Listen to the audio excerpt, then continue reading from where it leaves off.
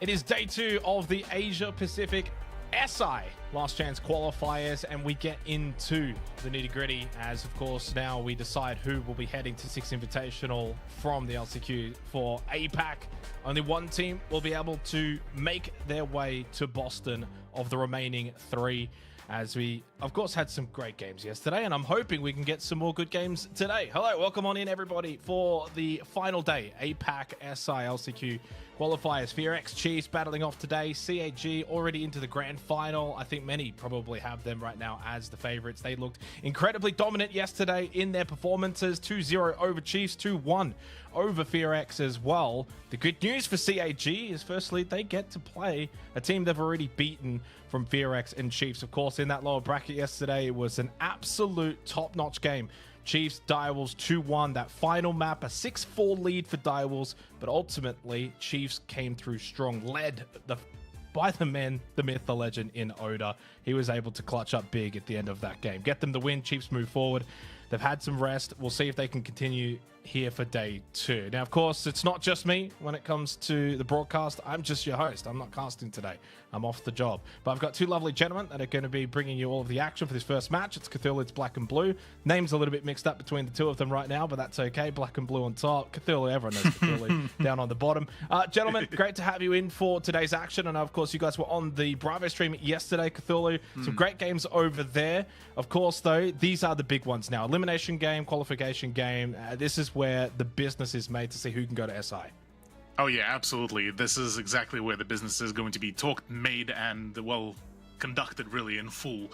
For Chiefs, the redemption arc is at large here really for them, given that their matchup against CAG has certainly left a relatively sour feeling for all the OCE fans, given just how heavily they were countered really by the Japanese counterparts really. And then for FearX, this is the chance to really bring it back, because I'm of the opinion that we look back at the map 3, the chalet between BFX and CAG, and chalet could have gone so much smoother for the Korean team. Certainly could have. Certainly could have. They were up 4-2, Black. I mean, they had their opportunity. They had their chances. They looked very good as well against Direwolves. The games I got to watch of them on the A stream yesterday, they were very dominant in their map wins. I mean, do you feel like FearX come into this particular game against Chiefs as the favorites of the 2?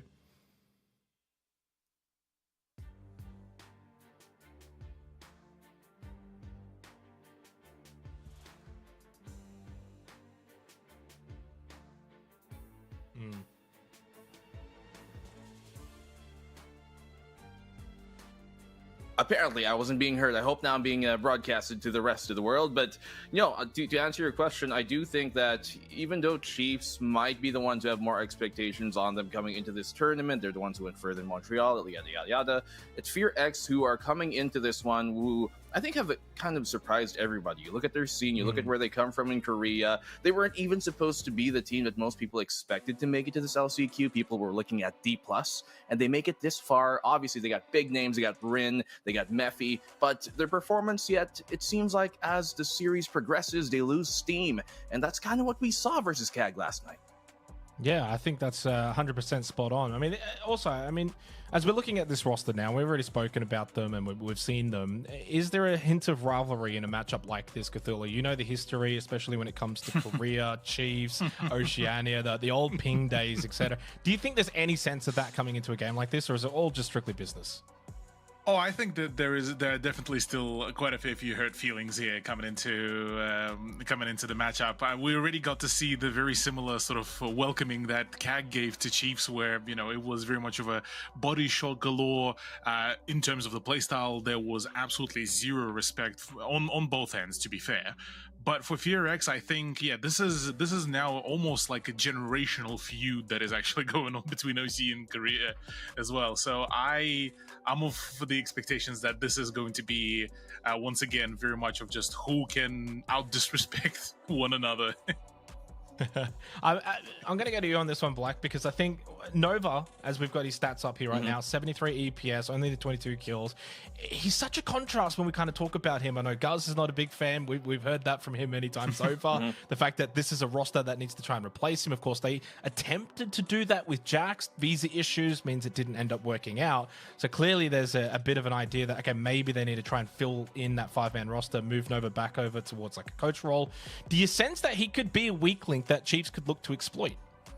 I'm not too sure. I mean, I know Chat was kind of hounding on him yesterday as well. Chat, be nice this time, but I don't know. I think for Fear X, it's more of they're not too sure what to do. If they really want to keep him as the utility player for this team and the support player and sometimes the shield player, then they should stop swapping his role around so often. Sometimes they're going to see the shield be put on a player like Rin, for example, who I think his expertise could better be used in a more fragging role, in a more frontline role, and to have them switch the roles around so often, it's almost kind of confusing for us, and I'm kind of confused for them on what they want to do with a player like Nova, who does have good support utility, but since they swap him around quite often, I think he hasn't been able to set himself into a position of comfortability in this team, at least for this tournament coming on in. Yeah. I'm just going to actually completely flip it now, Cthulhu, as we go over to the Chiefs here for someone that's probably in a similar position right now, which is maybe Tex. Is that fair to say? I mean, I love Tex, but unfortunately the numbers don't lie. 67 EPS, 18 for 42 so far throughout the last chance qualifiers. He has struggled immensely, and it's that same question that I posed to Black and Blue for Nova that I now pose to you for Tex and the Chiefs. Is he a weak link on this roster right now? Yeah, look, I'll be blunt. I definitely feel like Tex certainly felt like the big weak link here for Chiefs.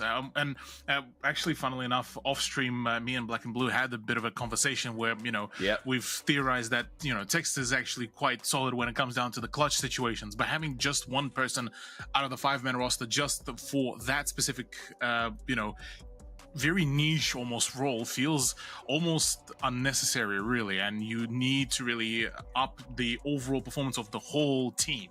So for Tex here being underperforming on the roles that he has been put on as well, definitely feels like a massive letdown. And this actually showed back even in their matchup against CAG, where we saw him being put on something like Blackbeard even, and you would expect in the current state of affairs for Blackbeard to actually be the one, be at the front lines, be the one being almost like the secondary entry.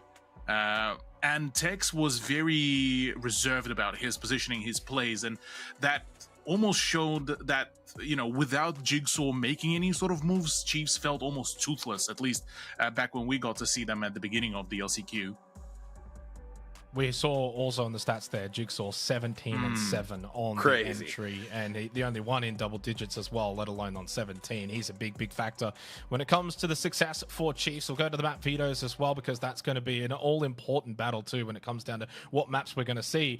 The intriguing thing for me in this matchup is I feel like Chiefs want to go for the more closed, stricted kind of maps, clubhouses and your skyscrapers, for example, and maybe ban out those consulates, those banks. They do ban out the Night Haven. Okay. There is the clubhouse. Consulate does make its way through though, and I think that's a very good map, Black, for Fear X. I think that's a map that they could really look to, and Lair is the decider. I'll go to you first, Black and Blue, on this. I like the clubhouse for Chiefs, but Consulate, it scares me. Well, Clubhouse is a map that Darwolves were able to take away from Fear X yesterday, so there could be something there the Chiefs are looking at that they see and feel that they could really exploit. But you move on over to that Consulate, and this is a map where I also do think, even though Fear X are okay on this map, they did take it against CAG. I think Chiefs here might have something in store. The fact that they left this do not be banned, the fact that they banned maps like Skyscraper and Bank First, it almost tells me that maybe for Consulate, they might have learned something yesterday that they feel like they can rectify coming into this series and matchup specifically. Well, the clubhouse is not a gimme either, Cthulhu. I mean, Chiefs have been good on it, and it's always been in their repertoire, but it's not that kind of map you go to and you think, yeah, they're going to win this. You saw the Skyscraper ban from Fear X. I think that's a little bit of respect from what we saw yesterday. Chiefs against Direwolves, 7-4, looked rather comfortable. In fact, I think they could have played that a little bit better. As you look at this map, Veto, though, are you leaning one way or the other? Honestly,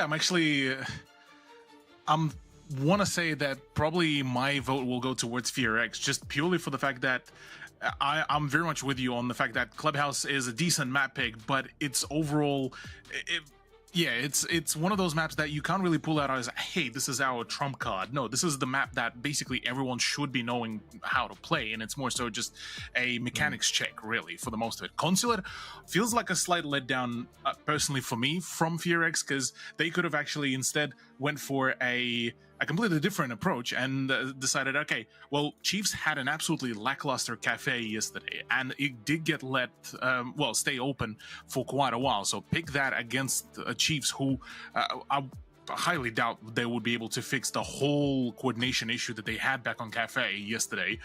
Put that on, almost borderline guarantee yourself a point, and then go into what potentially could be layer, which, mind you, also was actually a pretty successful map for them, for FearX, back in their own regional LCQ as well. Yeah, I think the most concerning stat for me, Black and Blue, if you're a Chiefs fan, if you're an Oceanic fan, is the fact that on Consulate yesterday for FearX, not only did they win Consulate twice in the 2 games that they played, but 10 out of 12 attacking rounds. I mean, that is a very damning statistic, and that really goes to highlight why we're probably putting the emphasis there on a map like Consulate, going the way potentially of FearX, and it puts then all of the pressure on Chiefs, for example, to get the job done on Clubhouse. And what we've seen so far from Chiefs throughout this tournament is they've started slow in all of their matchups, not just in the server, but also in the series. And that's probably my concern right now, looking at this map, Veto. And on the flip side, FearX, they're a team that does start strong, at least for most of the matches we've seen from them. They do typically get maybe the first round or two of each specific map they've played in this tournament, and that is a point of concern, yes, but I'm going to give a flip answer here. Why did they pick Consulate, or rather, why did they leave Consulate open so long? They maybe could have banned it out early. It's because maybe it's the fact that they did play it twice. They won it twice, yes, but now they have lots of information on how they like to play this Consulate map. If you're Chiefs, you look at what happened yesterday and you look at what FearX did against the other teams yesterday on this map. With a win, you get a lot more information on what the other team is doing and what's working for them, and now they know how to counter it. That's the only other explanation I can give on why they seemingly leave open one of the strongest maps of FearX in this entire tournament so far. Yeah, I mean, but I will say, as a maybe counter to that, not that I disagree, I think you're 100% spot on. But I'm right. Cthulhu, I mean, like, Chiefs finished their game yesterday at 1 a.m. You know, you think about, okay, then you probably go straight to bed, you wake up, you haven't had a whole lot of time to be sitting back, VOD reviewing, looking at it. Of course, Nate, their coach, I'm sure has done a bit of that homework, and I agree, Black. I think that because a team like FearX has played that twice, there is that information. But how much information can you realistically grab in such a short span of time, Cthulhu? Oh yeah, look, unless a full all-nighter has been pulled by the whole support crew really of Chiefs, yeah, that is going to be a very minuscule amount in the overall hindsight. Really, I think for the most of it here for Chiefs, they need to just make sure that they are nailing down their just overall communication, because that's where they were lacking before. Because the moment even just one player is getting countered, the rest are sort of falling back on almost too passive. If, say, for example, they reroute that and instead say, hey, let's actually account for the fact that, say, for example, Jigsaw is getting countered. Let's actually set ourselves the rest of the comp up so that we can actually go for plan B instead of just relying on that one sort of success story, that one win condition. And here, yeah, for Chiefs, I think today is all about just mental reset. Get themselves just freshened up, get themselves a bit more rested, and basically just go on from there. Because even today, technically, it is going to be sort of a similar in terms of length of a day, but today is arguably one of the more important ones. So yeah, I suppose rest and mental sort of endurance is going to be the key point rather than the strats, really. Yeah, I mean, I kind of want to follow on that. We've got a small amount of time here, Black, but I think that Cthulhu is spot on. Yesterday was a mentally draining day for Chiefs. Firstly, you get 2-0'd. Then you're going into that elimination game. It gets pushed all the way to the end. Then you're down 6-4, a couple of match points. I mean, does that factor into today for a team like Chiefs, where they've already had to battle so hard in the 2 games yesterday, now coming into today, not a lot of time to sort of rest up, recuperate? Do you kind of sense if this is a drawn-out series, we go to layout, Chiefs could have those kind of energy-draining moments where they're just starting to feel the pressure again, and it's all kind of collapsing in on them again? Do you feel like that could probably get to them more than FearX, who at least tasted some success yesterday. They were competitive against CHE. Mentally, they should be better prepared. Honestly, no. I think if you're talking about energy here and sustaining that consistently throughout the day, sometimes teams that go through the lower bracket early are the ones that tend to build up steam and momentum moving forward into a tournament. And it's FearX that has come under question, that's come under the spotlight in terms of, do they have the energy to sustain a full series? Against CAG, they lost steam. Map 2, Map 3, things just seemed very wonky for them. When you look at Chiefs here, though, I do think that the way that they were able to still, I guess, rectify their mistakes and persevere even in overtime against Direwolves yesterday, that has to go for a lot of value coming into this tournament and coming into this day specifically for day 2. And I do think that there's a lot more going for Chiefs than might seem earlier for this specific matchup. Like when you look at this consulate, yes, we've already talked about it and the fact that FearX have played it twice and won it twice, but FearX have no idea how Chiefs play consulate now. They have not played it in this tournament, so they have no idea what Chiefs might bring to the table here. And on the flip side, on Clubhouse, Direwolves did beat FearX yesterday on this map, and so they got information on how potentially to beat FearX as well here coming into this. So the opening 2 maps, that could be where Chiefs make their mark. If it does extend to a map 3, I'm going to go the opposite way, and I think Chiefs do have what it takes to probably take it in a full 3-map series. I do like the optimistic approach there, Black and Blue. I think that's a really good way to look at it. Hopefully the Chiefs look at it in the same vein. Cthulhu, I'm gonna steal one here from good old Rob J Monday and talk about some win conditions as we get closer to this game beginning. Because for Chiefs, it feels like to me, everyone on the outside looks in and says, okay, what's Jigsaw? It's Oda in the clutch, all of these things. But what about the likes of Quiz and Cairo? They were so instrumental back in Montreal. It really felt like they had their shining moment. Are they part of that win condition for Chiefs where they're really able to elevate their game again to that kind of standard, help out the likes of Jigsaw, Oda, for example? Yeah, look, this is really actually a good question because, I mean, for Quiz, he did manage to actually show a few sparks of hope here and there yesterday as well. His flank game has actually been really, really good on a few of the occasions once he's been given a little bit more of the, breathing space. For Cairo, it's definitely a bit more of a a shrouded sort of question where on the day where he's been told, okay, just get your frags, get your setup actually done and dusted, that he will be able to keep things going for the team, and he has the ability to really frag out. But I think ultimately here it is going to be some sort of a synergy, a duo synergy, whether it's say somebody like Oda, Quiz plus the Jigsaws. Jigsaw is always there in the picture and he needs to really perform, but to add that up, to have that consistency, that duo power needs to happen, whether it's Quiz, whether it's Cairo, whether it's Oda, really to put the extra pressure, really. Meanwhile, on the side of, for example, for somebody like Tex, is just get back into the overall groove of it, because I definitely feel like there has been a bit of a tilter there. Yeah, all right, boys, well, getting into the game. Big matchup here. Winner moves forward to the grand final. Loser is out of SI contention. It's Chiefs. It's FearX. Take it away. Well, there you go. Chiefs versus FearX to start off the day here. Opening map of this series in the best of 3. Winner goes and moves forward to the grand final. Loser goes home. Ain't that something to start off with here, Cthulhu? And I mean, we saw FearX yesterday and how they performed. Kind of lost steam throughout that CAG matchup. Yeah, it certainly feels like for this matchup, one of at least partial storyline is going to also be the factor of FearX just having a very quick sort of burst of energy in terms of their performance versus Chiefs' sort of slow burner of a play out, like highlighted as well on the desk. We did mention that. For Chiefs, they did manage to sort of, keep on going, keep on chugging on, the skyscraper, the bank with the OT. So here I think it is going to be a game of endurance, just to try to, allow that heat to blow over in the early days, in the early stages of the matchup, and then let FearX to run out of the steam. No, exactly. I think as this series progresses, Chiefs have proven enough that they have that tenacity to keep fighting. When the going gets tough, they get even rougher. Kaid will be the final ban of this map here. FearX will continue on the defensive side to start things off.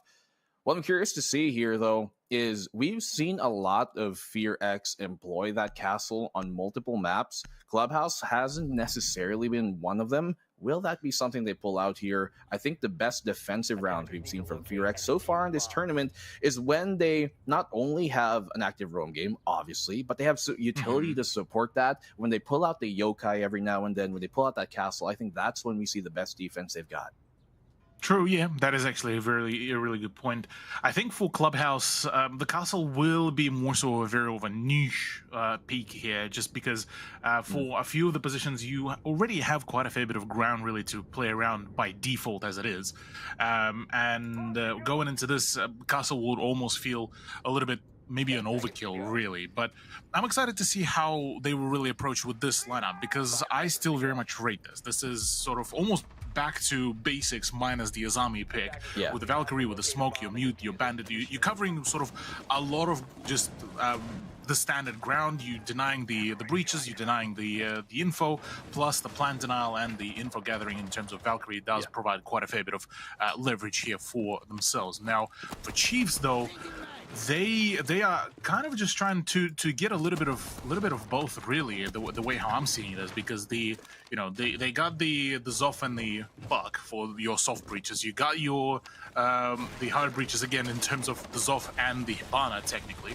and then the Ram and the Grim are there to try to sow a little bit more chaos in there. Well, they got lots of vert potential as well with that Buck and the Ram, obviously, but look at how much hard breach charges they actually bring as a secondary here. In total, they had about, 6 coming into this round, plus the Hibana, so they can use all those for the hatches. If it gets denied early, they still got more utility to work with. Quick work on the kitchen immediately here. No real stall, no real counter frag as well, coming from Fear X, as the C4s have yet to be thrown their way. But they have to be careful. There's a cam in here that could really catch him off guard. Yeah, good amount of info gathering is actually coming around from that camera and not yet been spotted, but finally does get pinged and destroyed. So that's basically the kitchen sort of now given back with just the sheer amount of vertical that has been now opened up. It would be highly ill-advised to really go for any sort of contention from the defense. So now it's more so about the crossfires, how they can hold this whole push off, because with a minute 15, this is the go time. Yeah, I mean, they're going for the moto push here, rather the blue drop, but Tex, we called upon his name to deliver. And the opening round of this game, he absolutely does. A triple to start things off. You called upon Tex, and well, that's how he does it. All right, okay, all right. We're getting started nice and crispy already. But this is actually what is needed. This is what is necessary here for Chiefs right now. This sort of decisive and very well coordinated push with high octane aggression and having the ability to really, respond to the changing setup of the opposition here is actually going to be quite crucial. Now, that opener from Tex does really sort of give us a glimpse into the what could be, the best case scenario for Chiefs right now. Now, first round is good and all great. Now, can they actually follow up from this? Well, that remains to be seen. Chiefs here, the fact that, Xenox actually talked about it a while ago on the panel on the desk, where they're a team that sometimes takes a little bit to get going throughout the match. They take a bit to build up that steam, build up that heat like a diesel engine. You got to get it running for a few minutes before it actually kicks in. But so far, an opening round for the map is looking pretty well here. Even though initially Fear X had good information on what they were doing, still unable to stop what was inevitable. Exactly so. Now, going into the round number 2, Fear X, a restart of the round shows a bit of a glimpse into them sort of thinking that maybe the opposition wasn't actually,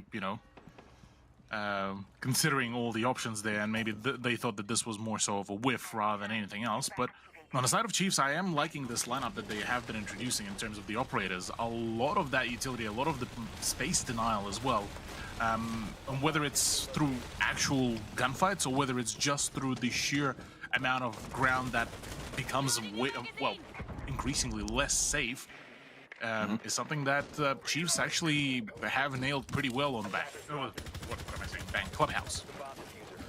To be fair, it kind of applies to Bank as well when they do play it. But in this case, we are going to be here once again, same site, same round, rather another round, but same idea for the round. The vert play will be coming into the fold, but this time, well, BNK FearX, they're actually still not able to really stop that from happening much. They bring the Maestro in this time, those Evil Eyes to accompany what would have been the Black Eyes last time around, but they swap things over. They do have that Warden as well coming into this, so they're trying to, I guess, dissuade a bit more of those flashes and smokes being as potent as they were a while ago. Now, I don't think a Moto drop is going to work, and a hot drop again from Tex is going to work the same way it did last time, so Chiefs, knowing that, they're also putting more emphasis on having counter pressure here from that dirt and trying to make pressure as well into blue to try and maybe get the kind of cross. But no, Rin able to respond, and that's the blue pressure down. Yeah, and without that pressure as well, that means for BNX, or rather BNK, they can actually now start rotating all of their forces. They can now try to read in where the next part of the push is actually going to happen, and that looks to be like it is going to be the main staircase. Now, though, the rotation of Grim by Oda towards the blue stairs will try to sort of redeem the problem and now to take it at a bit more of a face value, but he doesn't know about the imminent pressure right to his behind. Well, almost at an angle there, but hey, the Meek connects and chimes on into the fight. Quiz from up top drops into the blue and sends him into the Shadow Realm.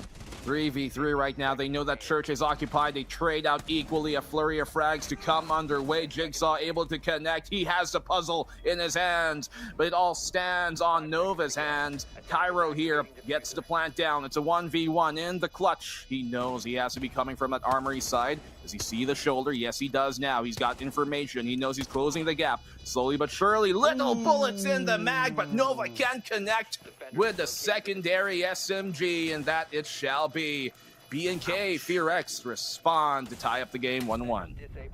Such a good opportunity there as well for Cairo. He was getting all the information as well, but I think the pressure got the best of him really there. But still a pretty solid turnaround from Chiefs, despite the fact that they did end up losing this round number 2. They managed to actually stem the bleeding relatively quickly. The main problem being really is that I think they left a little bit too little of the time buffer really for themselves to make the move, and a few of the pushes were really fueled more so by time rather than any other form of momentum really for themselves. So yeah, for Chiefs, if it works, it works, man. Yeah, if it works, it works. Yeah, but the problem being is that at what point we got to see a relatively polarizing actually difference in how they've executed a few of the flank pushes between the round 1 and round 2. Round 1, we got to see a very decisive, very straight to the point. They drone out, they understand where all the general positions of the defenders are, and then make the push. Whereas in round number 2, it felt like they almost were unsure. The uncertainty drove them back into the passiveness, which FearX really want out of Chiefs. They want to keep the Oceanic roster very passive, non-aggressive, almost docile, really. No, I agree. In that case, it does leave things a bit more to chance, right? You have less opportunity in the scramble at the end to really be able to change your plans, make a different kind of move. Oh, look at a peek out here, Rin. He has been doing that all tournament long and once again finds value. And he takes down the ace. Cairo being removed off the board here is going to be huge, huge value for FearX. Yeah, which now leaves Tex to be the sole heart breacher, really. But for Quiz right now, he's actually in a very perfect position. And him being on Nook, being able to sneak around will be a perfect opportunity to really try to make an impact. Now, the question being is where he's going to try to really make a play off the back of that drop down. Oh, he does get spotted. He's now a known entity and a very low on HP entity as well, which may be a problem. Further gunfights will require him to be very much on point with his fragging as well. I'm surprised he lives to fight another day, at least for the moment there. Thought he was dead to rights by Mephi, but This is part of the reason why they banned the Capitao here too. The fact that Good Boy can play this position on the Azami. If they had the Capitao on Chiefs, they would definitely be throwing the bolts his way here. I mean, obviously you can throw nades and stuff, but the bolts just have very little time to dodge away from on the swing. He doesn't expect Mephi to still be there and helping as well on the catwalk hold and find a free pick here. A bit of callousness here, not going Chiefs' way. Tex is able to get the one as he entries into the site itself, but they don't really have good positions to plant because they're trapped because of this position here from Good Boy. Yeah, Good Boy has actually a really firm grip here on this location, on this position, and exactly that, the rotation is actually going to be proving to be absolutely effective. Now, the problem being, it's a duo push towards the garage. Now, the Echo Drone is also there providing all the information as well, which means, well, for Chiefs, things are not looking particularly too pretty. 2v3, technically, at large here. And the Echo Drone manages to run away at the perfect time with 48 seconds to go for FearX. This is a very beneficial position. Well, they got time to work with here for Chiefs. Steel is going to be relatively clear. Most of the defense is pushed all the way back on the opposing end of the floor. On top of the site here, they're kind of realizing that, hey, we don't really have to hold CC. We've done our job. We can fall back towards that gym inside.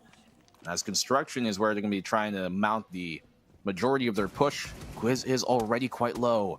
Single bolt will do him on in. He sees ones in the showers. Does get taken down by Demik on the counter swing. It's all in a jigsaw. He finds a double kill, but cannot find a third to clean up the round and potentially clutch it. There goes. B&K start the defensive round off strong and end it just the same way. Yeah, this actually turns out to be a pretty dominating so far a couple rounds from FearX. What I originally thought was, oh yeah, you know, FearX still kind of fumbling here and there. No, they actually just been adjusting to their opponents in all fairness of the game, really. And going forward, well, FearX certainly feeling a little bit more comfortable. We've highlighted that there was a bit of a feud between the two sub-regions as well, and I think this is partially as well being fueled here as well by FearX. The way how they've been playing those spawn peaks as well also shows the signs that they are here to play and get the win no matter what, no matter whether it is respectful or disrespectful of how they play really here. On the side of Chiefs, look, gotta be mindful now. From here on out, they need to be almost expecting the sort of early aggression. Check for the borderline ranked angles that can be opened up. The stuff that you would see in almost plat lobbies, if not even gold lobbies. Really, just the kind of silly stuff that will catch you off guard because you would think, surely they don't peak that position. Cthulhu really calling out an entire player base here, including me. Oh yeah, absolutely. We're gonna keep it rolling. I mean, I do agree that aggressive play has been the bane of Chiefs' attack so far. They have to be careful of that moving forward. The sentry will be stuck here by Mephi moving into this round, obviously. And Good Boy will be on that tuber route. He's been doing good work on that as well. Now, C4 does get the down, not the confirm, but Jigsaw will be low now. Has to be careful trying to trick that wall moving forward with the Mav. Got the battery as well on the opposing end, and now they're gonna have to reset themselves here, Chiefs, and see what other plans they've got. They can continue, but they have to be careful. Yeah, there's still quite a fair bit of the explosives as well ready to go for the BNK FearX as well, and two more. They need to be very cautious because even an impact will be basically the end of the Maverick as well, and they need to be quite cautious about that. The pre-fires as well from the window could be absolutely crucial here, but no, okay, there we go. Jigsaw is basically now in the clear from all that danger, but man, that has been That's now close. What was it now? 3 rounds in a row of just absolutely roughest start for Chiefs, and just difficult to predict really where the next sort of bit of damage will really come from their Korean counterparts. Let's see how they adapt to the rough starts here. Also counter push from the opposing end there as they make pressure towards that from that gym side rather. Roam from Mephi down below, but no real bodies to catch just yet. I'm curious here if Chiefs are gonna try and take that steel stairs away in the first place, or do they just give it up to Demik, who has been quite a thorn in their side when trying to push from really any position onto that portion of the map?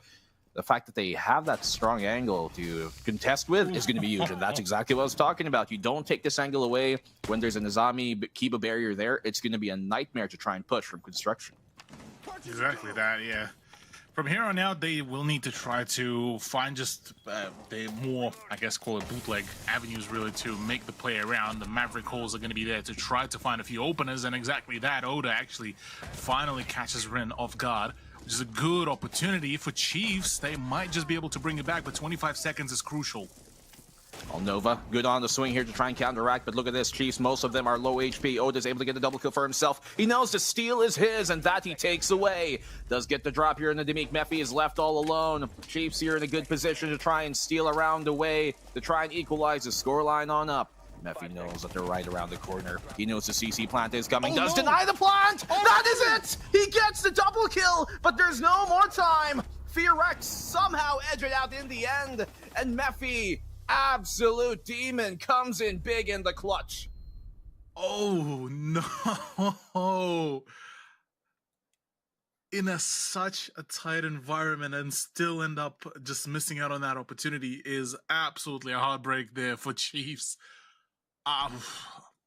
That whole round ending honestly left me speechless there for a brief moment, because they had everything. They had the side, they had the numbers, 1v3, and it's just a fumble after fumble. I think, yeah, there might be a bit of a problem going into it, but the cam bug may be a bit of a blessing in disguise, I'd say. Not sure why they went for the unsafe plant as well. They had garage control and the rafters. They could have planted on the opposing side just for it to be safe. It would only be exposed to maybe a CC window side run out at best. I don't know. Very, very confusing for me. We're gonna kind of rehost this game because, well, as you saw, we had to fix some stuff on over, but that's a type of round loss that can make or break a team's mental, and I'm hoping that Chiefs, they don't get shaken up too much about that. Oh yeah, that round was absolutely a tilter, if I ever seen one, really, because this would have been a big round really for Chiefs, because they would have gotten to break the streak that Fearx would have had. They would have meant that, I believe that would have gotten them within one round's reach of equalizing the scoreline as well. And there's just a lot of things that would have gone quite well for them if they would have succeeded with that round. But now with that gone, now with that opportunity, they are staring at the fact that I think the closest is going to be, I believe, a 4-2 for them. Which no, it was supposed to be a 2-2. The only reason why it became 4 is because they technically forfeited the round, because rehost, but it doesn't count. But so, regardless, this is still a bit of an upsetting turnaround really for the Chiefs, because they need as many rounds as possible here, especially on their own attack. Because on the defense, I think they might still be able to, bring this back on a bit more of a confident basis. The fact that they managed to almost nail their overall sort of momentum and how they're really, handling themselves in that sort of disarray / chaotic situations. I think there is a little bit more hope today for the OCU representatives. Whereas on the side of Fearx, they just playing it out like they did before. There's not really much of a change, and whether it's for the better or for the worse, they are performing quite consistently, really. It's the same game plan we see from Fearx now that they played against Direwolves yesterday here in Clubhouse, where, or really for any map for that fact, when they're on the defensive side, they try and send Rin out every few rounds to try and get an early pick off. They have active roam happening, while they also do have a decent amount of utility specifically for stall. They want to be able to force the attacking side into a kind of last minute, 20-second, last seconds push, and that's exactly what's happening here to the Chiefs. You see a lot of their executes come in with under half a minute left during the final moment of it, and in that case, they're sometimes okay in the scramble. We saw that during their kind of plant towards the basement a while ago, where they had a 1v1 clutch against a Hibana, and then we see that now here again, where in the scramble they do okay, but it's about closing those scrambles out. And it's what now, 2 rounds now where they have the advantage at the end of the round that they were supposed to be able to close out, or could have been able to close out, and weren't able to. So in the mid-rounding, they struggle, yes. In the late round, they're doing okay, yes. But closing it out, that's been their biggest problem so far, I think, this map. Yeah, you're right, hitting it right on the nail, really, there. The fact of them being unable to really close out, they are setting a really good pacing in the mid-round as well. But anywhere past that, it has been a difficult time, really, for them. So now at a 3-1 scoreline, look, I mean, they still have the opportunity to push this into a 3-all scoreline, but it will require quite a lot of just overall just resilience, really, I think is the best way to describe what we need to see here from the Chiefs roster. And on the other hand, I do have to say it is good to see that, you know, Tex has been managing to, you know, bring back his mojo as well from the old days as well. The problem being, I think, with the Chiefs at the moment, they're trading the curses, really, because at the moment the person that is cursed is Cairo now. Yeah, it kind of happens, you know. Somebody has to take the short stick, or pull it, in this case. And the Chiefs, it's been a hot potato they've been passing around throughout this tournament, now towards Cairo, unfortunately. But let's see if that changes now here. You can see Good Boy trying to roam with the other Scopos here towards that strip side. I mean, FearX, they haven't really yet utilized this portion of the map for their roam earlier on, so this could actually catch Chiefs off guard if they're not diligent with their droning on the first floor. Oh yeah. That strip club position as well oftentimes gets completely disregarded as well by a good amount of the defensive teams, but the opener early on onto Good Boy is actually a phenomenal start, because that's your Scopos, that's the quick rotation over back to the site as well. So a very excellent, really, pick that the Chiefs have found here. Now they need to continue pushing. Now they are starting to force a few of the rotations off and back to the side, and namely it's Rin. He needs to be next on the kill list here. Well, he is definitely a priority target. That Fenrir is such a nuisance when the execute comes. Mephi as well has been big throughout their tournament run in this LCQ, and he has been delivering. I mean, we just saw him clutch out with the Sentry in the prior round, so let's see how they work on it. They do got the Deimos to also kind of play that vert even more effectively, as they've already cleared out the roam. Mephi has to be careful here. There's a lot of guns on the opposing end, and there he gets caught off guard through the push. Quiz connects, and this is a great start now for the Chiefs. Yeah, absolutely solid, really. Getting rid of the smoke as well before even the push happens, and now Rin as well, has been meaning that finally Chiefs might just be back into the groove. That tech pause as well has been a bit of a blessing in disguise, let's be honest. Them being able to really recover themselves whilst the lobby is being rehosted and sort of get their minds back together have been quite crucial here. And we can see the, you know, the big impact of that, because if they would have kept on playing after that absolute tilt over round, that would have been an absolute problems galore. But there's the closure, there's the round number 2. So Chiefs are now within 1 round distance to equalize the whole first half. I like it. I love the tenacity here by Chiefs. Quick reset after the kind of rehost, and immediately get back into the groove of things here and get back to fighting shape as they should be. This could have easily been a Chiefs 3-2 scoreline right now. Hell, it could have even easily been like a 4-1 right now in their favor, but it doesn't happen, not in this timeline. But this is not out of the question just yet. They get the 3rd round here in the attack.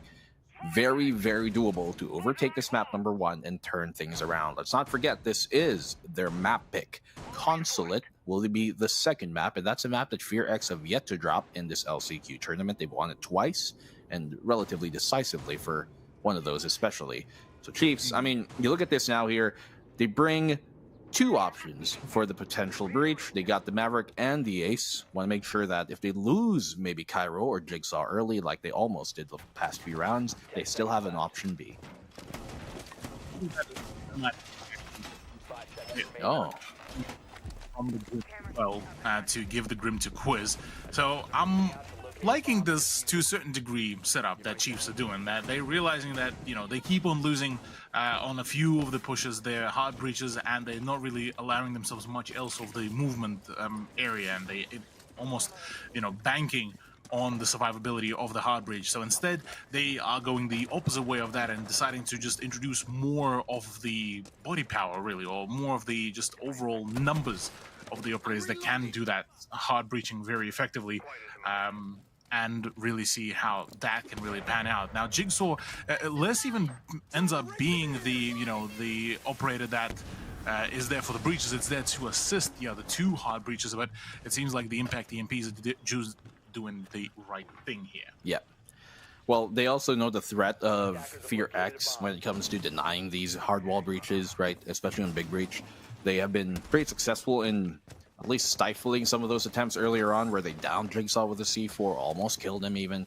And they know that on a site like this, when you're going for gym and bedroom, there's quite a lot for you to open on up, not just up close, but at range as well. I'm going to assume they're going to want to use that ace to kind of open up the bathroom shower side if they're not able to get this wall open with a thermite here in construction. Because of that, exactly, this is the threat Fear X pose against big breaches like that, where they always have C4s to try and deny it.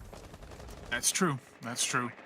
3 more to go as well for BFX, and they do not shy away from using those in full capacity as well. Yeah. For Mephi, case in point there. Exactly. For Mephi right now, though, he's about to get pressured quite thoroughly here as well. He seems to be next on the hit list too.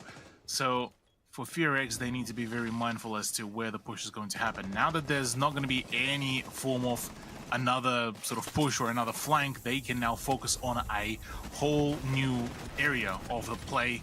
And with Demic actually getting the frag, at least Chiefs are able to trade out.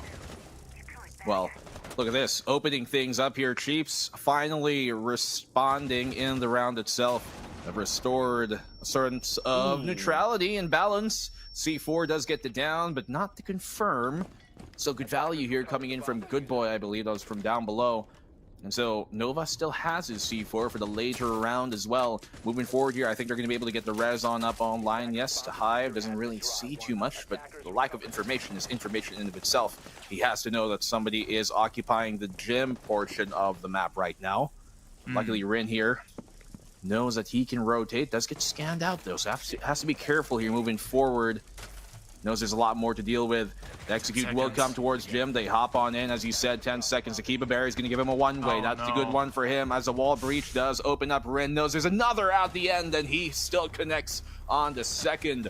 Perfect macro play here coming from Rin, knowing his positioning is going to be crucial against the final push, and he adjusts accordingly for the 4-2 half. Man, that's rough. That's rough there for Chiefs, because they would have wanted to have the 3-3 half for themselves and left too little amount of time really for their push, and to the Zoff really with the impacts, it didn't really come right in time. So it was very much of just a string of those 1v1s that BFX were very much happy to oblige to. But the one good thing is, whilst, the desired sort of outcome here didn't really get achieved by Chiefs, at the very least, it's a 2-4. It's only a 2-round differential. They might just be able to really bring it back now on their own defense. And by the looks of it, they have actually a pretty decent understanding of what they exactly want to do. Especially, we've highlighted and talked a little bit about the castle as well on the side of Fear X. How about the Chiefs one? Because for Tex to bring out the castle here means that they are looking to expand. They're looking to expand more so towards the top floor, which I feel can be a bit of a double-edged sword. If Fear X decide to, you know what, let's go for a very hard-pressed push through even the dirt tunnel, even through one of the stairs, absolutely, they may have the avenue here because of the reduced amount of people that are going to be on site. But for Chiefs here as well, they might just be able to also drain quite a fair bit of time as well to play around with, because they will be forcing Fear X to really potentially clear out the top floor, and that in its entirety could take away at least half a round, if not more. Look at here. Striker for Rin, bringing lots of utility to the table, not wanting a specific a unique gadget for this one. That castle has been brought out here by Chiefs, though, in their opening defensive round, and you talked about it being kind of like a niche. It could support that extension, yes, but... Oh, no real angle there. But I do think maybe having more niche picks that FearX might not expect, that is exactly the way that you might want to play this moving forward, at least for some of these defensive rounds, just to try and catch FearX off guard, maybe even trying to tie the scoreline and divert from that point, but... Here's a blitz on the opposing end from Nova. People have been hounding on this man for a while. Let's see what he can do with it. Yeah, let's take a look, because I feel like this is going to be a very accelerated push if they decide to commit to one of these hatches. And when that happens, oh boy, this is going to be a problem galore for Chiefs, I feel. They have struggled quite a fair bit in dealing with those shielded operators as well, so things could get quite rather problematic. And that is actually a crucial amount of information that has just been gathered by Mephi as well.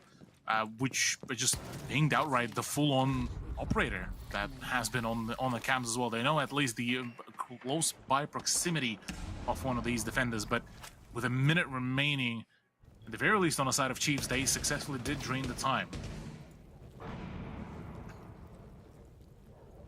Still, that blue pressure here is what Ren is going to be dedicating himself towards. Obviously, the Vulcan, as it pops, signals that, hey, is going to be a threat around looming in the vicinity. He has to be careful here. He's very, very quiet. Has sneaked up behind him, gets the pick on a Tex who is none the wiser. And Rin, he just runs away after the pick. Knows he's done his job. His mere positioning there is kind of huge. The Vulcan will pop, keeping Nova at bay. But Quiz will find a trade on Rin, who is maybe looking to back off. I don't think Rin should have backed off that much, though he already had a great position to pressure from within that blue. 20 seconds left on the clock here, Cthulhu. There isn't much time left for Chiefs, rather for BNK to try and get this execute going. Chiefs with a perfect hold. They get the main stairs control. The diffuser is dropped as well. Nova on the blitz is alone, and that should be it. Yep, nail into it. Chiefs, nice opening defensive start here in the second half.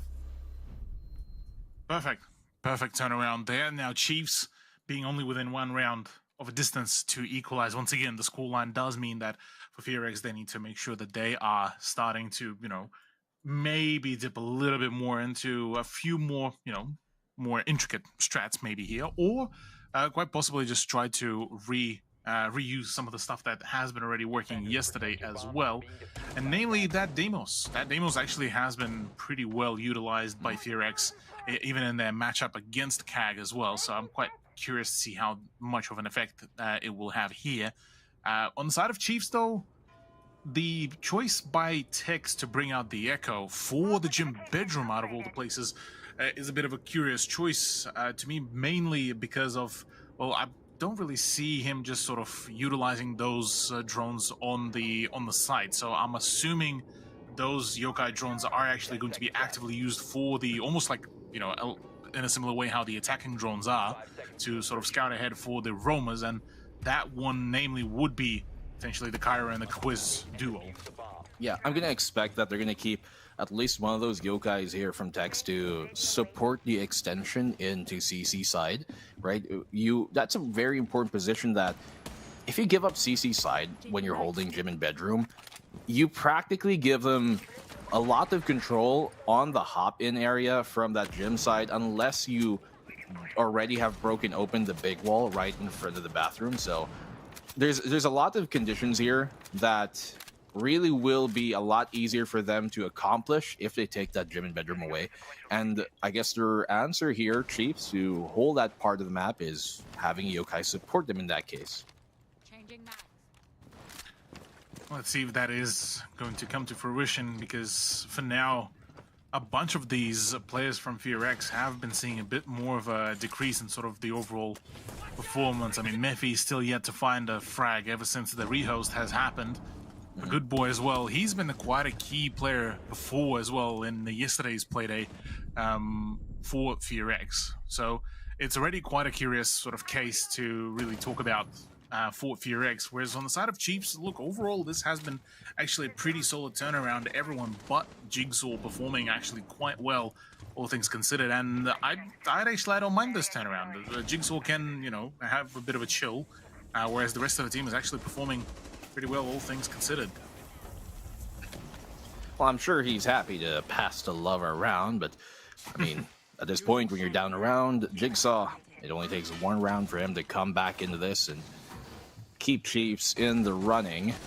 It's not that they aren't in it, but still, you want to tie up the game here right now. You do not want to give up a fifth down 3-5 to FearX at this point.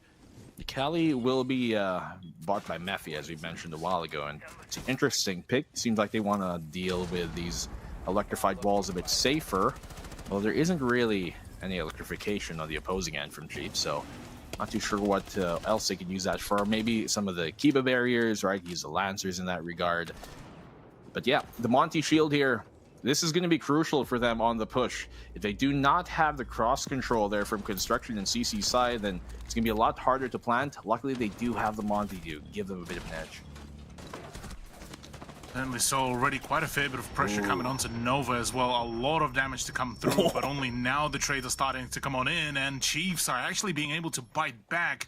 Nova on a smidge of HP. Unfortunately, no explosives to really be thrown at the shielded operator. So right now, this is going to be a bit of a juggling act here, really.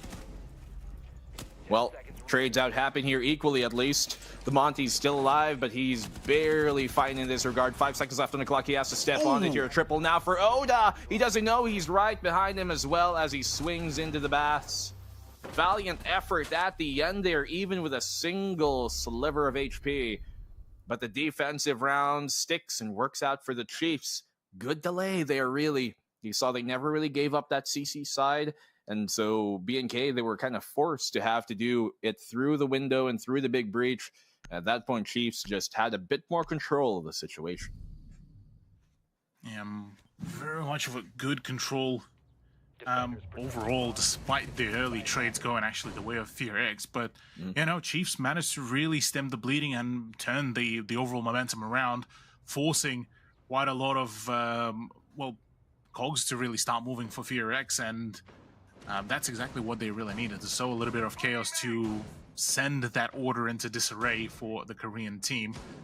Unfortunately, the drone bag does come on through as well, which is quite unfortunate, which means for us, we are going to be also, we are going to send ourselves into the, we get another rehost. But look, I mean, in the same vein how things were for Chiefs, this will also, well, whether it's intentional or unintentional, this will serve FearX as a good sort of moment to get themselves recuperated, because it certainly felt in a very similar way how, I believe it was round number 4 that happened when, you know, Chiefs got their round stolen by the last remaining FearX member.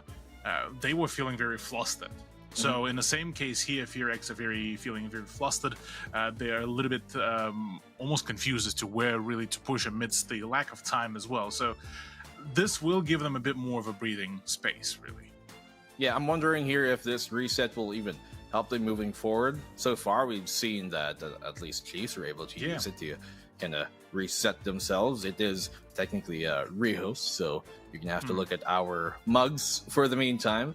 But I am looking here at potentially FearX on their attacking side. We have yet to really see the same sense of urgency in taking map control the same way that we did maybe on some of their maps yesterday. Obviously in the defense, they like to run the same game plan, right? Get an early pick off, be aggressive on the roam. But here in the attacking side, it's only been 2 rounds, yes, albeit, but we haven't seen that same sense of, once again, urgency. And I guess there has also been kind of a lack of refinement that we were seeing yesterday.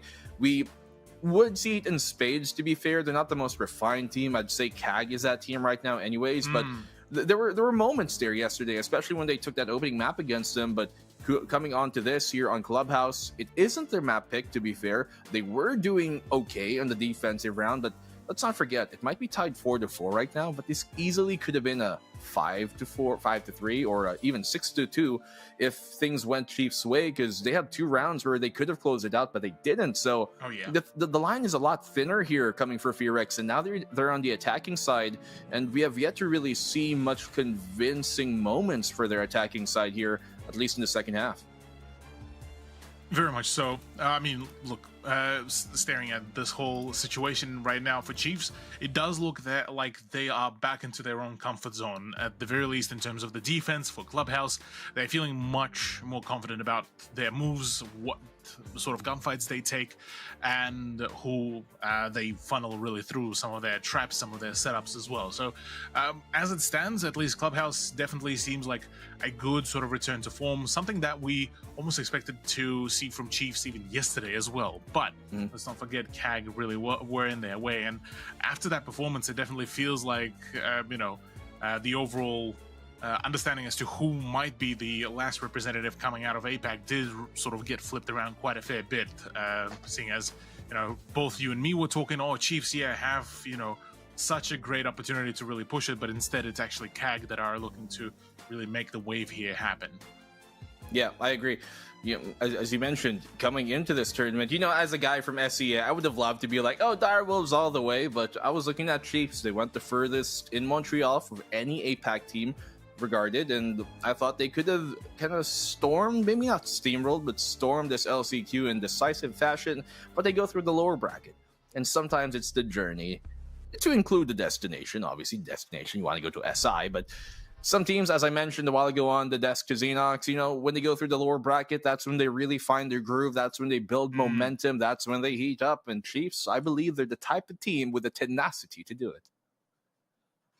Certainly. So I'm all for it to see the what is going to be the actual turnaround here for Chiefs, as well as that for FearX, because the lower bracket runs are the ones where you really start needing to really lock in and figure out, okay, well, this is where we really need to improve our play. Otherwise, that's it. That's the whole run, done and dusted, and you can't really come back and redo it or replay it, rematch, whatever else.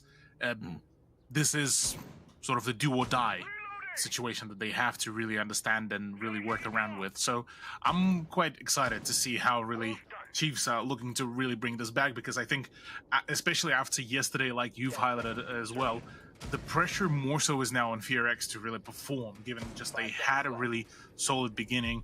Their game against Direwolves was nice and close. Their game against even CAG has been actually a pretty promising one whilst at it.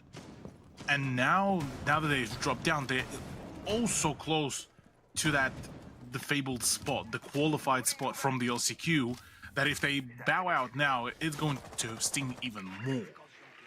Oh yeah, definitely. Expectations can only mean disappointment when not met. Hey, let's see how they continue. The castle comes out once again. I'm quite a fan, as I've made obvious throughout the earlier parts of the broadcast. But Jigsaw on the Legion, this is where I want to see a bit more coming from him. He has done a lot for the run already in this LCQ. He has come huge. He is the player that everybody looks to, becoming big. Now's the time to do it. Your team has gotten this far to tie up the game, even without too much fragging from him. Obviously, numbers aren't the biggest thing. There's utility as well in positioning, but we want to see that Jigsaw come alive again in this tournament and come alive in this matchup. FearX now on the attack. How do they deal with this? The Tubarao plus the Bandit. It's going to be difficult to trick, but off of the rappel angle here, Rin, great job in stopping any other pressure coming in. C4 dodged as well. Yeah, not the best turnaround here to kick it off. Quiz was getting quite keen on taking some of the early gunfights. Unfortunately, just didn't really put himself into a very favorable position now, with the breach all done and dusted, and not really countered to the whole entirety, albeit the Maverick did take quite a substantial amount of damage. That now tells us the story that, well, for FearX, they still have now the advantage. They might just be able to break that streak that Chiefs were able to mount for themselves, but we've seen some big turnarounds in the mid/late game, so I wouldn't be surprised if we will get to see a few big frags right here, right now, and it starts off with the man, the myth, the legend, the Jig. Let's see. Put into a tough spot, but we know that that's exactly where he wants to be. The glass pressure is going to be huge. I think he sees the edge, and that he does. Mephi, big pick off to do that take cleanly. Now they could have cat control. Obviously, you can see here Jigsaw trying to trade at least for Tex, who went down, but there's 30 seconds left on the clock here, Cthulhu. They still have time to work with, but it's going to get close. is in fact going to be close already. The heads are starting to roll, and There Chiefs just now trying to really fight back. Well, Cairo here, he's got the angle for that CC side push. He might be able to get the jump on the cross here if Mephi's not careful. 12 seconds left now, and ticking. Oda is there as well. He's used his last Toxic Bathe. Does get damaged, and down here, and the Mephi swings for another. It's effectively a 1v2, and there he comes in. I said it. Cairo has a huge position here by the CC door into the cash, and he cashes it in. Cash money for him. Lovely stuff. And hey, Chiefs, they have taken over this game 5-4. There we go. Now FearX is starting to really, well, mount a little bit more pressure on them. They are starting to lose to the counterparts that after yesterday's game, well, a lot of people I would imagine would have thought that they would bow out pretty early, but that is not the case. The lower bracket Fable run is here. It's right now. And, well, on the map, that really, you would be expecting to see quite a fair bit more oomph. Clubhouse, funnily enough, actually had the most amount of breaks so far in terms of just the round pacing, the round momentum, the timeouts, the tech issues, the rehosts. All of this has been a huge impact as well, really, if we think about it. The amount of times that this could have broken the overall momentum for either of the team would have been a huge point to make, but it seems like for now Chiefs are holding steadfast, and that is that very slow burner of a performance that we've talked and highlighted before. Yep, huge round there from Cairo, but hey, as you mentioned, Tex has been delivering as well throughout this opening map. Quiz has not had himself a quiet game either. Even though the quantity isn't necessarily there as much as maybe some other players, the quality of them has been. And I'm sure Chiefs, they don't care about the individual stats as long as all the number they see at the end is 7 score rounds for them. BNK here, FearX, they're looking to pull out the Blitz this time, and the Deimos really looking like they want to hound out potential roams. They know the site is going to be downstairs, which means Chiefs are probably going to want to extend vertically up. That's something they want to take away ASAP. So they're putting at the most amount of priority they can right now to it. Absolutely. Looking at the overall sort of choice here so far, KMRS as well for Good Boy onto the Buck is certainly a different choice that they could have really brought on out, but already an early pressure towards the dirt does signal for quite a few very interesting points to make, and namely that right now FearX are trying to just force some sort of movement, whether it's through the scans of the Deimos, whether it's through the pressure in the dirt tunnel. They just trying to find those poke points, and certainly it seems like for the time being the only thing that has been really allowed is just a bit more of the hastiness, really, to fall back to the side, but it seems like no real opportunities have really been given to FearX. Oh my. Okay. Lots of pressure being thrown here. He wants to get it, man. He doesn't mind the fight, but he's blind. Luckily, he can back off only momentarily. Actually, no, he does get out scot-free for the most part, and dips back into it. Shoves the Deeg in Nova's face, and that gives him the 4v3. No way, Jigsaw just said, "Yeah, hold up. Let me come back at you again. Let me pull up real quick, and he did. The Meek delivers. Let me here tell at you least. something. Let me tell you something. With the sweet whisper of the .50 cal in my deagle. How about that? Well, 5-4 now, as it's a 3v3. Well, the Alda here on Oda is going to be quite a nuisance. Try and push through when the execute comes in the last minute. But hey, I mean, I think they've done good already, FearX, for everything considered. But arguably, Chiefs have done the same. Equal amount of damage has been already dealt out. A good thing for BFX and not so good thing for Chiefs is the fact that there's still plenty of throwable utility. 2 frags, a flashbang, plus, well, Actually, no, that's basically about it, really. Pardon me. But nonetheless, still 2 frags can make or break, really, for a few of the round positions already. And Azami, Jigsaw still manages to actually get a kill before going down. So 1-all so far in terms of the trade has been pretty good and will be quite beneficial for Chiefs, as now 15 seconds remaining. 15 seconds to go. Oh, Very little time that is left. naughty. They have to jump on this. Chiefs, they have a good spot to try and deny this. Deimos stands alone, and the single solo shooter will have to try and do it all. But even a quick shot as him cannot clear every angle in time. Chiefs, off of some great defensive play here, being a thorn in every player's side on BNK, have brought this to match point. All right. Chiefs feeling much more decisive now on their play, albeit, mind you, their own map pick. But regardless, even yesterday as well, on their own map picks, they were fumbling left, right, and center. So this is a much more decisive play, a much more locked-in defense, which I love to see from them. On the side of FearX, look, I think they may have been a little bit more sort of pushed back, really, on the overall sort of turnaround. The way how FearX been really attempting to play this is almost as if it's, you know, they're expecting Chiefs to fumble, but there isn't none of that really coming through. Instead, I respond back onto the disrespect. I gotta highlight that whole brawl in the dirt tunnel. We turned away from Rainbow Six Siege and more so turned into more so a fighting game, if anything else, really. It's just sort of just Jigsaw. I was like, okay, let me just dump all the util first. Okay, right, util done. Okay, let me dump a few rounds. Okay, I managed to actually get out of that hole whilst being blind. Okay, let me come back at you with another one. Yeah, it's funny that you compare it to like a fighting game. I bet when he was running away there, Jigsaw, he probably thought, the Blitz probably thought, how is he not dead yet? Does this dude have iframes or something? Like, what's happening? Yeah, look, it's an interesting turnaround there, I have to say. Entertaining for sure. Oh, it's entertaining for a fact. Absolutely, Black and Blue.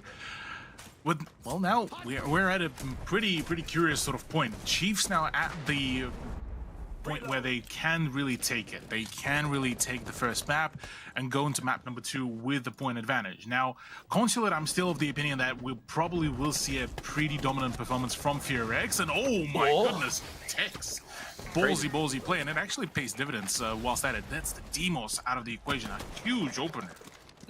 And I mean, he's a castle, he's placed on his utility already, he can go active and he can go loud, and that's what he did. Good trade out there by Tex, rather by was it Rin? Yeah, who got the trade out, I think, expecting that to happen in the first place. He was already looking that way, it seems, towards the CC window, as Mephi was working on the opposing end towards Jim. Thermite charge will blow this open. No real stop there. C4 does not connect nor tag anybody up, but it was a valiant effort. He had the right idea, just a bit too far off the mark. Yeah, still lots of time to work with here, BNK FearX, and I think they're doing good in terms of working on different objectives that they have to open up first. Well, speaking about opening up, it seems like up next is actually going to be Cairo to try to hold down the fort, as the logistics office is going to be the next one to really go for it. The Grim Charges, the Blackbeard peak, potentially even the dump of the flashbangs is actually going to be quite huge, and it seems like Cairo very much well understanding the situation that he's about to be in. Grim Charge to go in, swing is there, unfortunately not enough to claim the life. Rin here has to be careful with his positioning there. Obviously, the time is ticking against FearX. And as those sands hollow out, then they're going to have to be careful with how they pace themselves right now. Can't be too slow, but can't rush into the fold, into the fray. Jigsaw does get the one here. That's a huge pickoff already. FearX pressured. Oh, gets dropped here. Good boy. The cross is lovely as they occupy the Logi and the opposing bedroom. It's going to be so difficult to flush themselves on in now. Chiefs a single kill away from the map opener, and that they do. 1-0 in the series as Chiefs start off strong, rather end strong. Oh, they started strong as well. This has been an absolutely of a stellar turnaround. A 7-4 to kick the day off is absolutely a great turnaround, and I'm loving this energy from Chiefs. They are finally back into their groove. They regained the mojo that we've expected to see from them back in day one, and now this feels like a completely different roster, I'd say. Yeah, just new life has been brought into this team, it seems, just after not just the resets from today, but the one from yesterday. They got good night's sleep. They realized, hey, yesterday wasn't really us, right? Let's play us. Let's do us. And, well, we see the best of them here so far. The whole team chiming on in. It's not a one-man show. It's not only Oda waking up. It's not only Jigsaw going huge here. We see the rest of the team really chiming on into the fight, and that's what we want to see here from Chiefs. From the get-go, from the start on their attacking side, they got the opening 2 rounds, and then you go on over here to the defensive side, almost perfect, I think, coming that second half. So this is what we want to see from Chiefs, and this is what they need to do moving forward. And if I'm not mistaken, actually, that was a flawless half from them. It ended 4-2, and we go to the second half, ending at 7-4. So kept them at bay for the entire second half. Yeah, no, absolutely. The defense was flawless there from the Chiefs, and I'll still stand by to the statement that I made right before we went to the clubhouse. This was very much of a mechanics of your consistency check, and this is where FearX unfortunately failed to really deliver on their end. They managed to show us a pretty decent defense on their end. Attack, wow, that was just going from the lower point to even more lower of a position really for themselves, missing out on the timings, missing out on the opportunities, and just I don't think they really expected for Chiefs to really start biting back in the full extent like we just got demonstrated, really. And for now, Consulate, whilst it's their own map pick, I'm now starting to maybe believe in the OCE dream once again. I never doubted. Okay, maybe for a bit when they were going up against Direwolves last night, but we were wondering where things could end up, and we will continue to wonder because we still got a map number 2. So don't go anywhere because the APAC LCQ will be back in the air.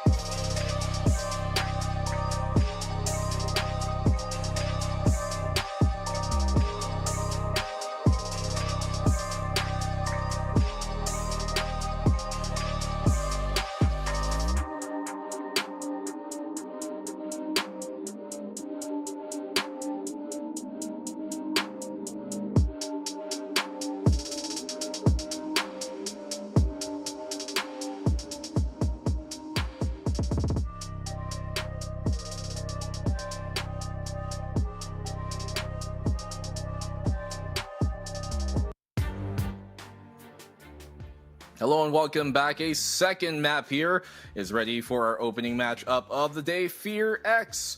Well, map number 1 didn't go their way, but second map could, as Chiefs overtook it in really valiant effort at the end, valiant fashion rather. What was that, like 5 rounds straight for them to take it home? Lovely stuff. I'm Black and Blue. With me is Cthulhu. We're casters for this opening matchup, and when Cthulhu, we're going to look at the stats here of how that matchup went, because it was one that we definitely should kind of take a look back at. The replay here is going to be happening. We've had a few kind of resets throughout the opening map of the series, but ultimately enough, Chiefs, they kept their momentum through and through.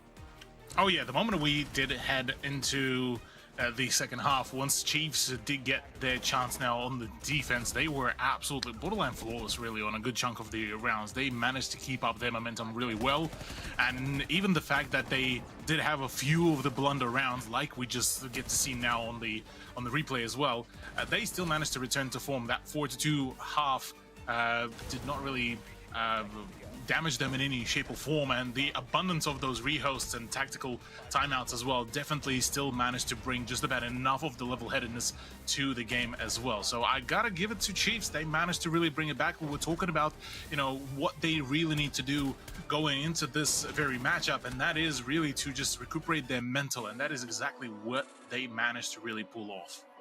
Well, you can see here the stats on either side. You look at here for the Chiefs, it's Oda this time once again coming in big, but we're seeing a lot more from Tex in this game. People have called on this man's name, and here he finally does show up. He had a huge opener of a round, the very opening round. He got the triple to start things off, but I mean, to be fair on Fear X, the fragging was also pretty decently spread out amongst them. Good Boy, obviously the one kind of struggling for them, but I mean, Dimik was there for a lot of these trades, and not just that, we also had Mephi had some good trades every now and then. It just never really came to fruition that those resulted into a round win much often. Yeah, Fearx definitely ended up having a bit of a struggle really with trying to chain those opening frags on a number of the occasions, whilst Rin was Demic were able to really do quite a number on the Chiefs roster. The rest of the team was still feeling a bit lackluster and a little bit behind really on the overall performance. Whereas on the side of Chiefs, yeah, look, everyone really performed, and Jigsaw didn't really even have to do much apart from, well, obviously he still performed, he's still in a positive KD, but you're looking at his, you know, opening frags, he's just sitting on a donut really. And what that shows, what that tells us for Chiefs, well, on their attack, it was still a bit of a mishmash here and there, and they couldn't really find much of the opener here and there, but it was still spread out pretty evenly well. Still, you know, 3 players were able to get some really good momentum, some good movement, and one of those 3 players was Tex, who managed to really pull up quite well, despite the fact that obviously KD doesn't tells the completely otherwise of a story, but he managed to really put a few really big important plays on his back, and that's where that turning point for Chiefs was really. It's funny that it feels like Jigsaw had a quiet game, even though he had like a 91% KOSD like throughout that map, which means that practically every round he did something that was important to some sort of aspect, or in some sort of aspect in some way for the team, and that's huge to have. The fact that you have kind of your more fragging centric players, or the ones who are known for that, be able to survive and also thrive in those situations where sometimes you have to kind of take a step back a bit more. That is huge for this team. That's what I think. That's why I think here the Chiefs have a lot going for them coming into Consulate. There's lots of doubts about Consulate, and I do think they're all very valid. Fear X have proven themselves to be very, very capable on this matchup, and in this map specifically, we saw them win it twice yesterday. But I do think coming into this series here on Consulate, there's a lot going as well for Chiefs, and we're gonna see if that will be enough. I mean, a while ago, Cthulhu, I thought on Clubhouse, Fear X are doing a good job on their defensive side of making Chiefs struggle to get these walls open. They were continuously hounding them on the big breach, getting some kills with the C4, and they themselves were okay in opening up those big breaches as well. But it came to the mid-round, which I was surprised. In the mid-round, it was Chiefs who were a lot better in making those decisions on what to do and where to go. Absolutely. Yeah, Chiefs managed to really nail their mid-round pacing in every possible aspect. really, and I'm looking forward to this consulate for a multitude of reasons. One, for the fact that now, like you highlighted, yes, FearX had a phenomenal set of consulate, but it's a double-edged sword as well. We can't really forget the fact that it still opens up quite a fair bit of the understanding of how that pacing goes, despite the fact that, yes, obviously there was not a whole heck of a lot of time really to be spent to, analyze the consulate. It's still, two pretty hefty maps that the coaching staff for Chiefs got to really analyze, and it was live on a broadcast and fully well documented. So I'd say for Chiefs, even if it was a minimal amount of the actual strat work, it's more so just the fact that they now know what to at the very least expect from FearX to bring out. And so then they can adjust and force FearX into the rather unfortunate sort of position where they have to sort of almost experiment on the go. What do you think about this ELA ban coming in from Chiefs? I can only assume that it's something that on the defensive side later, they do not want to have to deal with on a map like Consulate, because, I mean, you look at Consulate, there's so many diverging paths that a roamer can take, and if you're trying to chase a roamer with maybe a Nook or a Deimos, even though the Deimos is banned, it could be a problem following him through a door with a Grismot mine at the other end. I don't know, but what's your take on this? Why the ELA ban of all things? Yeah, I'm right there with you, honestly, Black and Blue. I'm a little bit puzzled. Partially, maybe it's just due to just me not getting to see a fair few of the, maybe some of the previous games between, or rather not between, but by FearX or Chiefs. But regardless, there may be, the higher sort of level of reason why they're really doing that, but your guess is probably as good as mine on this one. I would have probably banned somebody closer to some like a Fenrir maybe, but again, there's a reason why I'm the one yapping into the microphone and not actually playing. So I suppose we'll keep it at that. We'll leave it up to chat. Chat, you let us know. Chat always knows best. Why, potentially? I mean, perhaps they just never had any intention of playing it, so why not get it off the board? Something you don't want to deal with, Shotgun or Scorpion otherwise. Well, what do they bring to the board here? Projectile Denial off the Wamai. They got the Warden as well, so I think that Melusi could be a problem moving forward if they're not able to adequately deal with it. They don't have, much aside from nades to deal with those Banshees if they're not opened in the first place. So that could be something. Luckily, they have the shield, so they could force open it with the face on Nova and then shoot it out. But otherwise, bit of a precarious start here, I think, for both teams with the comps that they're running. Absolutely. I do like the introduction of the gridlock here, though. It's the idea of just cutting off some of the rotation points, just to foolproof a few of the spots. So it is basically the mentality of this play is just forward and forward only. And that is being reinforced even more by the fact that it's a double shield setup, or must be very careful, must be very cautious about where he's playing his position, because he's about to get rushed here. Oh, he has to be careful. You mentioned it, Quiz here behind the reception. Does get the one, able to bail out safely as well into Sec. That's lovely. He drops that gridlock you were talking on about. The shot he connects for Cairo. The Nova on the other end here with the Blitz now is unsupported, which means it's also not going to be as effective. But Chiefs, they absolutely hound down onto FearX and continue their momentum here in the map number 2 for an opening round win. Okay, right. I'm liking this. I'm liking this a lot. What just Chiefs did. They held their positions. They didn't really reinvent the wheel. They played for very much of a hunkered down position, and they exploited the fact that FearX, whilst yes, they had all the pressure positions, they isolated all the roams. Chiefs don't care. Chiefs are here to really play it out and on their own ground, and they set up that situation almost flawlessly. And the fact that they are starting off on the defense here as well does continue their momentum that they introduced at the conclusion of the Clubhouse as well. So right now, arguably, Chiefs are in what I would say the best case scenario for themselves to, propel themselves even further in the early stages of the consulate. Exactly that, Cthulhu. I mean, they ended the first map on the defensive side. They continue this on the defensive side as well. So exactly that. Momentum carries on over. They bring out that Fenrir that you were talking about, and if I was Fear X, this would be also one of my more prio bans against Chiefs. They are a team, especially in Jigsaw's hands, that can really utilize that. There's so much value off of a Fenrir, not even just from the kind of the nearsightedness it brings, but information, the fact that it pops, all that is really, really going to enable Chiefs to extend their defense a lot more. And we saw that become a problem on Clubhouse for Fear X. They didn't win a single round on attack a while ago, Fear X. And now the Chiefs have the potential to play this Fenrir, accompanied with everything else they bring to the table here, util-wise. It's going to be a nightmare, I think, if they aren't able to quickly deal with the task at hand.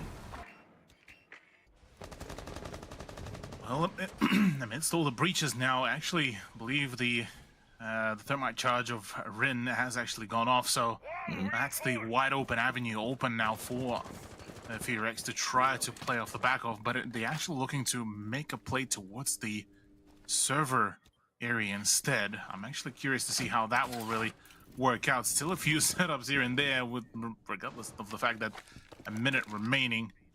Jigsaw could be in a world of hurt if he is not too careful.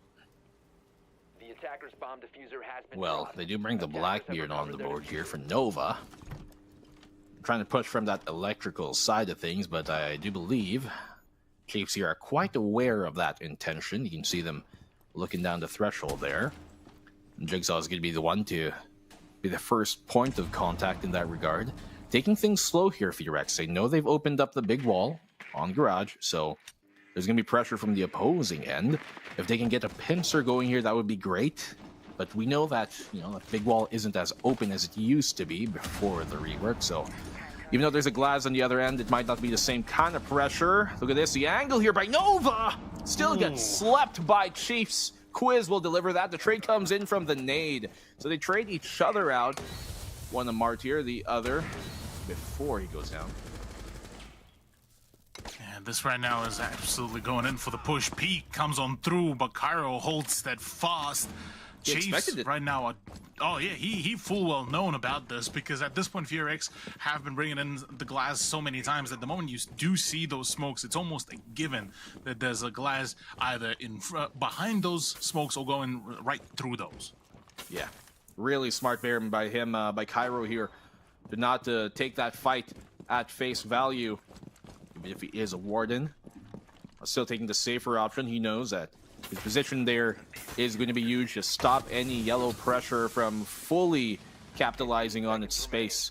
Toxic Bathe will keep them at bay for the meantime. Fear X are in a world of hurt here. Down a player, down on time, and they're down around. Could be too soon. Jigsaw will connect on a Rin. Another flawless round essentially here coming in from the team. If not for the nade from Nova a while ago, this would have been a 5-0 clean round.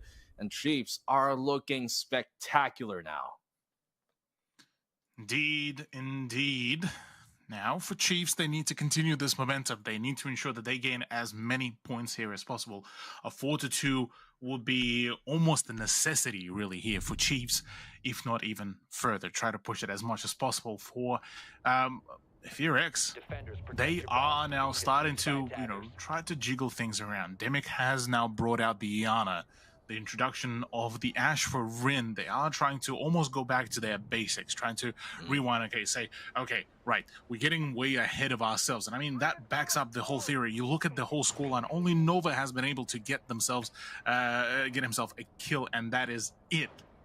For Fear X, they are drastically in need of even just getting frags, even just to start showing some pushback, because with those 2 rounds, they've been so dominant that for the Korean representatives, they are struggling to find their footing. And if yesterday we would be talking, oh yeah, this is quite unfortunate, this is quite sad here and there, this is where they are being pressured, because let's not forget, Chiefs won the first map. If Fear X fumble the whole set of rounds here and allow Chiefs to win this map as well, that's it. That's their whole run in the LCQ. That's their SI possibilities going bye-bye. Exactly. For Fear X, they've already proven a lot to even get this far. The fact that they took down a team like A D plus is huge, but they gave us some great showings earlier in the tournament. To go down and bow out here in the lower bracket finals would not be of shame to their name. And yet, still not a result they would want at all here. It's Chiefs, though, who are arguably more expected of to perform well in this tournament, and especially to go up against CAG in the grand finals. But they're going to have to do it here and now on Consulate. Lair could be anybody's game. FearX, they kind of resort to more of an aggressive composition coming into this third round. You talked about them struggling to even get kills on the board. Well, with Ash, the Zophie, the Nook, and the Buck, I would suggest that they realize that same problem too. So once again, the conundrum of the Cairo has been there, but has been now cleaned down a whole lot cleaner. Finally, FearX do have their response here. Yeah, a lot more aggressive here coming from FearX. I love to see it. You can also see them bringing the big guns on in. Yo, the vert from down below. FearX are on pace here to complete a perfect, flawless round in retaliation. Never mind, Tex stifles that idea for the moment, but the diffuser is going to be so difficult to even get off. He hops out, gets the one. Obviously, the scan will confirm where he's running through. That will be yellow. They're chasing him here. Is able to back off momentarily. Time is ticking. But yeah, there's no way he comes out of this on top. They know way too much. They have way too good positions. The Blitz will confirm it at the end, but it's actually Mephi right behind him to follow on up. Was that the Master Key? Nah, just a plain hip fire. Yeah, lovely stuff here from BNK FearX and what we wanted to see. Indeed. Oh, attack timeout is actually, technical actually, starting to come on through. Are we getting the pause? Yes. Okay, right. That does give us a bit more time to sort of dissect all of this, what just happened, because FearX have switched around, really, and swept Chiefs there in that last round. The number 3 brought us a very, very accelerated pacing, first of all, from FearX. They didn't really shy away from just going for that engagement, and they figured out the overall sort of pacing. Cairo was a big, big stepping stone for them to kickstart their overall offensive there, and namely for the fact that Cairo is basically the direct counter to that blitz, and without any sort of extra aggression, without the attention being sort of split around to those two positions, Cairo has a very perfect position to really play around. So now that they've managed to sort of pick him apart, take him out of the equation, it does mean that from here on out, for Chiefs, they need to be a bit more mindful. They need to ensure that, say, for example, the frontline operators do get covered up, whether it's any extra utility, whether it's extra bit of the shields, whatever else it may be. That extra addition needs to start covering, and they need to ensure that they really systematically making sure that, each and every point is being covered. And they've managed to do this for the first 2 rounds really, really well. The question being is, can they keep up this hunkered down play? I'm not gonna lie, the cam switch caught me off guard. Y'all caught me lacking there, mouth open and all, but just looking at the previous round there, trying to review exactly what went well with the execute that we did see there, and I really did like how a while ago we were seeing the shield play coming in from FearX, even on Clubhouse, but it almost seemed like it wasn't as well supported as this time.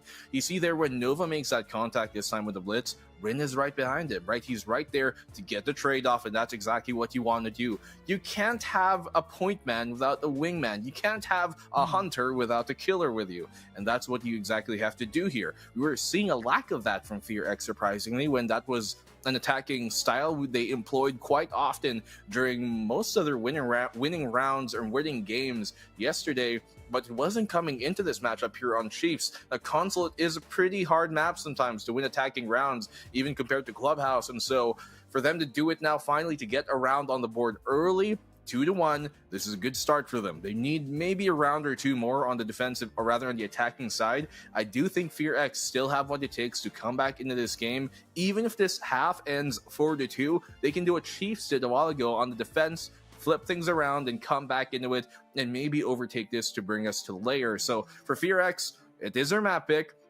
They have a lot going for them, But I still did say that, a while ago, Chiefs, I think they have more going for them into map number 2 than people might initially realize, and that's part of the reason why I think they're up here in this opener.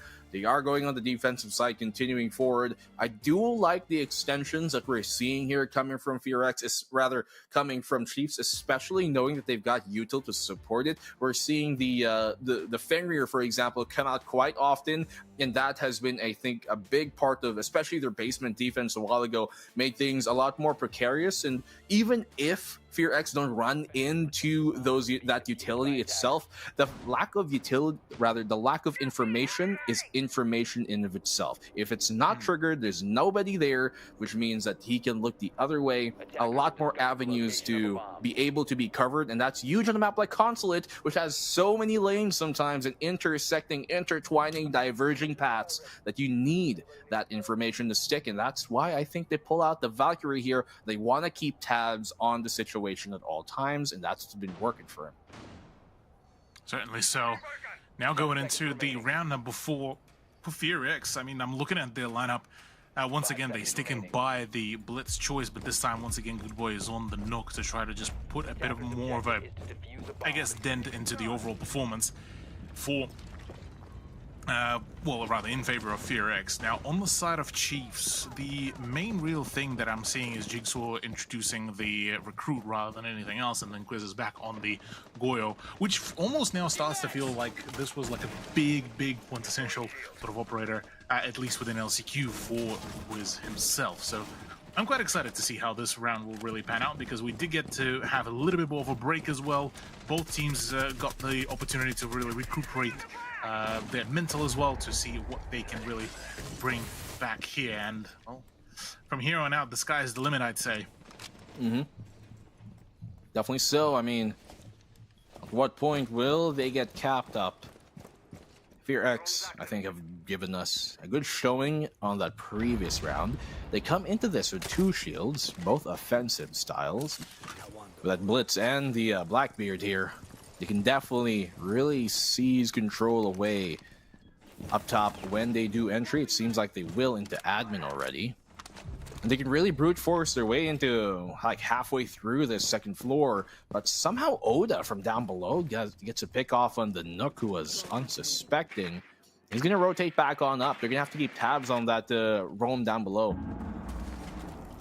Exactly, so already quite a fair bit of damage has been dealt with Good Boy out of the equation. That's your flank potential gone. That's now the Ash gone. That's your big aggressor. It's down to the trio of the BFX players to try to make any sort of push happen, but at this point already, they are now telegraphing exactly where they're going to push. They now will be met with the full force of the Chiefs Esports Club as well, and unless any sort of rotations do come out at the last moment, there's not much else to really do, despite the fact that there's still a minute to go, really. Go on, ready. There is quite a bit to do here. Let's see. They do have most of control of this entire hallway and printer's side. Still unable to fully push in through. Things are just so difficult right now for FearX to get the move on. They know that someone has to be here. Reception. Mephi goes for the wall bang and does connect on the Jigsaw. Still a 5v2 in this case, as Nova is effectively down but not out. DBNO. He gets a tag on the Tex, but Tex still finds one, even under pressure here. Huge kill for him. Demik is alone, and Chiefs are on pace to get the third. I think they will be able to. Demik is good for one more. Does get to confirm after the down. 15 seconds left. Let's see. He's got some time to work with here, but he has to get the move on. The diffuser is out of his hands as well. He's going to have to try and frag out here, but they're playing way too far apart and way too comfortably to get pushed out of position. Cairo will confirm up close with the shotty. And there it is. Chiefs, another greatly played defensive round. Really well orchestrated here, defense from Chiefs as well. Timeout to come on through as well.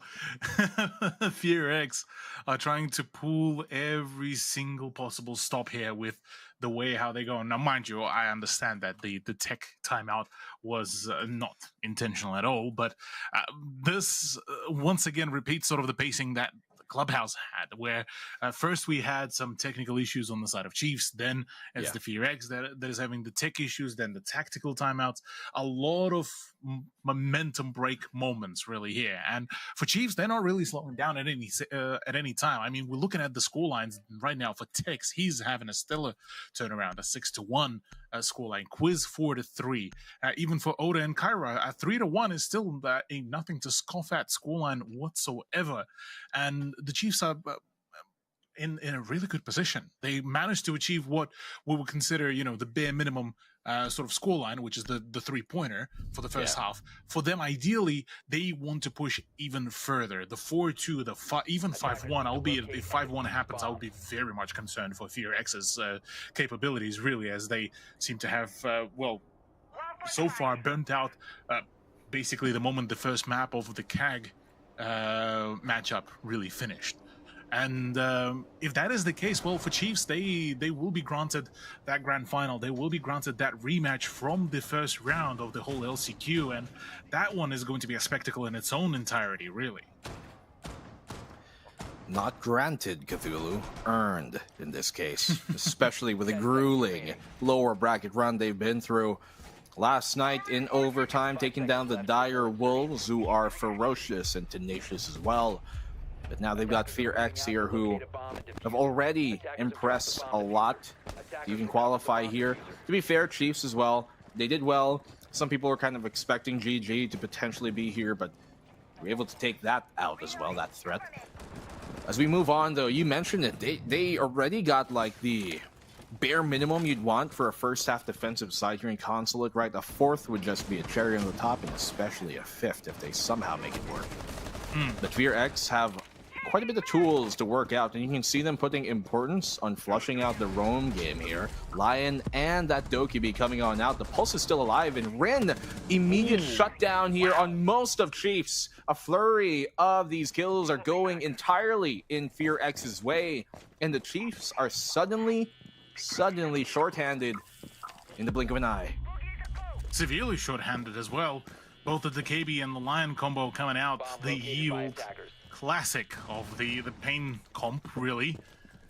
Fear X deciding that, you know what, okay, let's try to just, full send it again. They done it before, and it worked out pretty well. And then they got basically slowed down yet again by Chiefs. So now this is the second iteration of that play. Now let's see if they will be able to really bring this back. Now, the main question here is, can Quiz spot another frag here? Because he is in a world of trouble, and that is exactly that. Quick and flawless round, really, to score the second point for Fear X. Vroster now onto the final round of the first half, and here for Chiefs, they need that fourth point. These aggressive clears from them have been really effective for Fear X here in the attack, eh? I mean, both of the rounds that they've won have been these type of super violence of action-focused roam clears that they immediately sweep Chiefs before they even realize it, blitzing them, not the operator, but, in terms of football, they're just going through it so fast, a lot quicker than Chiefs potentially expect, and as I said a while ago, to just shorthand them immediately from the picks. I expected maybe a pick or two. They got 3, so home run for them. Flawless at the end. Final round here for Fear X. Chiefs could still extend this 4-2, but I think they themselves are realizing, Fear X, that when we play aggressive, it's been working so far. Will they do it again? Potentially with the Amaru Zophie and a swap in here. Indeed so. Well, the big decider, I reckon this is going to be this round number 6 for both teams, really. If Chiefs do manage to get themselves that fourth point, that's a good avenue for them to really put this stop to the whole BO3 right here, right now, not even go into the map number 3 and we'll call later, really a rest spot, if anything else. For Fear X, if they do manage to secure themselves that third point, that now gives us a whole different opportunity, a whole different avenue, really, for Fear X. Them on the defense, they are a very scary entity, so if they are able to equalize the scoreline, that means a whole lot more of a movement room, really, for themselves, and who knows what could happen from there on out. So right now, this could be quite a crucial round to go, but full send from Miffy. I'm not too sure if I'm ready for that, but it's a send nonetheless. Oh, he gets the drop still anyways. We'll get the down, and here it happens.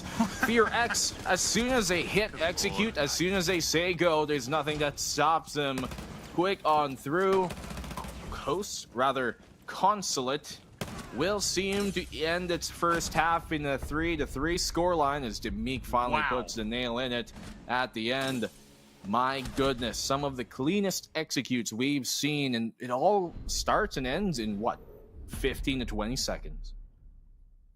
Yep, just exactly that. But look, I'm still a little bit confused there how the Chiefs actually fumbled that one, because at the very, very least, that jump in by the Amaru should have been countered in every possible way, in every possible variation. Unfortunately for Chiefs, that did not really pan out, and well, they fell apart everywhere else. So really, in hindsight, that battle in the console office didn't really matter a whole heck of a lot. But regardless, Fear X did manage to find that kryptonite for Chiefs, and that is a big lifeline that has been now created by themselves as well. So going now into their own defense, we're looking at the first choices.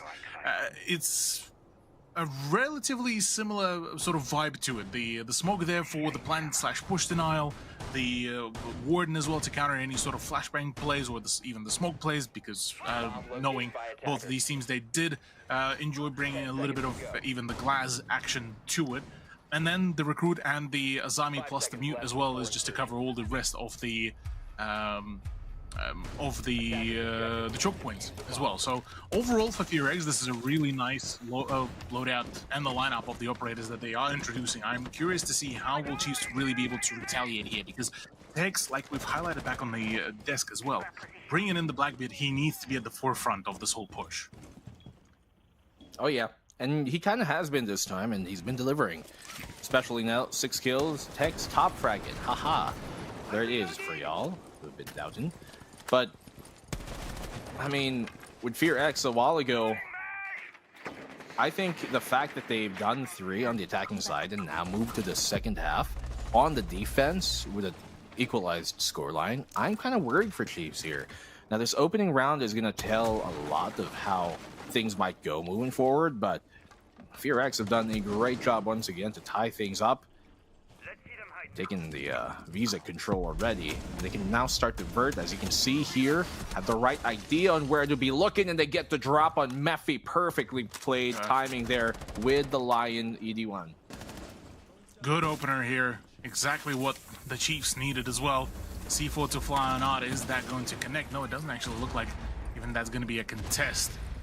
Does manage to dodge the opportunity here, albeit, oh man, so many positions, so many points to really start opening up. Good boy, his position is so key here right now to keep on draining that utility, because right now the frag grenades are going to start coming on in. Yeah, finally the rotation does come on through, but already half a round drained. That's the precious time and precious utility that has been unanswered. Well, they still have one of those E1D scans left. Obviously, it's quite a bit here to use. 3 frag grenades as well to try and deal with some of these peskier positions, like here on towards the reception from Demique. Let's see how they utilize this. Time is ticking, but they've got some to work with. You can hear the Buck trying to make work here. Jigsaw kind of letting go of the vert idea, but instead help the pressure up top. Exactly that. 48 seconds to go. The push needs to happen. Quick check with the frag grenade is good. First peaks and pings are coming on through, but the smoke grenades are doing just the right job. 2 more still to go. Fear X managed to really manage their utility economy exceptionally well, but Tex is the one to open up the scoreline. Nice picks here by Tex. The frags now are going either way as they do settle to Chiefs. Advantage here, 4-2. Toxic Bait, Diffuser will be able to be safely planted and committed. It's all on a Good Boy. They know where he is. He gets the one. He gets the double for the triple kill here. Good Boy. He's done a good job already, but can he confirm it? Even a man of himself has to go super in these moments. The clutch is presented to him. It's up to him to deliver and implement it, but Oda will confirm the round, keeping things at bay. That's a round for Chiefs here. Came a bit close. Valiant effort by Good Boy, but In the end, Chief still get the round on the board. Exactly. So good overall pressure management, despite the fact that for FearX, they had a perfect utility control there and managed to really space out their usage extremely well. And those smoke grenades were as well shutting down quite a number of avenues too. But really good overall opener there from the OCE representatives. Now within 3 rounds away from claiming the spot in the grand finals. For Chiefs, this is actually going to be quite a huge turnaround if they do end up winning out this map. For FearX, a absolutely downbag and horrendous way to wrap up the whole LCQ in the span of the past 4 maps. Being unable to claim a singular win is a bit of a rough run, given just how brightly they did shine at the beginning of yesterday's playday. Diamonds in the rough, perhaps. Sometimes takes a bit of polish and elbow grease to really see him shine. But FearX there, I mean, good, once again, valiant effort. Still, ultimately, even with the attempt, it was Chiefs who are mostly in control of that fight, that last skirmish and bout, when they did go for the execute itself. E1D doesn't really see much more to just dissuade the early peaks. No spawn peeking happening so far. You know, on a quick side note, I appreciate people who give gift subs to mainstreams like this, to main broadcast channels like this. That's we appreciate you, is all I'm trying to say. It's a thought that counts. It's a thought that counts indeed.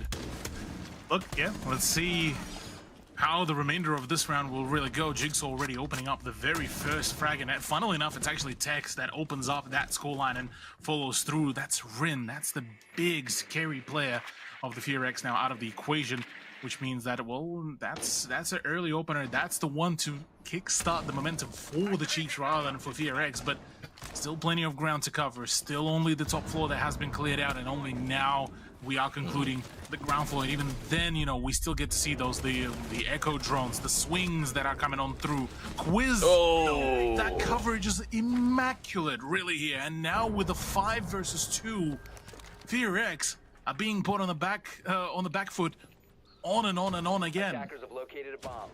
Quiz looking more like a professor here with the answers he's delivering to every preposterous problem presented. Alliteration there, Puppies. 5v2, Mephi and Nova. Left alone, leave that to Nova. On his lonesome, but not for long. Every name I call goes down. I might be the Grim Reaper or the Death Note book itself, as Jigsaw puts all the pieces into place. Chiefs in place for match point. Wow. Okay, right. We're getting into now the very deep end of this whole play. Really, Chiefs on a whole new level. It feels like, you know, we back in Playday 1, what we got to see from Chiefs was more so of a demo version, really, than if anything else. And now, going into this matchup, this is now the full version. This is what we expect. This is what we wanted to see from them. Not the team that just farmed up the OC. It's the team that put the OC out there as well in the recent days, especially on the international stage. So I'm looking forward to see how this will really pan out. I'm looking forward to see what can they do here moving on in the specific matchup, because for FearX, surely they still have the powder in their keg. Surely they're able to find a return on the investment, especially now on the defense. I'm expecting a kind of a retaliation round here from FearX moving forward. They cannot let this come to pass. Chiefs have been running amok here on the defensive side, going unchecked, unguarded, and unsuppressed in every idea they wish to implement and execute. FearX, what can they do here differently? They got the E1D on the Lion scan. The Finka comes out as well, looking to try and play aggressive on their attacking side. Now on their attacking side, when Chiefs a while ago were just so difficult to stop unless they went full handballs to the wall and aggressive. This time around, when FearX are in the defense, they're the ones struggling to deal with the more methodical, slow play of Chiefs mid-round. And when it comes to the late round, when Chiefs do execute, it's been perfect. They've been winning their duels, and it seems like the reset after a good night's sleep has been exactly what the Chiefs needed. Certainly so.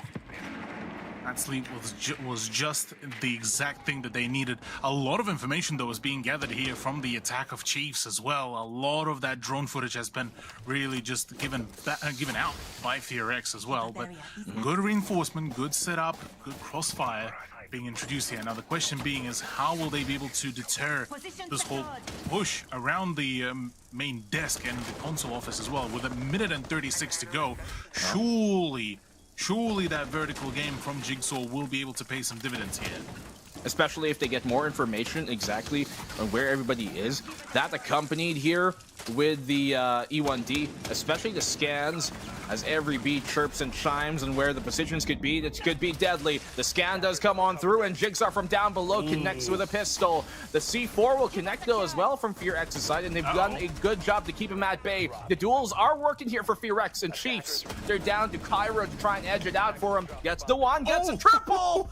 Only a double. I thought he connected all of that, but he was so close to doing so. They got to be careful not to stack up in that regard.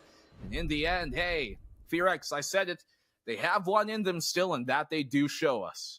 There we go. This is what we were hoping and expecting to see as well from the FearX roster. Not to really go into the night quietly either. So this is actually a really good result now. Now that they are starting to fight back, now we're getting to see what FearX can actually do going into the remainder of the rounds, and what can we really expect as well to come on through from here on out. So look, I'm now excited because FearX seems to have figured out at least what they need to do to really shut things down. Now the problem being is that that's at least partially that solution is called the console office, but now they get to defend the ground floor. And in a similar vein how you yesterday actually explained Black and Blue for the Cafe Dostoevsky's second floor, the library and dining as well, is that, oh sorry, pardon, the dining and machinery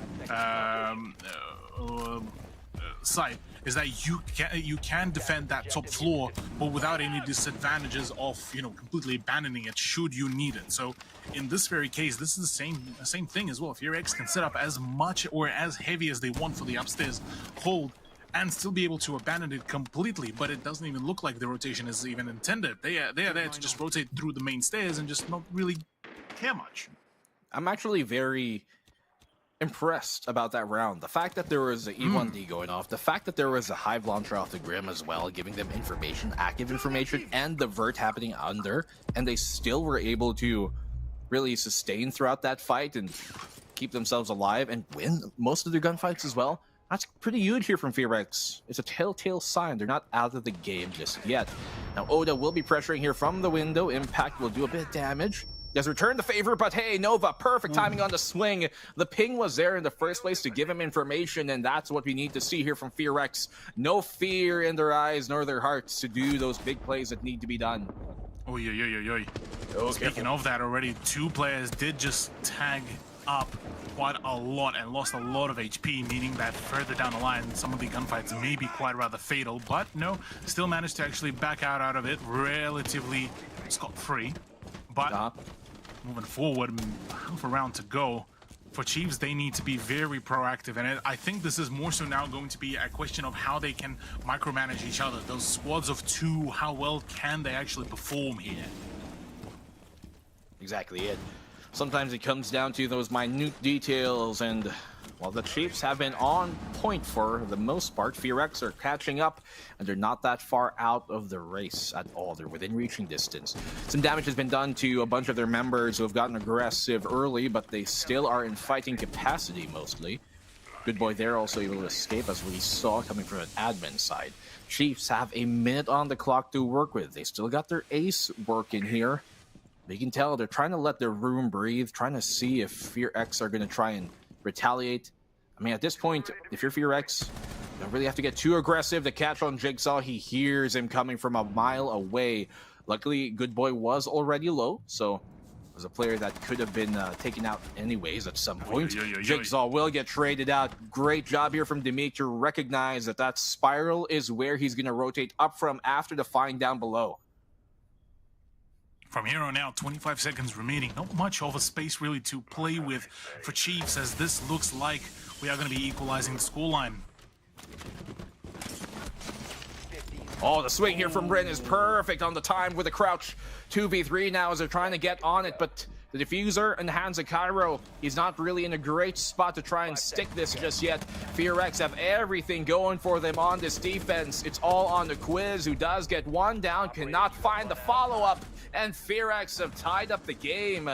FearX, man, perfect aggressive play they've been showing early, mid, and late round to keep Chiefs on their toes, disjoint the Chiefs' attack, and it forces a timeout now as they've tied up the game.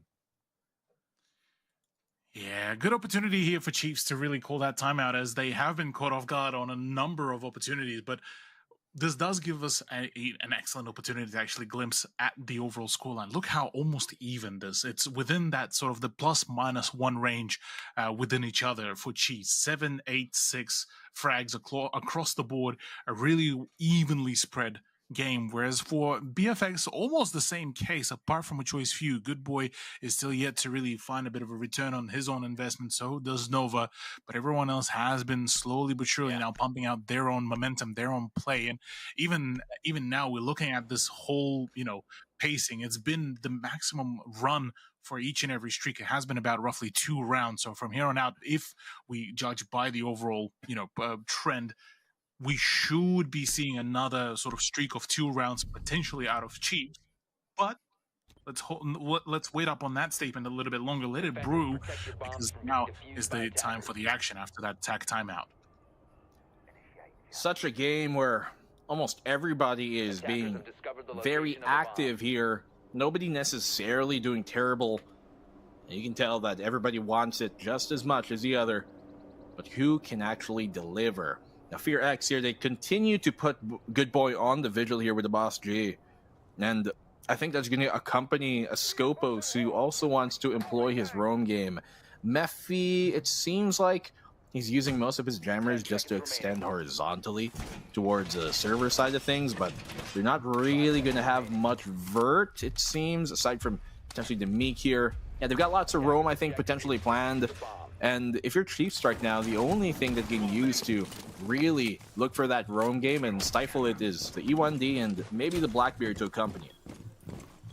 That's true. Well, see how effective that whole play is actually going to be, because with Good Boy bringing out the Boss G, that we already got to see how powerful and how potent that is. So that is a lot of opportunities to really make that play. Surely, you gotta be careful. Oda, you gotta be careful. No, Oda, what are you doing, man? What are you Absolutely doing? shut down. At least Rin is traded out, and that is Scopos, equally a very dangerous operator. But regardless, that opportunity was floundered there very heavily without any sort of patience or weight, really. Very large risk to put himself in there, especially this late into a map. Has to be careful about taking those, or rather trying to force those opportunities that seem unguided by reason.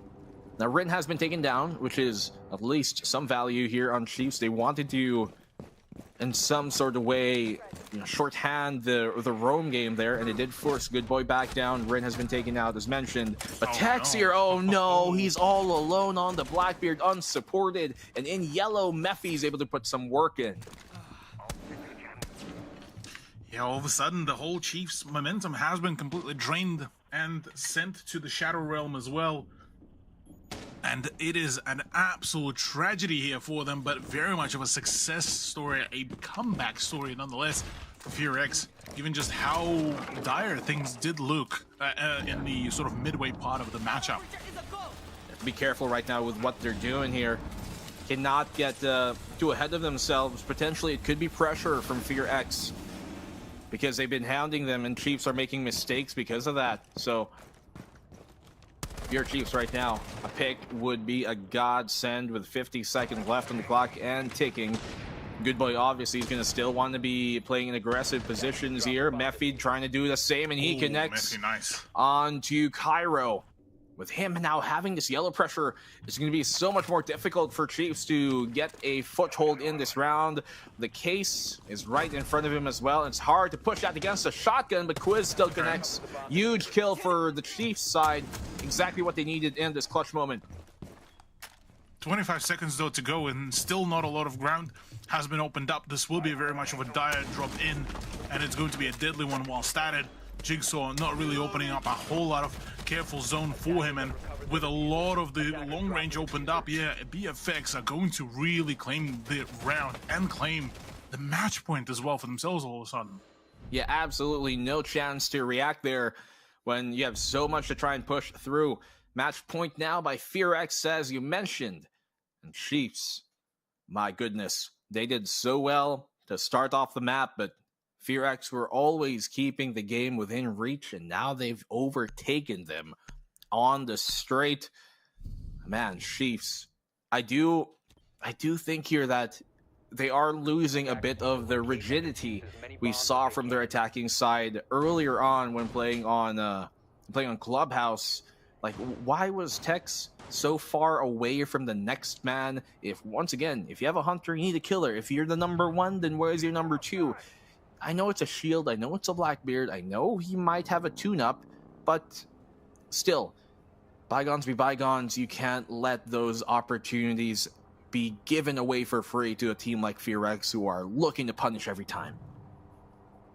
Absolutely, yeah. The FearX roster has been absolutely solid when it comes down to the punish game, and this is where they will get to actually shine even more, I believe. Now that they've tasted blood, now that they've managed to get themselves that really phenomenal momentum. I mean, a 3-round in a row streak has been absolutely great right now, and FearX all of a sudden now in the range of 1 point to just claim themselves their own map point.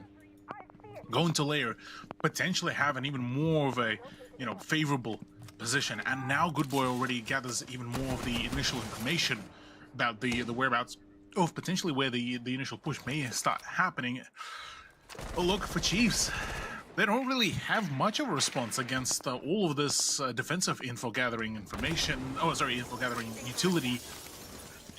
And I feel like we might be actually stalling out. And whether it's a caster curse, whether it's just the fact that FearX decided to finally lock in, who knows? But Chiefs are certainly not feeling too hot, at least till this moment. An opening onto Good Boy. And that is your pulse. That, what I call, is an opener. Huge pick here. You were mentioning how they have so much information gathering on this defensive side for FearX, and Chiefs, they heard you. They're like, we gotcha, Cthulhu. If that's what you want us to do, that's what we shall. Obviously, the Valkyrie with the black eyes are still available, but hey, that pulse scanner is already quite a step in the right direction. The Dokkaebi here, definitely aiding that regard. Keep a barrier popping in his face here, Oda. Trying to mount their push from mostly this admin side. And if you're FearX right now, you want to go aggressive to look for a pick, to try and equalize things, but Chiefs are making it so difficult. Nice one here by Mephi, as I mentioned, they find it.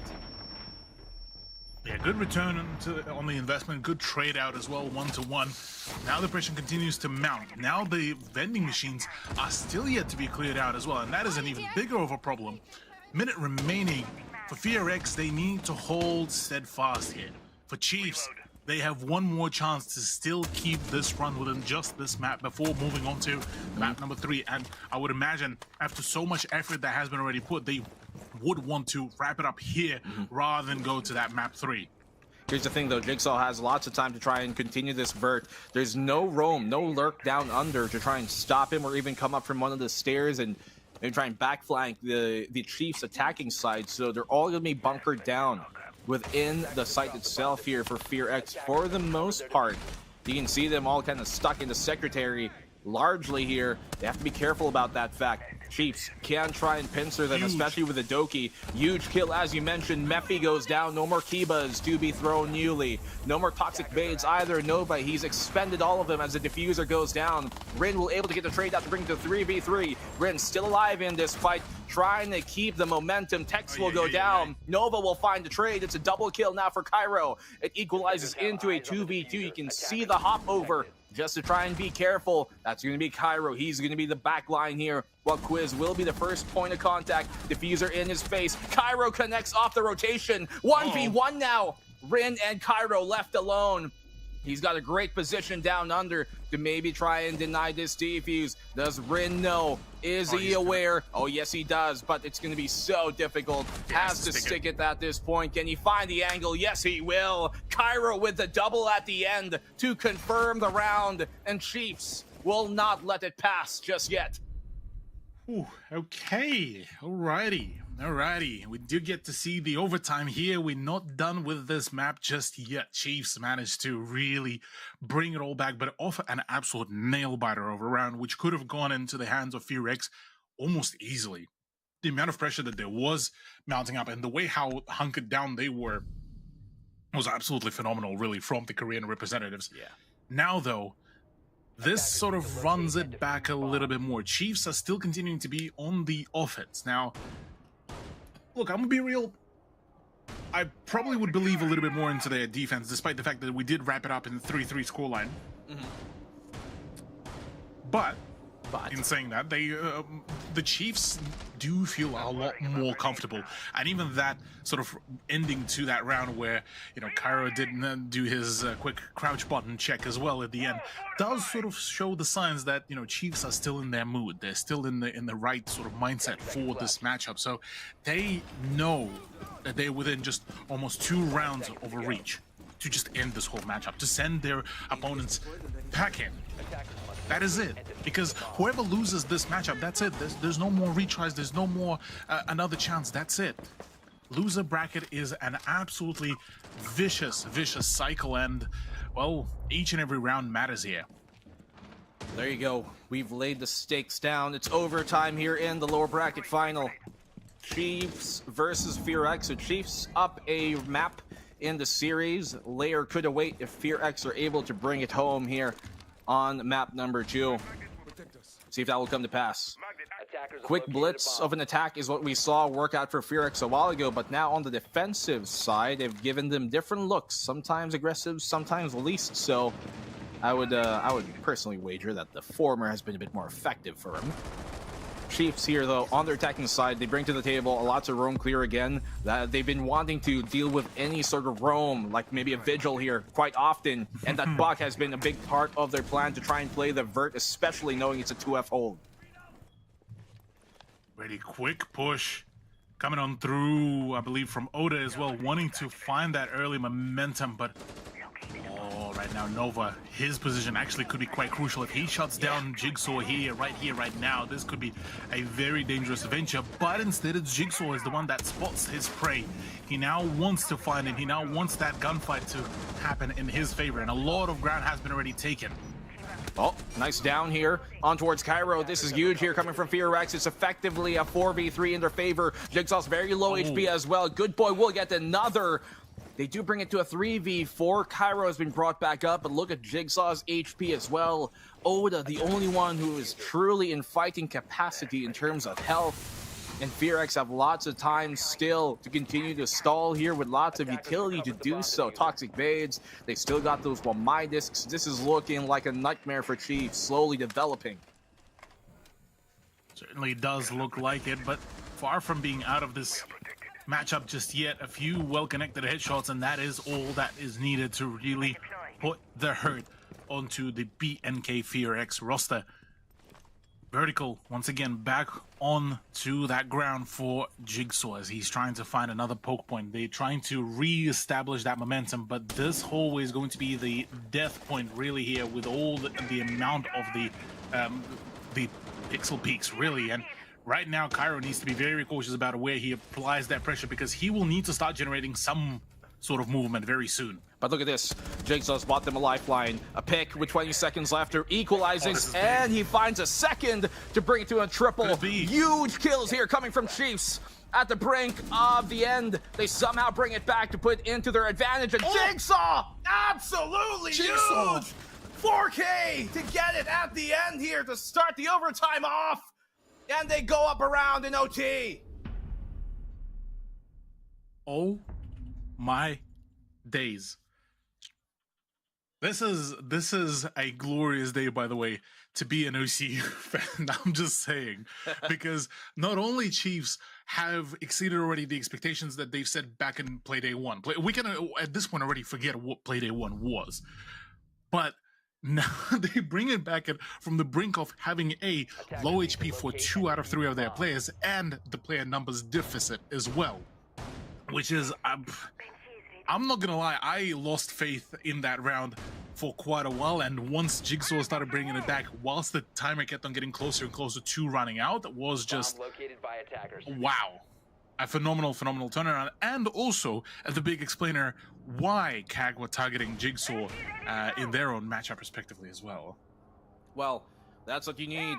He's been passing the love around to the rest of the team throughout this series, letting everybody get involved. But sometimes it comes down to big-time players making big-time plays. And that's what Jigsaw here delivers, a 4K at the end there, just to extend things even further in this overtime, rather to get them to lead in this overtime. Can they do it more? Now they're on the defensive side. This was arguably their more stable side. The only thing that has worked for FearX on their attack here on Consulate has been a quick blitz execute. And if that is not what comes to pass, I'm not too sure if it will be as effective as their 1 rounds a while ago. Well, let's see if that blitz rush will really work out yet again. Surely at this point, Chiefs are very much prepared for this sort of play, this sort of aggression. As first of all, the console office window has been opened up. Rin realizing that maybe not the best idea to really make a play off the back of that window again. Will not be, the best spot to really go for. So maybe the next avenue would be that yellow stairs, maybe the spiral as well. Once again, that previously did fail, but this time it is a duo that is dropping in. The Thatcher plus the blitz as well. Just send on in, and that is exactly where we're going here. Oh, look at the blitz. We talked about it. They love to do this fast push. Good boy right there, right behind the Nova shield. Just to accompany him. He is the one, and there is a 2. Chiefs will respond off a Quiz's pick to try and take down Nova. That's a blitz shield now finally dealt with and gone. 4v4, a minute and a half left on the clock. They don't have to rush this, but that's exactly what they want to do. Rin will get the trade off here to give them the advantage now. As Tex falls, no more smoke baits to be thrown out in this round. Jigsaw has to be careful. He knows there's one right around the corner here, Cthulhu. They slow down for a moment now, FearX. The diffuser is back in their hands. Rin finds a double. They're looking to extend this into another round as FearX are able to get the advantage. A triple now for Rin, overrunning them. Jigsaw, it comes down to him. He's come big. Can he go absolutely huge here? 1v3 now for Jigsaw. Has to deliver even more. Demik and Mephi are both low, but he cannot confirm as FearX maintain their composure and hold on for another round. Oh boy. Okay, right. Round number 15, black and blue. This is now where it's all or nothing here. For both teams, as a matter of fact. For one side, Chiefs, they get the opportunity. Wrap it up right here, right now. That's it. Go into the grand final. Go for the revenge arc. FearX, on the brink of extinction, of being sent back and being told, that's it. That's your run over as well. 2 polarizing scorelines, 2 polarizing results and outcomes as well that are now on the table. This is where it matters the most. Each and every frag will bear even more of an impact right now. For FearX though, they're back on their defense. They're defending downstairs as well. This where they have had a relatively good success rate overall with just holding the downstairs side. Whereas for Chiefs, they have been having on and off of a success rate. Now, Oda bringing out the Finka has been at, well, a varying sort of success of an operator pick, but I'm looking forward to see what that will actually bring, what sort of things it will entice as well, because now technically Chiefs get to work with a new, I guess, call it piece of resource, and that is the health pool. Now they can regenerate a little bit of that due to those finger boosts as well. This is where they can really try to maybe re-engage in some of the gunfights, maybe take it a little bit slower, or find that early momentum and see if they can, you know, really go for that thorough, very rushed push as well. Well, Rin came alive there in a huge moment. Final round. Winner this continues or goes home or sends the other home. The layer could be awaiting us right after this. Let's see, FearX here. They're on the defensive side. A bit more fortunate for them. I'd wager that was their better half, as we mentioned. Well, what do they bring to the table here? Once again, the Doki will be available. I'm surprised they pull out the Finka. Well, maybe not too surprised. They want to have that sustainment, but they've been effectively using the Lion, I think, on their attacking rounds, and as well as the Grim. So, gonna go less information, a bit more fighting. Oh, almost good riddance as well. The usage of the shrapnel as well got rid of one of the C4s as well, which does rid BFX of even more of the ability to, you know, try to score some form of a momentum too. So this is actually a good start, but can they, you know, use this as an opportunity to find the frag? Because Rin needs to fall here in order for Chiefs to actually begin their momentum. Here comes out that adrenaline boost. Not too much to come from it just yet. Oh, the scan's coming on in as Good Boy. He's able to find the one and backs off safely. That's huge here for FearX. He's quiet down momentarily. Oh, no, he's able to find another one here, Cthulhu. Yeah, that's a big opportunity. Up next is Demic as well on the chopping block, but it's a trade-off actually coming on through. Oda for Demic is absolutely a big turnaround here. No more of the healing boosts, none of that. But on the same side, that's your recruit out of the equation. That's Demic, one of the big performers for BFX as well, this map. Yeah. On top of everything. Tex now needs to really win his own gunfight here, and Jigsaw is rushing to try to assist him with this matchup as well. Crucial.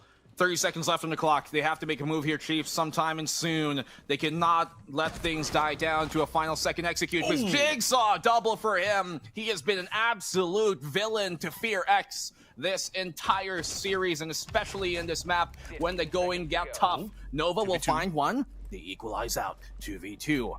Have to be careful here. Suspense for Chiefs. They know the time is ticking against them. Mephi and Nova confirm. And that's the round. We move on over to map number 3. Layer it shall be.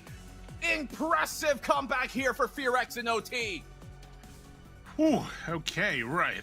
This is, in fact, going to be a 3-mapper for ourselves. Black and blue. This was an absolute nail-biter through and through, down to the very last moments. We weren't really even ourselves too sure as to who will come out the victor on that one. But yeah, look, the final few rounds, unfortunately, for Chiefs, very fortunate though, for FearX, came on through in favor of the Korean roster. And, well, from here on out, this whole sort of the map scoreline, any of that has been reset. We're now going into the layer. There's a fresh start, but after a very grueling series as well already. So question, well, not of the you know, full-on endurance run, but at the very least the initial sort of fatigue maybe starting to settle in, as now both teams had to lock in for quite a thorough amount of time, and now going into map 3 before even the grand final is going to be quite a test of their run, of their endurance, of their focus. But still, no matter what, there cannot be any excuses, because nobody will take that into account when the final scoreline says otherwise, if you're the ones who isn't the victor in this case. FearX, they've shown us that, hey, the going, even though it came close in the end, they were able to really keep sustaining themselves in this matchup, and that's what we want to see. This is what we want to see in the lower bracket final of this LCQ. A tough fought match, and that's what's going to prove to be true here. But let's not forget, the winner of this series, they still got another matchup to play later on. They still have to go to the grand final and win it all. So ideally here for Chiefs, they would have wanted to close this out quick, because if they did, they're going to have to go up against CAG after, and CAG are waiting right now. They're watching, they're looking and seething at their chance to get a bite of this action, but they have to hold on, and so do we, because we still do have another match. Lair, it shall be, Cthulhu. We're gonna have a quick break, and I believe when we come back, we should be straight into it. But man, it's been a pretty hype one. We'll see you guys in a bit when we come back from this break.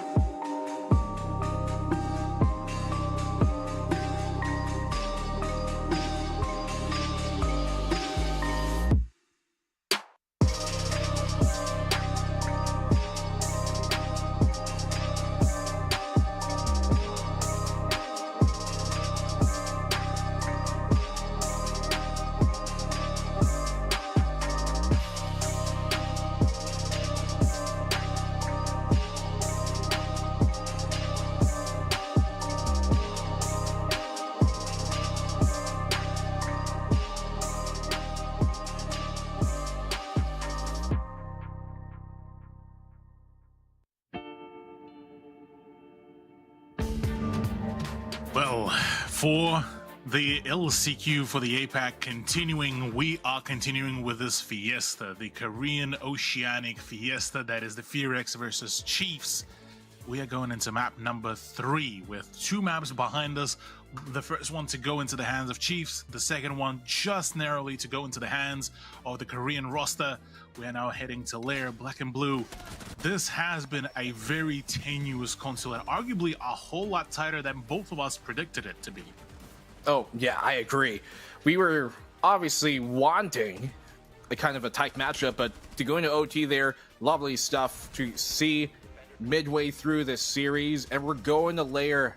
It's appropriate to see at this point because you want this to be a hard-fought battle. You want to see both of these teams really give it their best and none of this be a wash, right? But then you also kind of fear for whoever wins in the first place anyways. They will get the shot in the grand finals, but they're going up against a well-rested CAG.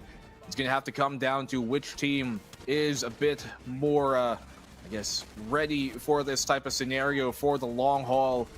Ultimately enough, no excuses can be made, as FearX, they've proven that they can also be as tenacious as Chiefs were a while ago, coming back on both of their defensive and attacking last 2 overtime rounds. Chiefs here, how do they deal with the setback coming into Lair? Yeah, for Chiefs, this is going to be potentially a bit of a heartbreak. They've gotten so close, but yet so far away from the victory, from copying themselves a really, really good early conclusion to this BO3, because let's not forget, whoever wins this still has a BO3 to go after it. So both teams would have preferred to have a nice and quick 2-0, but that has been now set off the table. 8-7 was what concluded our console, a full 15-rounder for us to bear witness. And I mean, we're looking at the stats. Look, Rin, Demic, Mephi as well, pulling off the double digits as well for themselves. On the side of the Chiefs, it's Jigsaw that went absolutely ballistic closer to the conclusion of the map, 16-11. Cairo to follow through with the 10-8. Unfortunately, at the end of it all, for Tex, who began the map so well, unfortunately for him, he ends up being at the bottom of the leaderboard, but that still doesn't take away from just the absolute phenomenal effort that has been seen from him just at the very beginning and midway through the map. Unfortunately, just the latter part of it did not work out quite well for him. A quieter game as well from Oda there. We obviously saw Jigsaw, especially near the end of things, just come in huge. Cairo was doing some work as well, but what I do want to look at is the opposing end here. Almost everybody in from FearX was chiming into that fight. You had Rin having their moment. You had everybody else also doing the same amount of work, and that's what you need to see. You need to see a whole team effort here. And I think coming into Lair, if you are going to rely on a bit more individuality, it might be a bit too risky for you to run. But Lair is going to be more of a question mark for me for both of these teams here, really. They leave it on open. There were other maps that could have been put in here for either strengths. I think if Bank was put in, it would have been a bit more, I guess, towards one side or the other. But for Lair to be the last map in this map, rather in this rotation, I think it does leave things to more equal advantages for either side. It's anybody's game truly at this point. I am a bit worried though for the fact that even though FearX won that map, it was their map pick and it had to come down to overtime just for them to do it. So ultimately they get the point on the board. It's 1-1, but the way that they did it wasn't the most convincing. Still, good job by them, but Lair, it's a different beast. Oh yeah, Lair is very much of a different beast. It's one of those maps that you don't really get to see quite often in some of the rotations. Yes, a few teams do enjoy bringing it out to, flex their map pool as well. And I am of the opinion that both teams here should be pretty knowledgeable about the map as well. Otherwise, it wouldn't have been slipped through as well. So, yeah, this one is going to be a curious one for me because Lair can feel sometimes like a little bit of a labyrinth as well in terms of which sort of angles, what sort of push you can really take. And yeah, there's definitely going to be a vast amount of opportunities here for both teams to really make that play happen. And I think whichever team leans into either just, full on committing to the lockdown of the site or full on just chaos incarnate will be the ones who be the victor. If we are looking to try to play for a bit more of a hybrid play style, this is where things may actually end up falling through. Well, I mean, some of these teams do just to leave it up to chance if it ever does end up being layered. Like Chiefs in the past, when they went up against CAG in Montreal, they were like, you know, we'll leave layer to potentially be a decider. We're not going to ban it out early. It's one of those maps, like, as you mentioned, it's more of like they can flex their map pool a bit. They do not want to have to remove it. Part of layer is also kind of like a knowledge check and a comfortability check on the opposing side on how comfortable they are playing this map. I mean, even with some maps, like even Consulate here, which has been in the game forever, with the new change up, some teams show a lot less comfortability on it, and especially with a map like layer here, that's definitely true. So for Chiefs, I do think that they are okay with playing this map. I'm not too sure on Fear X's side, because they're also kind of left it open. I think with the fact that this is where we're going to be, it's appropriate. It's a proving ground for both of these teams. We have yet to see this map in play at all in this tournament. No team has left this map open for any rotation, and no team has even gotten to play this map in the LCQ. So it's a start for everybody, but an end for someone at the end of this. And I'm just excited to get to map number 3. Can we get to it already? I want to see what's happening. I'm still pretty pumped up from that final OT there. Yeah, the final OT was, definitely a nail biter. Really, no way to really sugarcoat it. Both teams actually managed to really put up a phenomenal, really result and play really from them. So I'm quite excited to see how Lair will really work out, because between the fact that, you know, there's so many rooms to clear out, even for the, across all 3 of the floors, there's just a lot of that verticality that can be still enforced in the map. So operators like Cram, like Puck, like Sledge will have an absolute field day, really, getting that vertical up and running.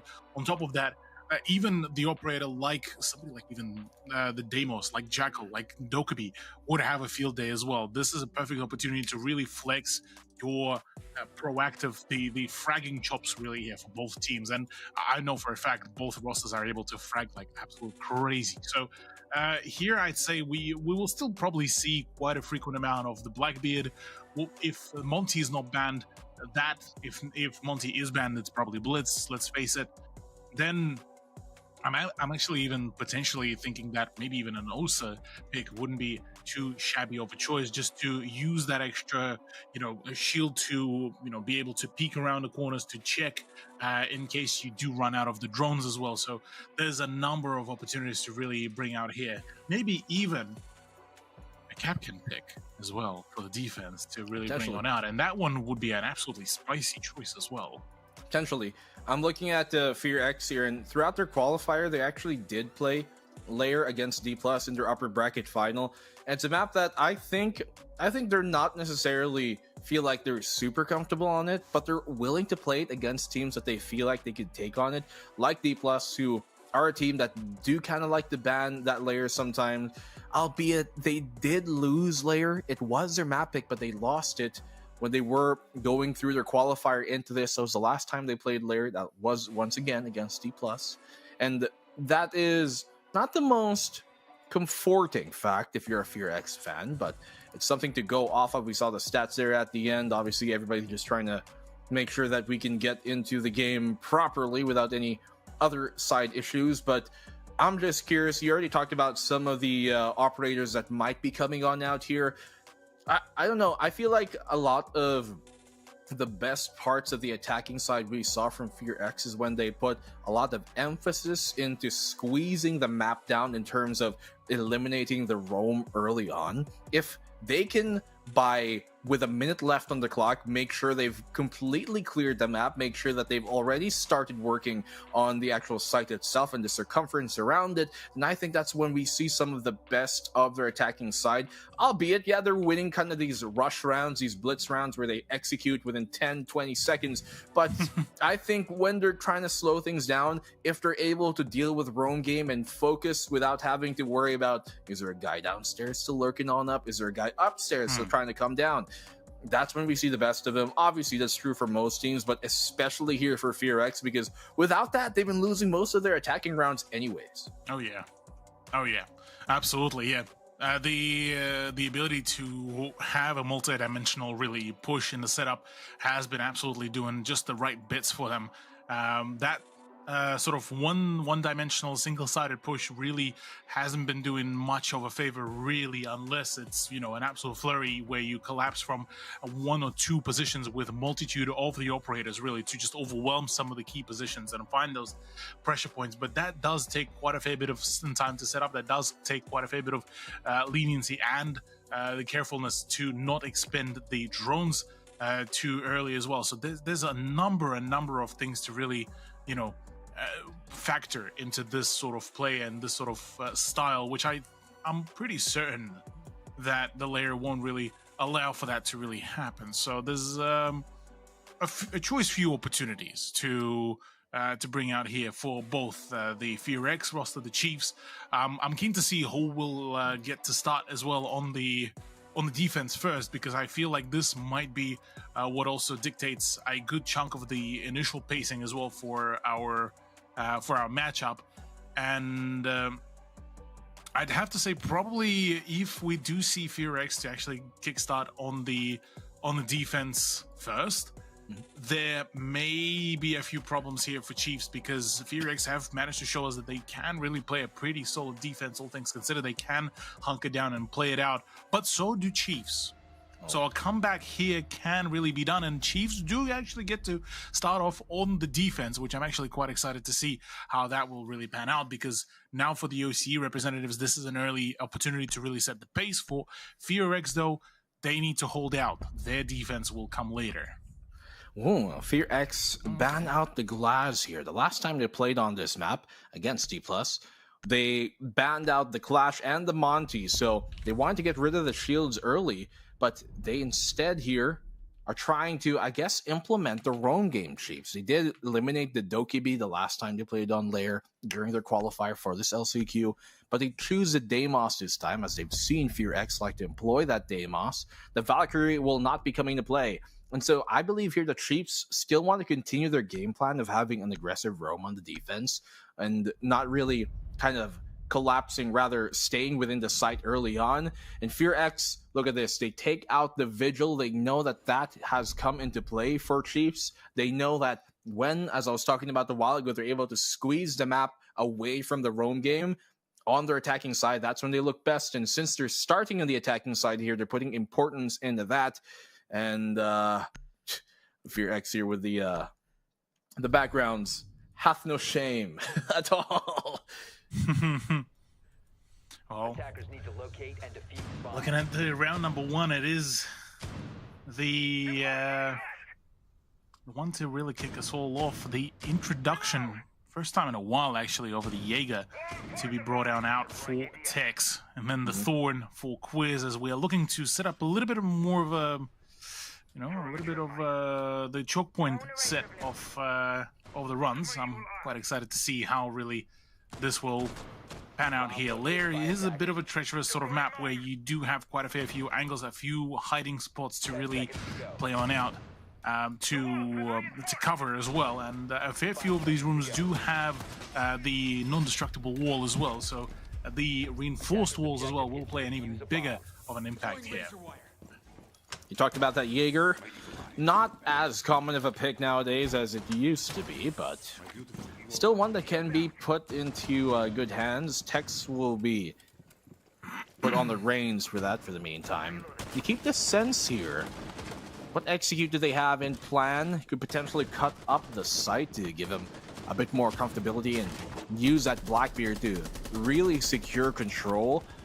They also have the fuse here, so there has to be a set plan already in store coming into this round, considering the comp that FearX walks into it with.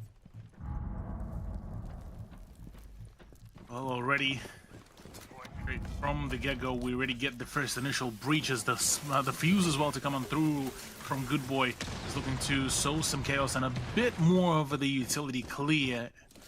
The BFX roster are looking to try to get some of the bit more robust clearance of the initial entry points, and so they will, though. Initial point already, the few pre-picks and pre-pings are coming on through. The drones are doing excellent work with finding the initial information. See what they can do here, though. Pressure trying to be put and placed on the attacking side by Jigsaw. Get the scan up. They know that that is waiting. Fenrir. Things quiet down for the meantime here. The Chiefs on their defensive side doing a good job of stalling without losing too much. Now, has to be careful trying to bandage that, rather try to re-barricade that there, Cairo. Threat right around the corner. Another 90. Attackers have dropped the bomb defuse. Attackers. So far, a bit more of a calm before the storm, whilst a few exchange games are coming on through. Right now, the breach right onto the side might be just the right play here, or at least the fresh opener, though that will still open up a few opportunities for the crossfires, but it's the opener for Jigsaw is the one that will be the trendsetter here. Yeah, exothermic goes off. Blackbeard just walks on through there, but how much value can he get? He's in a tough spot here, Nova, to deliver, and Jigsaw will find a second. That's a double for him now, finding two pieces of this puzzle. A triple now for Jigsaw, continuing his momentum from a while ago. Chiefs, absolute perfection. Tex starts another map strong here with a double kill at the end, and the flawless one to get the layer going. Perfect. Perfect beginning here for Chiefs. Not as good of one for the FearX roster. They certainly felt a little bit rusty there for a brief moment, but it is only the first round. It is just sort of getting used to what your opponent is bringing out too. So we have seen this sort of turnaround before, where Chiefs begin their defense nice and early with some good streak of whether it's 2 or 3 points, and then only then FearX do activate themselves as well. So let's see if that is going to be the case here as well. Otherwise, we'll look. I mean, with the way how things been really going, FearX slowly but surely been losing out on their momentum here and there, which started off, funnily enough, actually back on the Clubhouse, where they couldn't really find much of a response. On Consulate, they did manage to finally inch it back, but this is where it all really comes down to. Lair is the decider. Lair is the one that makes that makes the previous two maps really fairly redundant. That it is going to be the one to choose the winner here. And so far, what I've originally got to see, which was the choice of the Amaru as well, and now switched on over to something a little bit more steady. Now that's called for FearX, wanting to try to just approach this a little bit differently, try to just get rid of some of those or rather throwable utility riddances, and then go for the actual push. But see if any further we'll get any progression. So now Chiefs, on their earlier attack, kind of established that they wanted to play a bit more compact, right? Not really spreading themselves out through the map as much. And I think this is going to be part of their long-term game plan in this first half. They're going to try and condition FearX to not expecting that roam game. Potentially thinking that maybe they've scared Chiefs off of it because they don't have the Vigil anymore. But then they can start to do it slowly throughout this first half. They still have the Solus here to play and accompany that idea. Fenrir, obviously, with those red mines is a threat, so FearX will have to deal with that, but they do have the Capital. Try and work things over. No real urgency just yet from FearX, but I think they're doing a good job of slowly clearing out the map. Problem being, though, Jigsaw currently on the roll, on the prowl rather, as actually on or really make a play. The breaches are starting to come on through. The Locust push seems to be the one at large. Still yet to get the response here, as Demic is the one to actually get the early damage, but not a kill just yet, so still minute 20 to go. It might just be the high time for the absolute siege to begin. Try to play that vert, but they still haven't found Jigsaw, you're correct. And he's still roaming there up top. He has to time this perfectly. Rin will get the opening pick here on the Oda, which is pretty big already. They know Oda wants to play very aggressively. He'll go for a second, but Cairo's ready to trade indirectly. Just after a few seconds, the shield comes around the corner. The blitz is going to be perfect. They pincer him down and trap Cairo there in the small room. Look at Tex trying to make an opening, trying to create the sight line, but will not be able to find much off of it. The diffuser, it's halfway stuck right now. FearX have to make a move. Jigsaw's worked his way downstairs, but still cannot find much going just yet. Quiz trying to take the duel. Jigsaw gets found as he returns into the fold. Good boy doing good to stay away from the fight, and a double from him with a swing. And that should be the round, and that it is. FearX tie up the game 1-1. The momentum control from FearX has been absolutely great. I mean, whenever they do fully commit to their push, it is an unstoppable machine, especially when they attack. And my word, they manage to really stem that bleeding nice and early without allowing Chiefs to really make any further progress. Now, with the ground being even between the two rosters, they can start potentially pulling away. Now they've read into what could be potentially the overall pacing that the Chiefs are looking to set. Now we are going for what I believe is actually going to be the armory hold as well. So I'm quite keen to figure out how this will get shaped up. A few of the peak points towards the stairs as well, looking to make, but Chiefs, they have an overall good idea and the good positions. It's more so just about managing just when they go for the aggression and where they're getting the information flow from. Definitely a case, or rather a point, to be considered there. Monty will be swapped on in. A vertical plan seems to be the idea here from FearX's execute. They pull out the Buck and the Ram, just to double down on that idea. Castle will remain here on Oda. But the Mira is going to come out now for Cairo. Potentially, this shield, it's been what's, I think, working for Nova more often than not. But we have seen times where it's become a liability, but it's, once again, more often than not, working out for him. So it's a right idea here for FearX to keep utilizing this to spearhead their charges as long as it's supported. Well, yeah, they managed to really adapt to the fact that we were actually talking about it, how Nova does feel like a little bit of a liability in terms of, you know, his performance in the fragging department. So what FearX ultimately did is they set him up with being a bulletproof cannon fodder, really. Yeah. You send them over, you bait with them to get those frags, and it's been working out quite phenomenally because even in the hands of Nova, he can still be very dangerous if you don't really give him much respect for some of the gunfights. And, well, exactly that. Same goes for Oda. The man can do everything, it seems. Especially if he's able to juggle that shield properly. The trades go out either way, but arguably the frag on a Mephi was bigger. Takes out the Thatcher there. Minute and a half left on the clock. They're still trying to employ their vertical play plan. But the Chiefs right now are doing a good job of keeping them on their toes, making sure that, you know, FearX aren't going to be comfortable with sitting on their drones for a long time. Toxic Baids are being used decently early here. There's only one left on the Tex, so that's good pressure from FearX to force out that utility earlier in the round before it gets too late. Oh, but what a find by Good Boy! He didn't even know he was right behind him there. Oh my days. Even Quiz is bewildered at that turnaround as well. But look, it is what it is. What's done is done. 2 versus 2, though, is an excellent opportunity here for Chiefs to really make a comeback from. With Tex getting the better of yet another BFX player, that does leave both the Buck and the Thermite, I believe, relatively separated. But now I believe they got the opportunity to really rendezvous together. 35 seconds to go. Those are going to be fairly isolated gunfights, and that is a perfect flank out by Good Boy. 1v1 now to go. A Good Boy here. Attackers have recovered. Let's see what he can do. 1v1, as you mentioned, 20 seconds left on the clock, and the diffuser case is in his hands. Gonna try and make a bit of noise to force him out of it, but no, he's gonna stick. He can actually make noise. There he goes. Forces to stick out, and that's actually quite huge. Jigsaw playing it to perfection, as you mentioned. He let go of it with a sliver of a second remaining on the stick. And otherwise, turned the nerves. Yeah, just turned the odds against him.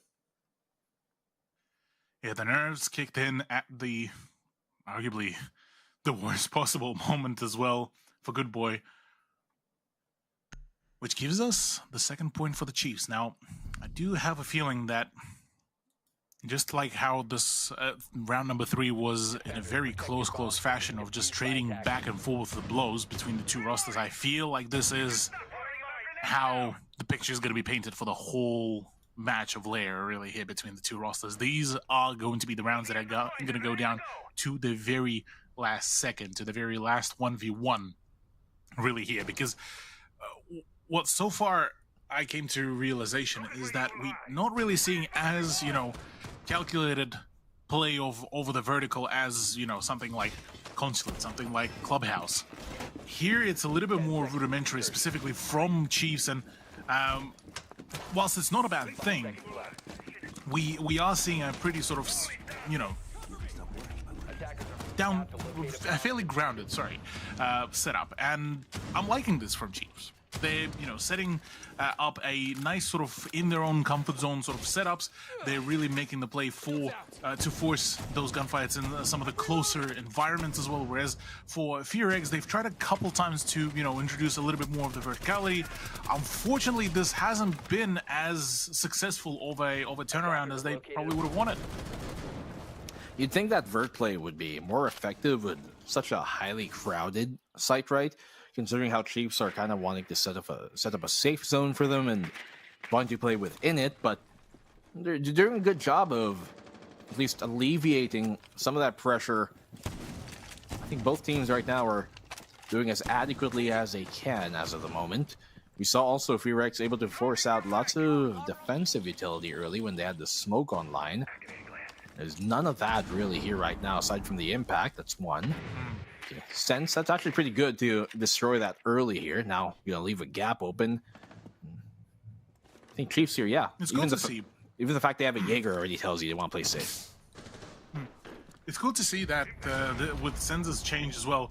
They're able to really, you know, set up when you want that wall to go up and when you want that wall to really, well, just go down and not really obstruct too much of a play, but Gimmick actually is doing some absolutely solid job so far with the overall turnaround, but oh, the frags are starting to fly in. Nicely done here by Good Boy. And the rest of FearX are finding their picks relatively cleanly. No trades coming in from Chiefs here. Ooh, as soon as I say it, speaking of the devil, Quiz is able to respond finally, and Jigsaw does the same quick swipe at Ren, and he connects. Now he ties things up 3-3, making things even more difficult for FearX in this execute.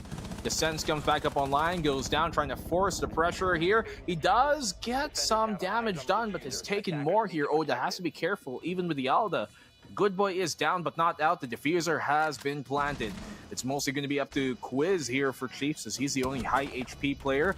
Oh, Mephi finds it still. Nice coverage, as you mentioned, on the sight line there. The shield able to sustain both of them as Blackbeard and Amonte. What a combo to have to go up against in the 1v2 here for the clutch. This should be FearX's round. Good Boy is down, but not out. They don't even know about that fact that it's a 2v1 at this point. Oh, what? He's trying to bait a reaction out of him. And Mephi will confirm, but man, FearX, really clean round to start things off there. Certainly so. Once again, a bit of a back and forth or a seesaw really to bring on out here between the two rosters. Not really giving each other too much of a ground to really play off the back of, but Lab and Lab support is coming on out once again for Chiefs. It has been a bit of a tenuous of a site, and I still remember, actually, I believe this was a lost site for the defense of Chiefs. So I'm keen to see. Yeah, it was actually. So I'm keen to see how will they really reiterate this very site, seeing as the only real change that we do get to see is actually Quiz, I believe, on the 1Y. And that is basically about it. But look, this is definitely going to be a whole lot closer of a map than I originally expected. I was thinking that we'd see a much more one-sided sort of venture here between the two rosters. Or maybe that will come to fruition once we do get to the second half. 5 seconds left. Well, there's a bunch of potential vert pressure that FearX might want to apply here when attacking a site like Labs. To be fair, though, Chiefs have also extended their defense up top, obviously reinforcing the big walls there, and wanting to deny that vert from happening as early as possible. FearX bring out the sledge to do it. They have a Jackal now as well, which is a tool we haven't really seen in this entire series so far. This is the first time they pulled it out. I'm gonna wonder how effective that will be for helping to clear.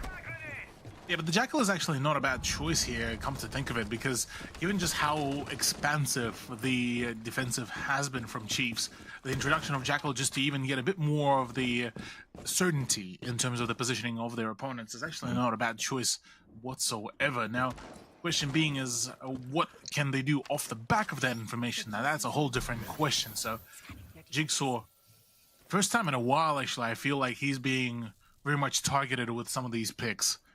In comparison to what we got to see in the first two maps. Well, it's because he came alive, really, in the end of that second map there. And now coming into the third, more of the same.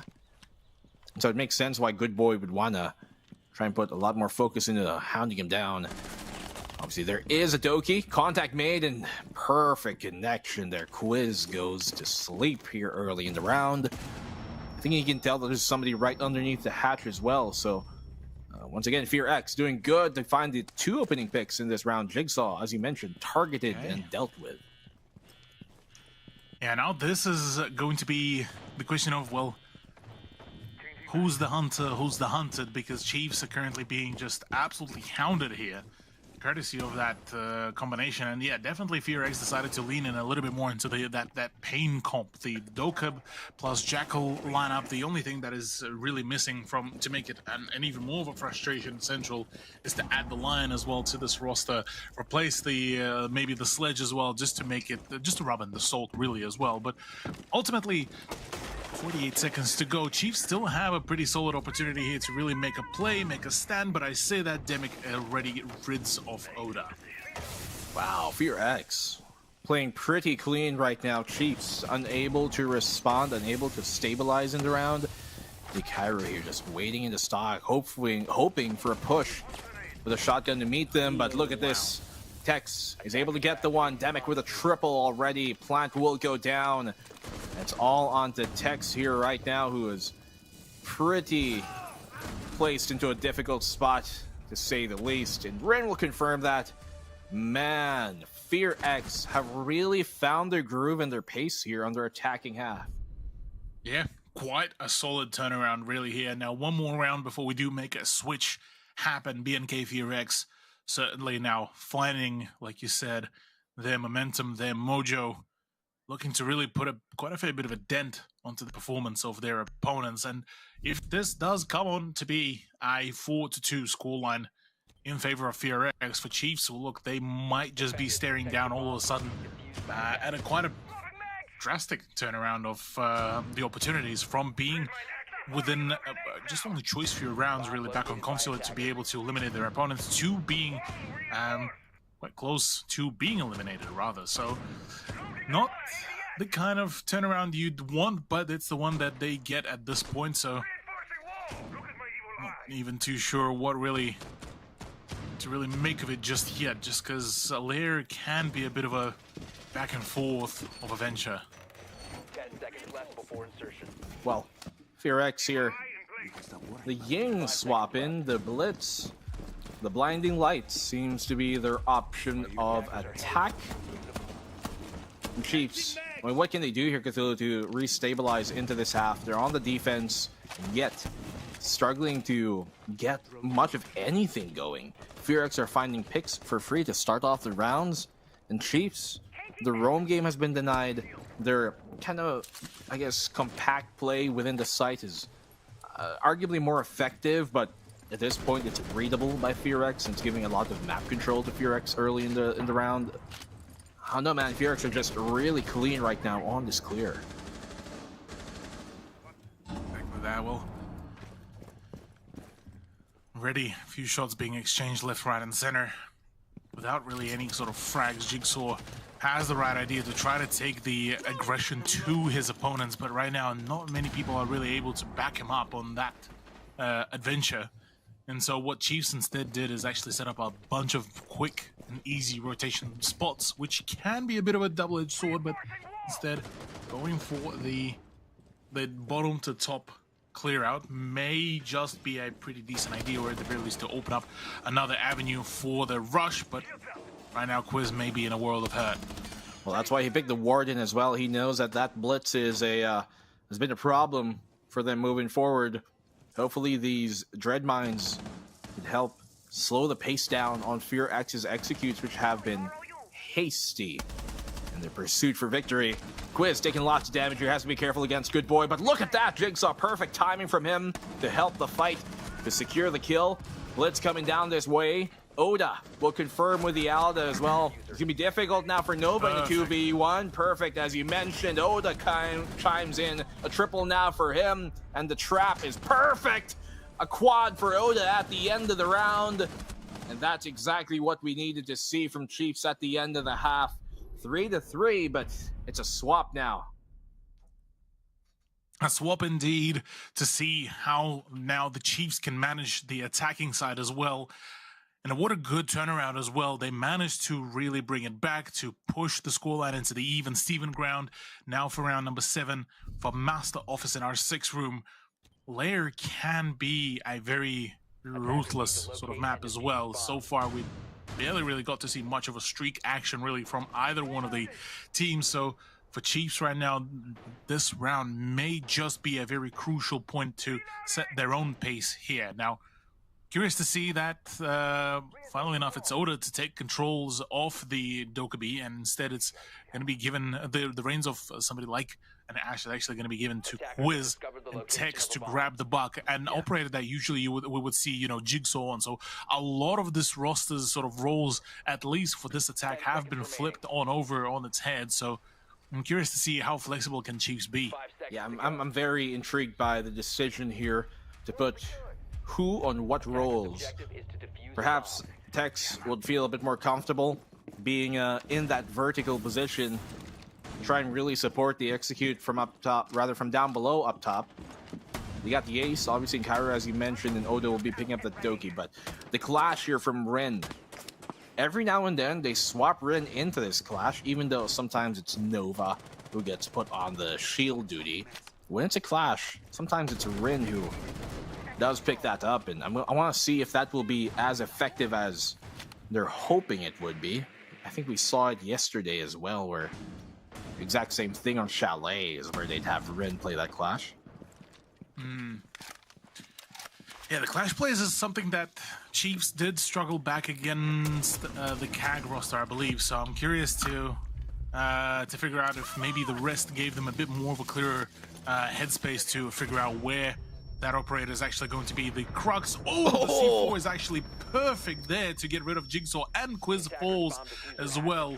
Not the kind of situation that you would want to see, but that's the situation that you've been served, and continue eating Fear X Shao. Well, Good Boy gets baited there, trying to do the same thing in turn and return the favor. Oda and the rest of Chiefs responding on the attacking side, caught out momentarily. The Vert here applying a lot of pressure towards Fear X. They do stop the clash, which is kind of huge with a minute and a half left on the clock. Still down a player, but that can be rectified. Default cam up above. He's obviously scanning Oda there, but I don't think he minds too much just yet. I believe this was now hacked as well, so it's more so the attacking team now frantically checking all the cameras to see if they can spot any sort of potential threat to be upcoming. A minute and 5 seconds remaining. Now we do need to ensure that now for Chiefs, they need to just keep on keeping that clear headspace. They cannot allow themselves to rush. They will be pre-firing a few of the positions before they even make the advancement here. Here comes in the call, but who will answer? Nova denies that immediately. He is a mute, so just get near the jammer. Should do the job. 30 seconds left on the clock. Chiefs need to step on the timer here. but not too hasty. They're already within the threshold of the site. Oda taking a very, very sneaky route and decision into it. Does crawl into his own demise. 15 seconds left on the clock, and Tex has to get on here as well. He's got the frag, rather a flash to try and force the issue. Trying to bait out the reaction, but they're both on either side, left or right. Pick your poison. It will be Chiefs to respond here.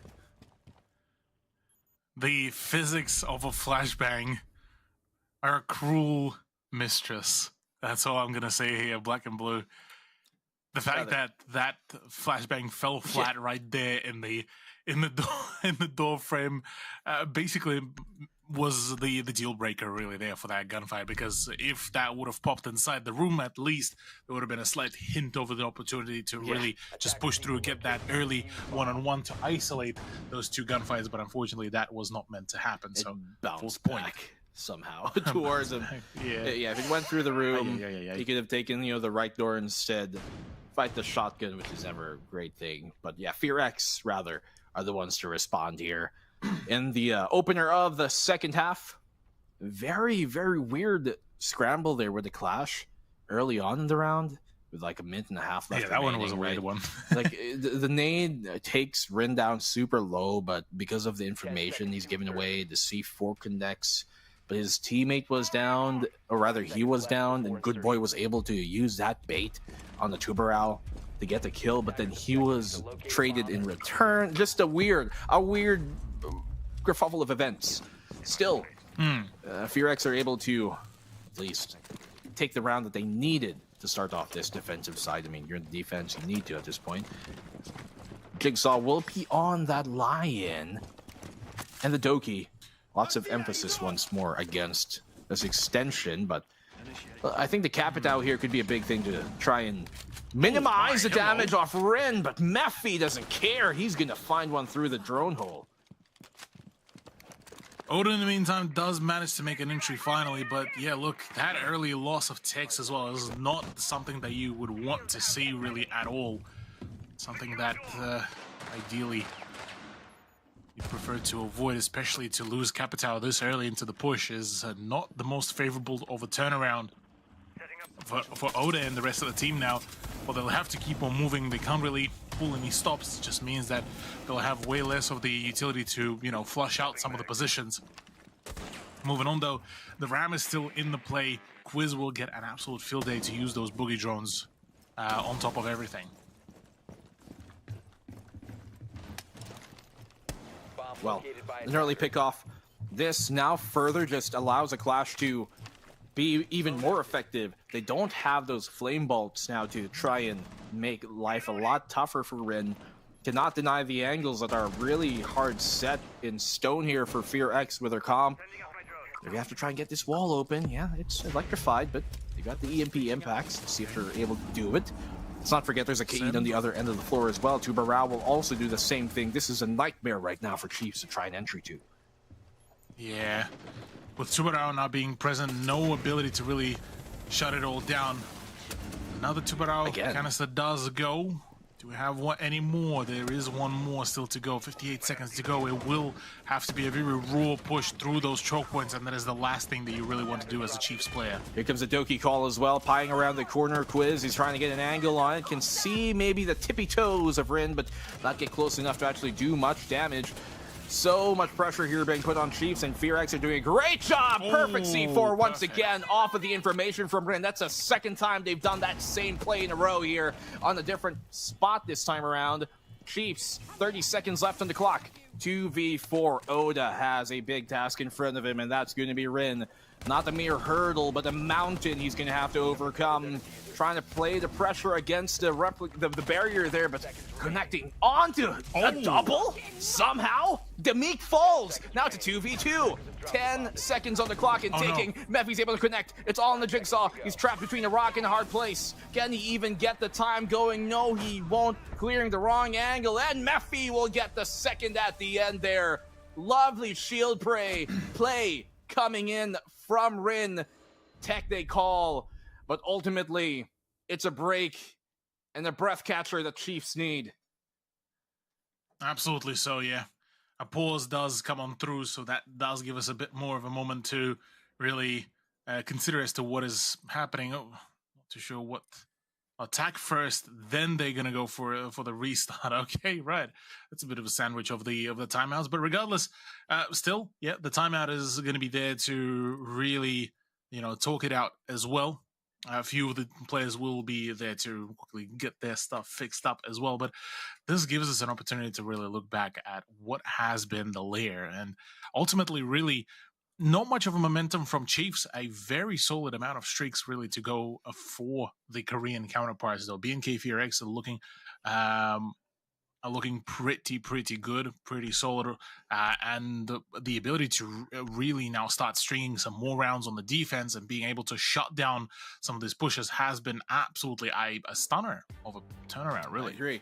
And there you saw it, right? A technical pause right after the tech, and when you do use a tech, you are technically not allowed to converse with the rest of your teammates. So even though that might not be, what they're going to be able to do here, still a breather for them. That was an intense round that they could have maybe done something with. It just didn't really pan out. Mephi coming in huge there at the end. Without his play to counteract that would have been it would have been a lot more viable for Chiefs. But man, the amount of value they're getting off of Rin's clash here on the defense, it is pretty huge.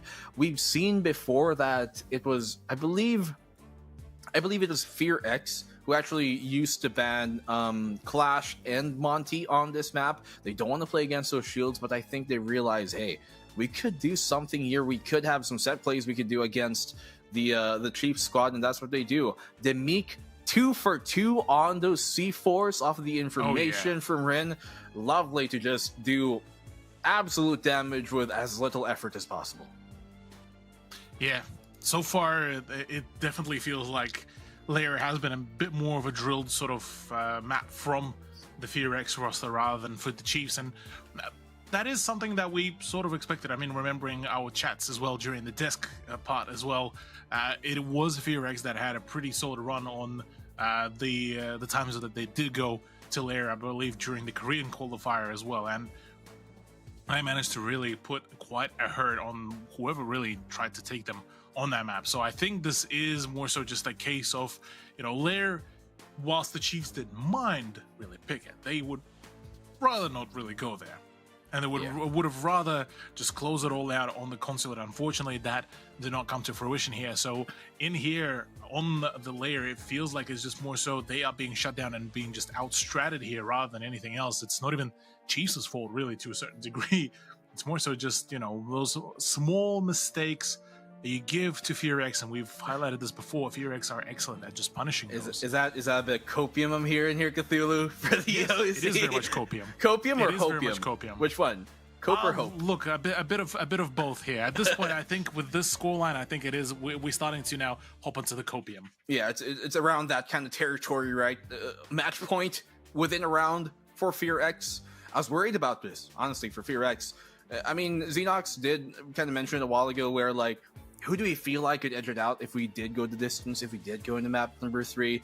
I personally thought the Chiefs do have it within them to have that stamina to persist throughout a long-winded series because of what we saw yesterday versus Dire Wolves, even though it came down to OT and they were still able to edge it out. But apparently it seems like now that if they didn't close out consulate, Lair might just be their doom. And for, I guess, if you're Chiefs right now and you somehow aren't able to make it out of this series because of this, you have to feel bad about that consulate. It could have been theirs. They were so close to doing it, but let's not call the bird before it lands. I love saying that because it's true, right? FearX here. they're a round away from match point, yes, but we're still not done. And Chiefs, as you mentioned, I don't even think necessarily the comp is a problem with what they're doing. It's not always about which tools you put into your box, but how you use them. And I don't think they're making the most out of what maybe the Fenrir would give them. They're not making the most out of their potential roam game. And to be fair, we haven't really been seeing their roam on the defensive first half be super effective, and now that they're on the attack, we're not really seeing their roam clear be as effective. Like, they lost a pick early on to a drone hole. It happens, but the rest of their team what's happening? Why is Jigsaw allowed to run amok on the opposing end, right? When they were on the first half, and now coming on to this, same thing's happening. He's done great work now for this OCE squad, but when the flip side comes, yes, FearX will allow a player or two to pop off on the Chiefs side, but Chiefs, they can't allow the entire team on the opposing end of the floor. They can't allow FearX to do the same. Yeah, they can't really be allowed either to be funneled into that, the set of choke points really that we got to see. So many times that we got to see those double kills really to come on through in favor of FearX when we went through a couple of the quite crucial choke points, whether it's a roam clear, whether it's right before the actual entry into the site, and oftentimes than not, FearX were able to so successfully counter any sort of breach attempts that it wasted so much time for the Chiefs attack. B, they managed to really just force them into the most uncomfortable ground of just checking multiple angles and just trying to play a game of guessing as to who is going to peak first. And if that lands, well, it's FearX that wins. If it doesn't land, well, then it's up for Chiefs to try to really, mount a comeback. But overall, this is a very dire situation right now for Chiefs, despite the fact that it's not even yet in the match point zone, but it's eerily almost too close.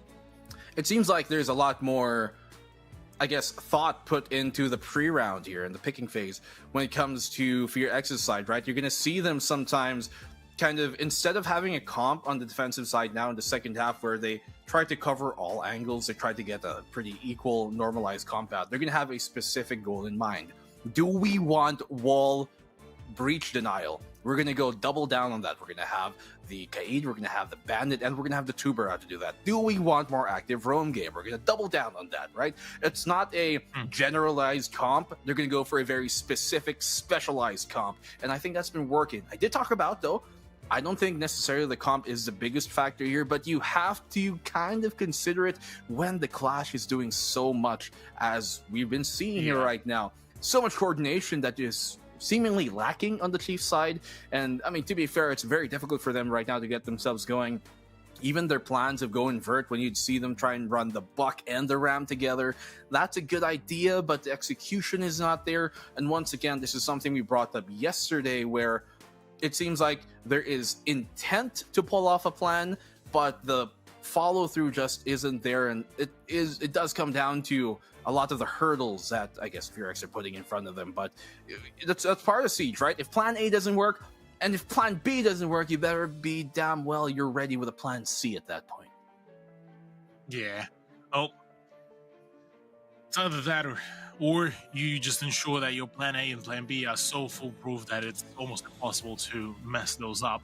Yeah. I'm quite curious to figure out whether now after this break, if that was enough for Chiefs to really, return maybe themselves into a bit of a mental, a bit more of a healthier mental position, or whether it's still all for nothing.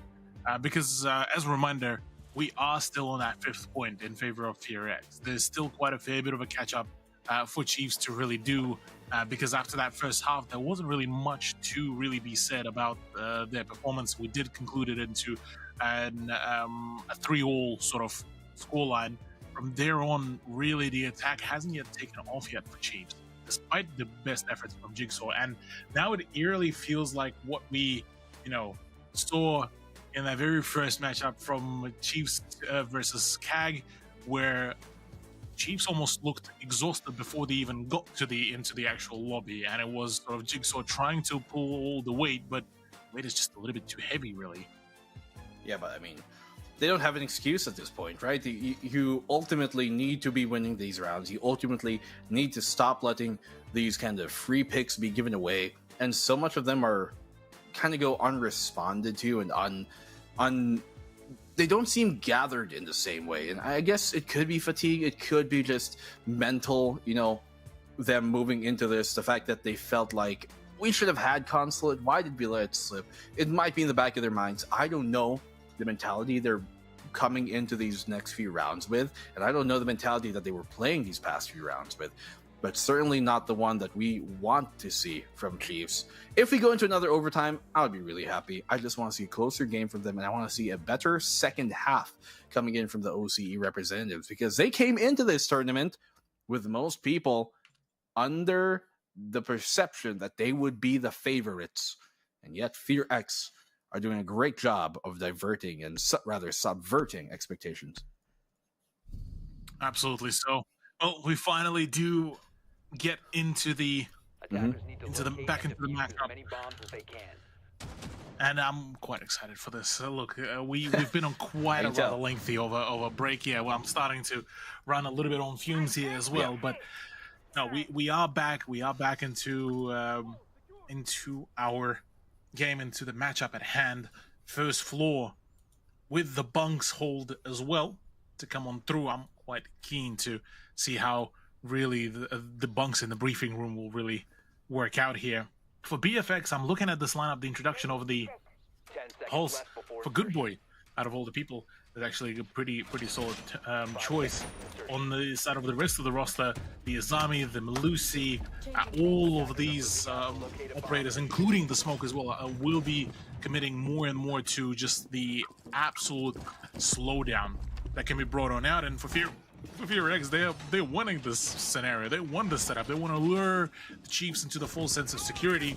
And the response that we do get to see from Chiefs is actually a quite interesting one. The introduction of the both CBRN operators, that is the Lion and the Finca, plus even the Fuse to just clear out all of the sheer abundance of the utility that could be there. Well, you talked about Good Boy being on that pulse. I wonder if this will give them the same sort of value we saw from Rin a while ago, who now diverts to a more active role here in the fight, more fragging role, creating a one-way there. They'll obviously give Rin these sort of positions which are hard to play but have lots of value, as Rin has been one of the outstanding performers on this team and a very experienced one at that. The Chiefs here, after the reset, have they truly reset themselves into this game? You talked about them bringing out both the Lion and the Finca. Tells a tale that they want to go aggressive here, especially to accompany this Monty. Util out, Flash will not hit the mark. Rin. That's actually a gunfight. Nope. Will not connect, but does tell there's someone far down. Ooh, Rin, no, trying to re-aggress, and Quiz is very much so up to speed with the idea. Exactly that, but the Quiz does get traded out at the end of it all. Matter of fact, make it 2 Jigsaw to full. FearX slowly but surely just checking out all of the check marks really there for themselves. At least the 3v3 is workable, but Chiefs already sustained a hefty amount of damage. No more heals, no more scans. It is going to be a hell and back for them to bring this round back into their favor. Still doable though for either side. 3v3. And now the Fuse is trying to do its work, but Nova will be able to find Oda. Thermite is out. Good Boy still alive, so they still have active information on what's happening. Oh, he almost has an angle there. He actually sees him in the corner of his eye, but I guess doesn't recognize it among the rubble.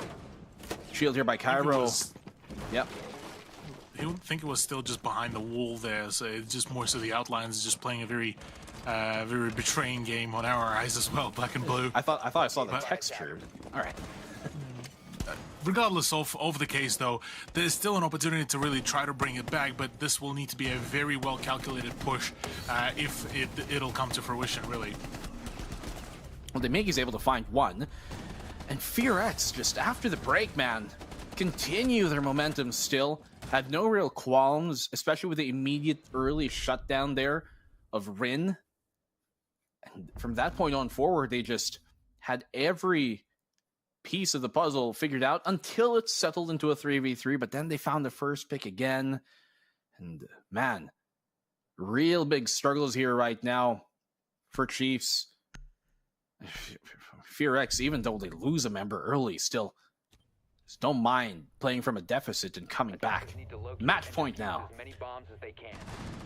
Match point indeed, match point, series point, and the spot into the grand finals that is now on our hands. Black and blue, this could be the final one, the one to end it all, and if this concludes in this very round, Will be one hell of a heartbreak for Chiefs as they battle through hell and back to really push this into the map 3, and unfortunately just could not even close it out on the consulate. They had a few opportunities here, but now it seems like they have fallen short.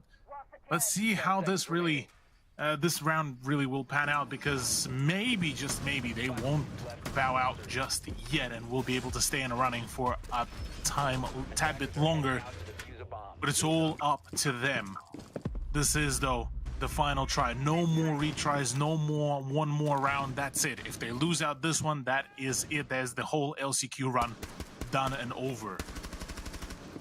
Well, now we finally move into it. Will this be the final outing of Chiefs in this matchup, or will Fear X be able, rather, or will Chiefs be able to further extend this into more rounds, possibly into OT? That's what they're shooting for right now, to have a chance. Oh, almost catches ahead, but Chiefs wanting to employ the shield again, and double CBZN. Yeah, well, now for Chiefs, the first line scan does come on through to try to lock down a few of the positions. The push does seem to be going on through on a different side to try to maybe deter a few of the defenders to try to rotate over to a different spot to allow that initial flank to get moving. But it's a very stacked push. Actually, as a matter of fact, already a few openings are starting to come on through. Rin to the rescue. Able to get back to safety here, but Mephi shut down, and good night towards Tex. Oda will respond at least, though. Some damage being done either way. Gonna be difficult to get the breach out now that there's a big open hole in it. It'll be hard to place that exothermic from the thermite of Oda. Drone will confirm presence around the corner here. And they're going to re-establish control of that mirror window. Keep it active. Certainly will. 4 versus 4. This is going to be a very dire situation here. Demic as well will need to be the one to really hold things off. Frag grenade out to force back the push out just a teeny tiny bit more. And now the smoke grenades are going to start to get used with 1:10 remaining. See here now, Chiefs still have a minute to make this work, to make a final stand and push. The finish line is so near for Fear X, and yet there's a big hurdle in the way. All they have to do now is stall. One more toxic smoke for them to chuck out here from Nova. And Cairo has to lead this charge. Exothermic will blow open the breach, and Jigsaw gets a great catch here in Mephi, who thought he had more time to get the Kiba barrier out. That's a good shutdown. Now they have the advantage. Right around the corner, the plant will be stuck. Jigsaw will find a second here. Plant is safe to continue. Nova trying to chime in on the fight, and that he's able to connect towards Jigsaw. Nova, will he be able to find a second? The Monty is right in front of him. He has to be careful, but the Meek comes in big on the Oda. Oh, Shotgun no. in the hands of Nova. 35 seconds as the diffuser has been planted. He's trying to hound him down these stairs. Can he find the angle? We'll get the melee off, and that is 1v2. All in the hands of Quiz. How did they fumble this? A generational mistake they could have pulled off. But will he be able to do it? He's looking the wrong way, too. Diffuser has been planted. It is post-planted for... No, it's not for him. It's so far away. No. There's no time for him to get in position. No. He forces him off. And that it will be Fear X stealing it under their noses in a 4v2 in the post-plant. 7-3. Fear X move on to the grand final as Chiefs bow out of the LCQ. Wow. Oh my goodness. And to rub in the salt on the wound as well at the end, to put the ZZs as well from Demic. Look, yeah, the beef between Korea and Oceania continues, but what a way to wrap it all up. Yeah, look, this one will be hurting for a while for Chiefs, in the way how that whole map, really, to be fair, really fell apart. But massive congratulations to Fear X. They managed to weather the storm. They managed to really push it through, and well, the redemption arc is back for them. Grand final up ahead. Oh man, I mean, we've said a lot, but yeah. I think Xenox here also wants to have a word about that one, so we'll be adding him back to the desk. Yes, boys. Xenox, oh my goodness, what was that? What a game. What a series. 3.5 hours. It was an absolutely banging matchup. Congratulations to FearX. I mean, I'm just sitting there just wondering how is this game transpiring the way that it is. But, to their credit, I think for FearX, you think about that second map, and I'm thinking maybe Chiefs are going to get it done, but then they are able to turn things around, eventually win overtime, get it to Lair, 3-3 half, and from there, they really didn't make too many mistakes. And I think at the end of the day, the better team ends up winning. I think we can agree with that when you kind of look at yesterday's proceedings, then into today's matchup. I think Chiefs, just a couple of those short fallings, but we kind of spoke, boys, on the desk, about maybe some of those potential weak links. Nova, Tex, I felt like at various times both of them were able to do things. Tex throughout this series certainly far and away an improvement from what we saw yesterday. Fair play to him. Nova at times, I mean, even in that last round, having an impact. Cthulhu, a tremendous series. You said it yourself, it's going to hurt for the Chiefs, boys, but at the end of the day, this is a FearX roster that has been not only together for a long time, but been around a long time, and this is the rightful position for them to be in, to be challenging to go to 6 Invitational. This is not a shocking result at all. Oh yeah, absolutely. Yeah, but even at the beginning of this broadcast, we sort of came into this saying that look, FearX, they look a lot more confident, really, to go into this matchup. If we would have said, oh yeah, Chiefs to battle against the CAG, it almost feels like this is going to be almost 2-0. CAG looked so much more mechanically just straightforward with their plays in comparison to Chiefs that it was almost going to be, we can hold that full on a while away. Whereas now that FearX gets to go against CAG, this is a much, much closer picture, and we hope to see that as well. It was a 3-mapper yesterday as well between those two rosters. So, absolutely. FearX came into this much more prepared. They were ready for the long game, and a long game they stood. We say goodbye to Chiefs, Black and Blue, but obviously now for FearX, it's about having to refocus quickly, right? Like, they have to now go play a grand final. This is not a time to celebrate and bask in the glory of what was, a pretty strong win in this series. 3.5 hours, absolute slog, 3 maps, and suddenly you've got to turn it all around within the hour and go into a grand final against CAG. As great as a win this is for FearX, do you fear that such a grueling match as this, now having to turn around quickly against a CAG team that's prepped, ready to go, probably been watching, puts them on the back foot early? No, I agree. From the get-go here, we were actually talking about it during the start of this third map, where if you are either team, Chiefs or FearX in this case, you want to end the series quick. You still got a grand final to play, but I believe there could be a different edge here, different flip side to this coin here, Xenox, where some teams who play 2 matches in a day and have to go up against a grand final contender in CAG, a team like CAG at least, these type of series, it just warms them up even more for the next opener, rather for the next series that we will have. So I expect them to open map number 1 in our grand final pretty strongly. Now, if it does extend into a long-winded series, a grand final, that could be a very different discussion. They might lose wind. They might just lose their sails by the time it gets to maybe map number 3. But at least to start things off, I think they're going to be pretty warmed up. To be fair, Lair wasn't really as drawn out as Consulate was anyways. They were able to close it out 7-3, so that's pretty good for him. And I do think, once more, this could heat a tenacious team like this FearX squad up for a map number 1 storm in the grand final. I mean, Cthulhu, for CAG now, we kind of turn our focus to talking about them a little bit now too, going into the grand final, having already beaten FearX and so far undefeated throughout this run. There's not too much to kind of take away from the match they got, other than probably ban Consulate, right? That was the one map that they ended up losing in that series. Again, FearX final result on that map. That seems like the kind of map you've got to avoid. From there, the pool remains quite wide open. I mean, even something like a Lair, I don't know if that's going to get through, right? So for FearX now, they're going to have to play different maps against CAG. Oh yeah, absolutely. They'll need to really flex their full knowledge of their map pool, really, for FearX. Whereas for CAG, look, they already showcased us a really good and robust map pool as well. I mean, Bank has been really well orchestrated. The Cafe as well, that one that was actually against Chiefs, was also extremely well orchestrated and quite definitively as well played. So I will have to say, ban out the Consulate, ban out maybe even Lair to a certain degree. The other thing as well that is worth mentioning is that just from off the back of this matchup, we got to see a bit more of a definitive answer about Nova as well. That you've actually asked us at the beginning of the broadcast, where we can now see a much more definitive role for Nova. On the attack, they send them onto the shields, use them as the armored sort of cannon fodder, and then get the frags off the back of that. And that works out actually spectacularly well.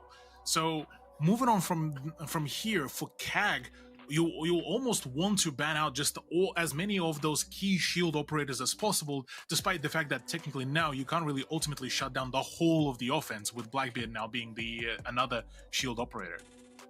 I mean, it's an interesting discussion that you kind of bring up. I'll pass it over to you, Black and Blue. But like, if you're CHG, do you put too much emphasis, right, in trying to shut down your opponent when you've already beaten them? You've been undefeated throughout so far. Do you maybe then think about, hey, let's just play our own style. Let's not worry about what they do. If we know what we do works, should they go with that approach, or do you agree with Cthulhu and you maybe try to ban out shields and try and take away things, obviously, from FearX that have been working for them? No, I low-key kind of disagree with Cthulhu's point if it's going to be about kind of focusing on what was working for the opposing team. I think, importantly, if you're confident in your play and you know that it works, and there's no reason to really divert from it too much. Arguably, though, since FearX did lose a matchup yesterday versus CAG, Osaka, that means they have more to learn about that matchup coming into the grand final. But you can't really focus on what FearX might not be comfortable with here, because they've shown that they're very flexible. For example, on layer in their own qualifier coming into this tournament, their bans on layer were Clash and Monty. They do not want to play the shield if they feel like it's not supposed to be appropriate. But then on the flip side, we just saw them play the shields to perfection, both on the attack and the defending side, especially with that Clash for the opening 2 rounds here of Rin. So there is very good reason, yes, to kind of take into consideration the opposing side's weaknesses, but I think you focus on your strengths more, especially in the grand final. Now is not the time to fumble what you've practiced. Now is not the time to divert to different ideas that maybe aren't as well practiced and rehearsed, and you stick to your guns. I think that's what CAG have been doing this entire game, this entire tournament. They've been playing the same way generally that we've seen them during their qualifying runs and the other LCQs throughout this year. Very by the book, very safe, and that is what's been getting them the results we've seen from a perfectly, I think, functional CAG game plan.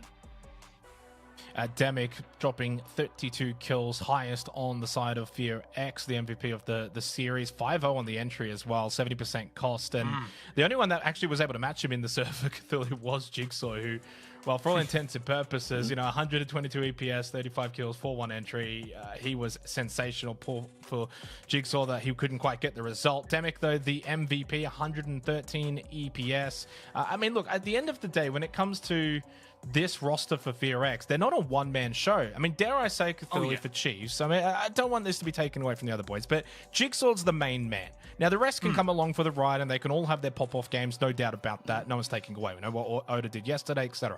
But when it comes to FearX, there's not that one singular presence that you say, if this person doesn't play well, they're going to lose. And that's what makes them such a formidable roster.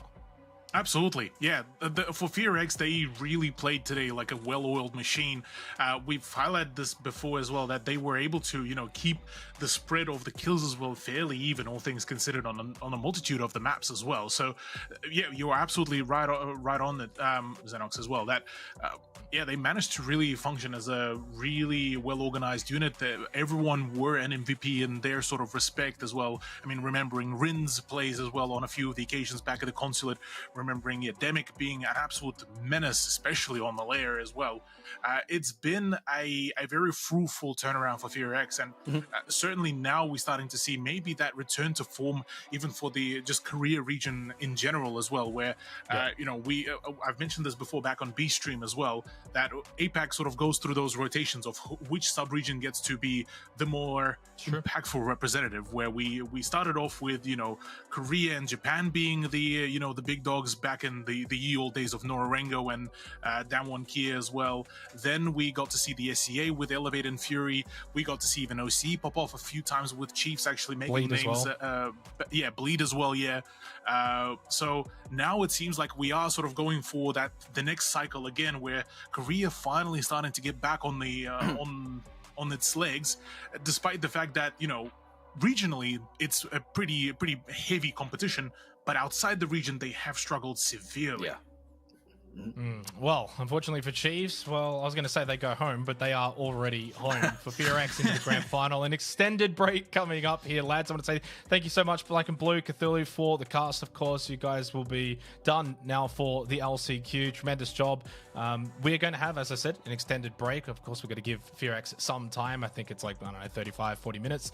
Stay tuned. Of course, don't go too far. There will be a timer, and when we do come back, it will be the grand final. CAG taking on FearX.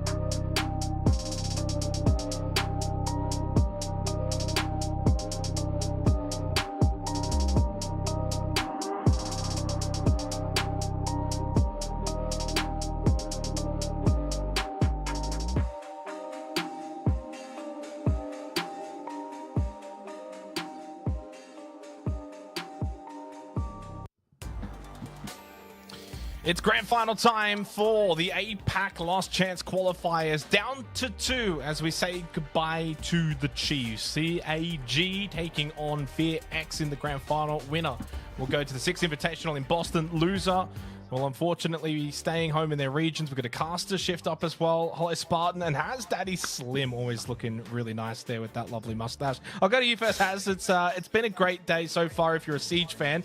Not so much if you're an OS fan, but a 3.5 hour banger. All 3 maps. You couldn't ask for more heading into this grand final. Big win for FearX.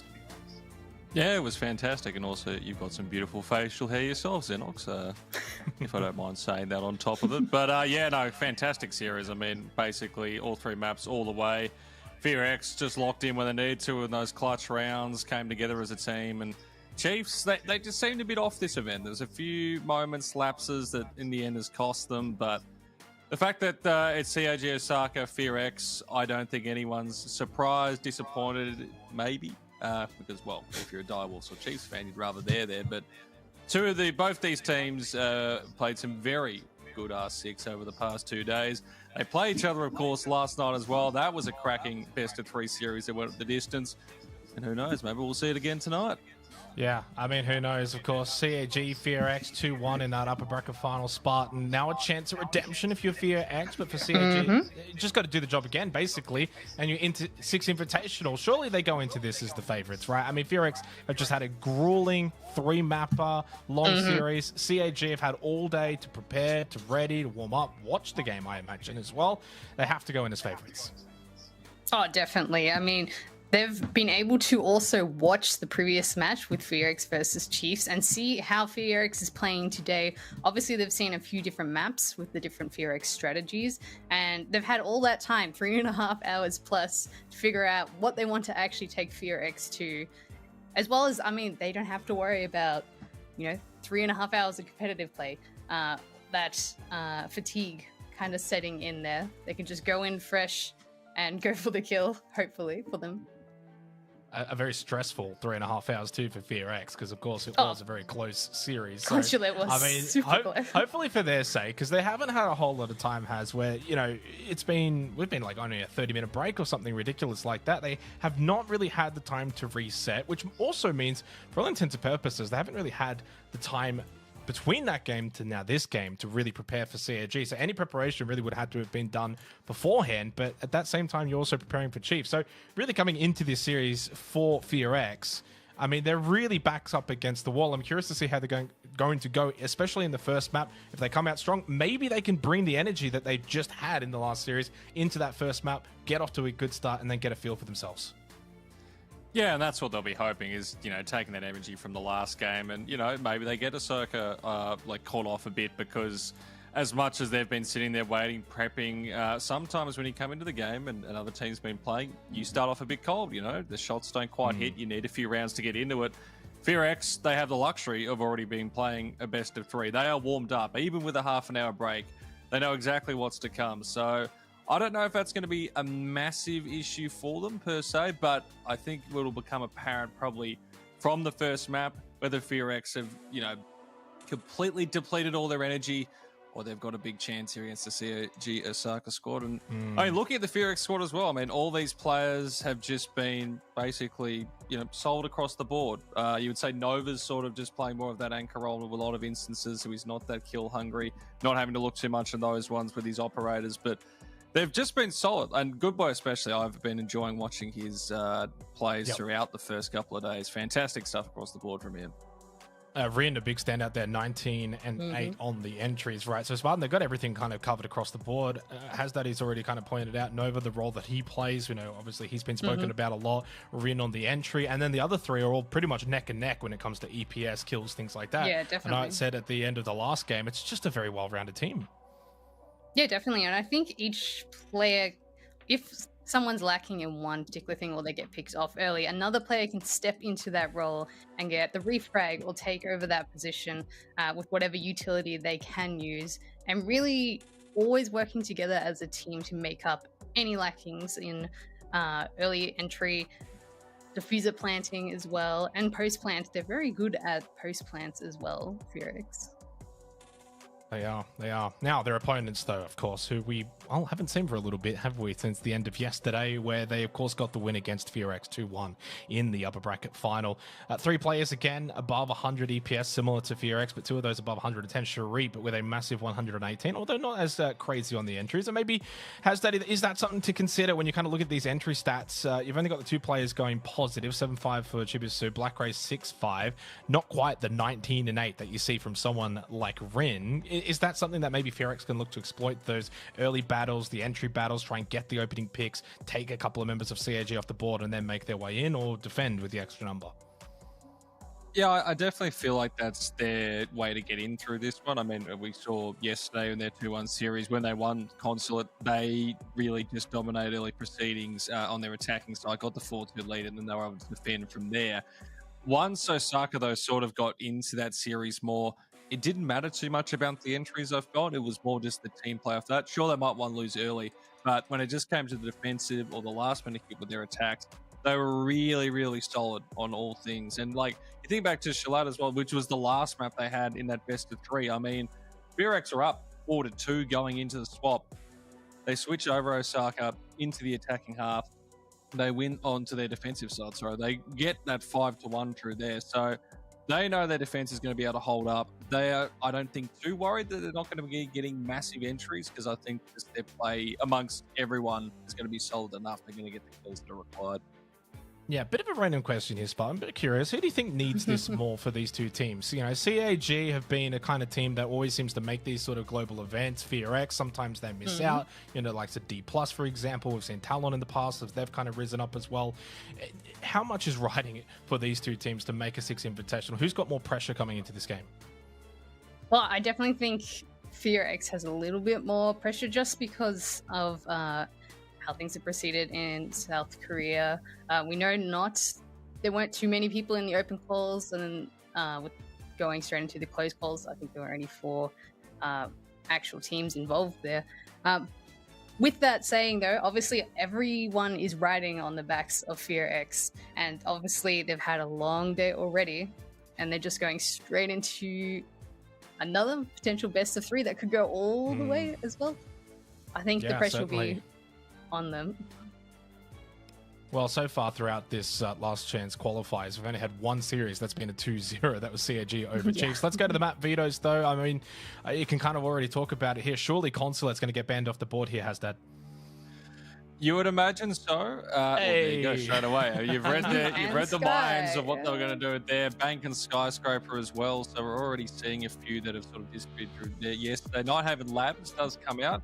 Cafe, and then Clubhouse ban, followed by Shalat, and that means we are going to get less. So that's actually a completely different 3 maps from the series for yesterday. So both teams trying to change it up. Lair, of course, we saw as the last map for the best 3 just before between FearX and Chiefs. So that should be another classic there if we do get that far. CJ Osaka, they get that chance to start on the attacking side on their map pick. They would want to ride that momentum there. But this is where, though, if FearX, if they are going to take this series, I feel they can take the map pick away from the Sergio Osaka squad. That's going to take them a long way to, well, getting that qualification spot, because unfortunately, there's only 1.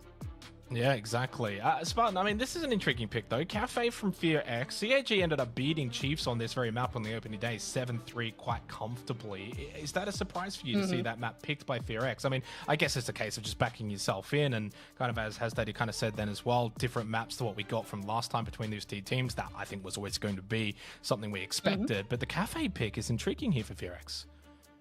I think FearX definitely is comfortable on Cafe, and I also think maybe a little bit of VOD reviews, because obviously KEG has played on it before, and Cafe is very strat-heavy maps. So FearX, maybe they've found an exploit, and they're also very confident with their own picks here. And they've just decided, hey, this is the map we're going to beat KEG on today. And I think they have to go in full confidence there. Obviously, we've seen KEG win that already, so FearX really, really going for a very interesting pick there for map them. Yeah, it's going to be intriguing. I mean, I like the maps that we've got. Lair would actually be quite fitting if we do get there towards the end. Of course, we just had it, FearX and Chiefs 7-3. FearX looked quite dominant on that. I mean, for me, Hasdaddy, I think of it as, for FearX, if they're very confident in their cafe, I like the map veto for them, right? Like I really, really like it. If they're very confident in their cafe, they've picked it, Lair as the decider, that then for me gives them the edge. But I think that's going to be the danger map, cafe, in my assumption. Yeah, I mean, I guess for them, T-Rex is more of a, we're confident in this. They're going to be well aware that Sergio Osaka have gone through the VOD reviews, they've checked everything they need to, and that they're a confident team on it as well. But you've got to play with what you feel is the best one for you there. I mean, looking at sort of the other bands there, they could have leaned maybe towards like that Clubhouse. They hadn't had massive results, and that, of course, as we said, Concept was immediately banned off the board, so that was just never happening. So, you know, you've got to have that secondary one. For them, it's good. They're feeling like it's cafe. Hopefully, it comes to fruition for them. But again, you got to look to the first map at least, and that's where the Sergio Osaka lads are trying to take this one. They feel like they've again got that confidence where they get that first, and if they do take their first map, I think that does raise the stakes a lot higher for Fear, because if they've got the wrong map choice here, that's what game over at that point. Yeah, I mean, we've got a little bit of time here before we get into the grand final. So, Spartan, I'll go to you on this in terms of something like the win conditions for CAG. What do they need to necessarily do in trying to maybe take away things from FearX and the way that they like to play, shield, seize falls, etc.? How do they kind of try and stop that nature of what FearX want to do? Well, FearX, as we've seen time and time again, their C4 usage is insane. They always have 3 or 4 C4s if they're going for a bunker hold, and usually able to get 1 or 2 picks just from that C4. They're also very patient, FearX, with their defense when they want to play with C4s. So if KAG wants to get in, which KAG also uses shields a lot as well on attack and on defense, so I think we'll see some shields on both sides here. But KAG being able to clear those spaces out quickly and do the vert, say, on a site that requires vert quickly and safely with a ram, say, and have an IQ as well, looking for any Velcams or C4s pre-places, I think would be a very, very important point that KAG will be looking to do. With the maps that we've got, Hasdaddy, you know, I look at the first 2 labs, cafe, very defender-sided. We saw a little bit of that as well on Lair. Puts emphasis on being able to do well on defense here, doesn't it? Yeah, absolutely. And I think that's where Sergio Osaka probably come into the game a lot better there as well, because, I mean, FearX definitely had their solid holds for defensive-wise in a couple of the maps. And, you know, overall, I don't think it's a massive difference when it comes to both sides added up there, but Sergio Osaka just looked a little bit more competent when it came to just those full-on. So you look at that 4 or 5 rounds, and that's the difference maker, because a lot of the time, and for most of these matches we were seeing, it was a lot of 3-3s pushing towards OT, or if it was someone's map pick, we'd always see that 3-3, and then that instance where you get those attacking rounds for the opposition, it's not their map pick, and you fall away off that. So again, that'll just come down to both teams, how they take their attacks to putting that lead early, you know, taking those advantages. And hopefully for FearX, I think that they're still going to have some positive rounds in the defensive. They can definitely take some leads, but I feel like CAG Osaka just have that slight edge there. Yeah, I think that I agree with that statement. I feel like coming into a series such as this, CAG is the kind of team that's got so much experience being able to play that more defensive-sided style nature of Siege. Certainly, of course, as you mentioned, FearX can do that as well, and they showed that really in the final map of the last series against Chiefs and their defensive prowess on Lair particularly. So, I mean, when you come into a grand final like this, though, Spartan, for these teams now, you got to also think about brushing aside the nerves and what's at stake. That's something that also has to be considered into the mental aspect for these players in these teams, right? Like, this is not just a regular match of Siege. This is quite literally, you win, you go to 6 Invitational. The ultimate prize being able to attend the best event. You lose and you're done. And, you know, to begin the year off in such a sour note. So who's going to be able to adapt better mentally? The team that's already played today, or the team that's been kind of sitting in the wings? You know what it's like when you're kind of just sitting, waiting, you get the butterflies, you're a little bit nervous, etc. That might actually bode well then for FearX, because they're not going to really have those nerves as much as maybe a CAG. Yeah, definitely. I think FearX had more things to lose if they lost to Chiefs. Obviously, they wouldn't have a chance to get to SI. Obviously, everyone wants to go to SI as fast as they can, as quick as they can. But yeah, I think FearX, they'll be a little more comfortable because they've already had that time period of just being uncertain about things. All right, well, as you can see, the game has started. Grand final time here for the APAC Last Chance qualifiers. Win, and you go to 6 Invitational. Lose, and, well, you don't start the year off on a good note. Over to you guys. Thank you, Xenox. Appreciate him, and we will, of course, see Xenox a bit later on once this series is wrapped up to have a chat about what's happened and which team is heading through to that Boston Major.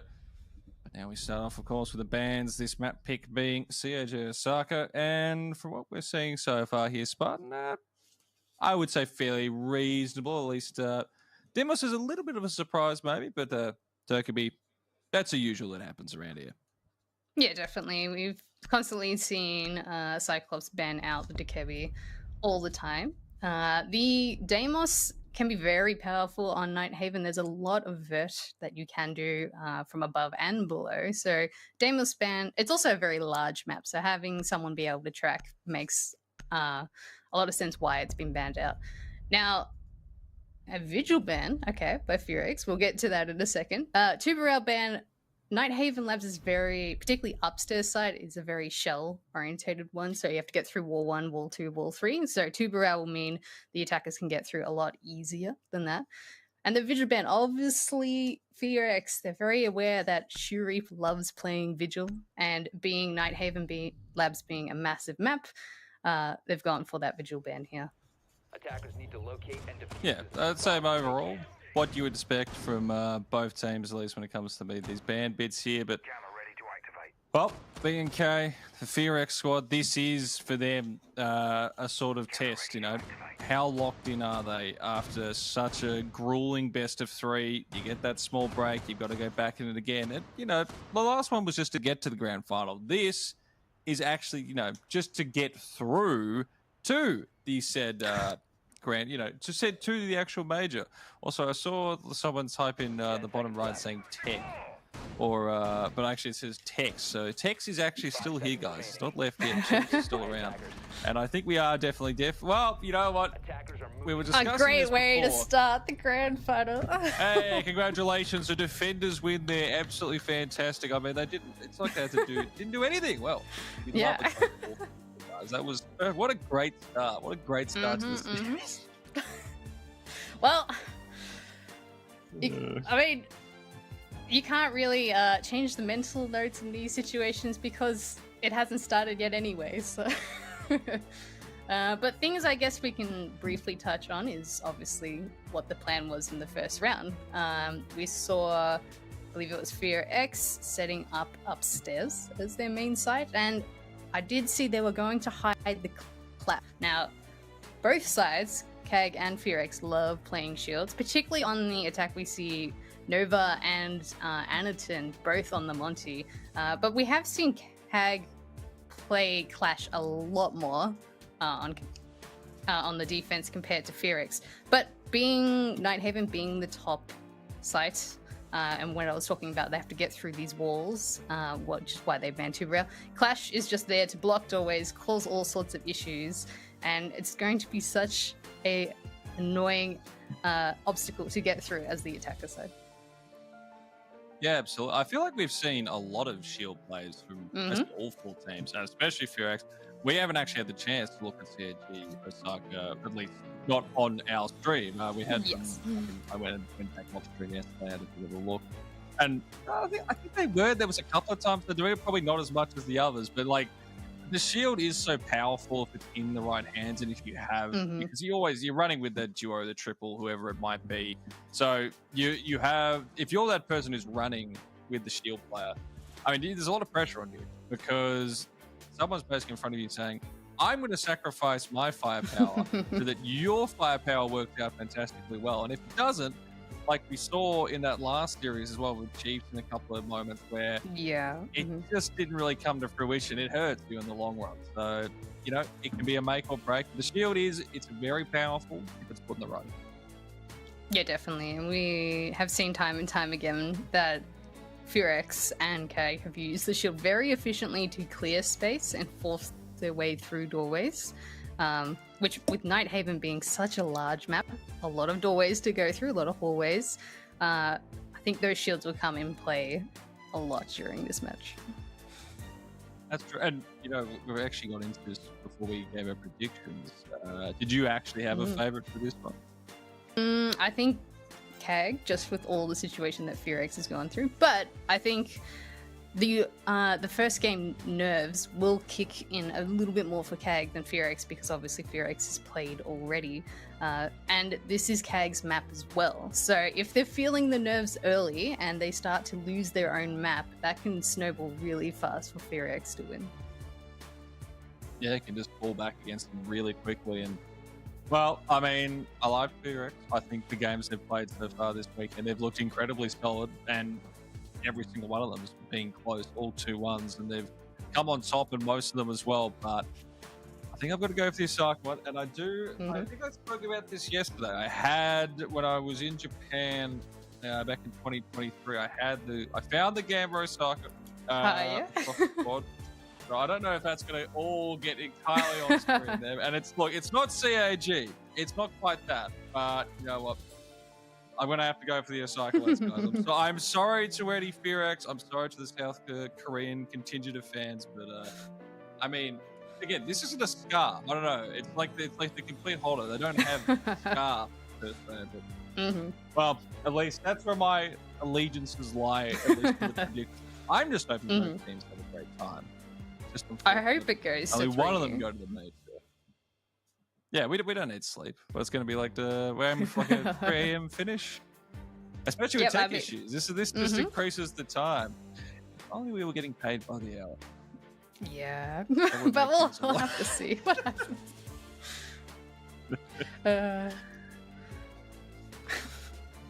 Well, hopefully the tech issues are resumed. I do know that at least on Night Haven Labs, there's a lot of little drone spawning bugs, which obviously the tech pause was caused on the attacker side. I don't know if that's the issue. There could be all sorts of tech issues, unfortunately. But hopefully things get resolved quickly. The best thing about tech issues is they can take 5 seconds or they can take 15 minutes because no one knows what it is. Maybe it's a completely new bug. It's never been found before. And it's going to happen for our game. That would be fun. That'd be really fun. I think that everyone would enjoy that as well. Because, guys, we only had last time when we were switching games yesterday, we had a 35-minute break. This time we only had 30. So, you know, we're getting those extra 5 minutes back. It means that, it's interesting. I wonder if this actually works against FearX in the sense that, we're fresh, we're ready to go, and they're ready to go, and they have more of a break. Or maybe it works against the Sergio Osaka squad. The nerves have hit back again because the game hasn't quite started. They're still waiting to do their first play, their first plan, well, I guess we did the agent select, but yeah. Yeah, I think. Game. It looks like we're back in. The waiting game's over. Okay, let's go. Finally starting round 2 version or attempt 2, and it looks like they have decided to go to the basement, so they've swapped their first round on the defense, and it looks like they've also, which I like to point out, they have a pulse. Now downstairs there's a lot of vertical play that can be done, so having pulse, have free intel, you can also see almost 2 floors up as well. That will help the roamers of FearX know how to play around it and where to position themselves. I do also see Good Boy there trying to hide himself to make sure that Cyclops don't know that Pulse is on the board.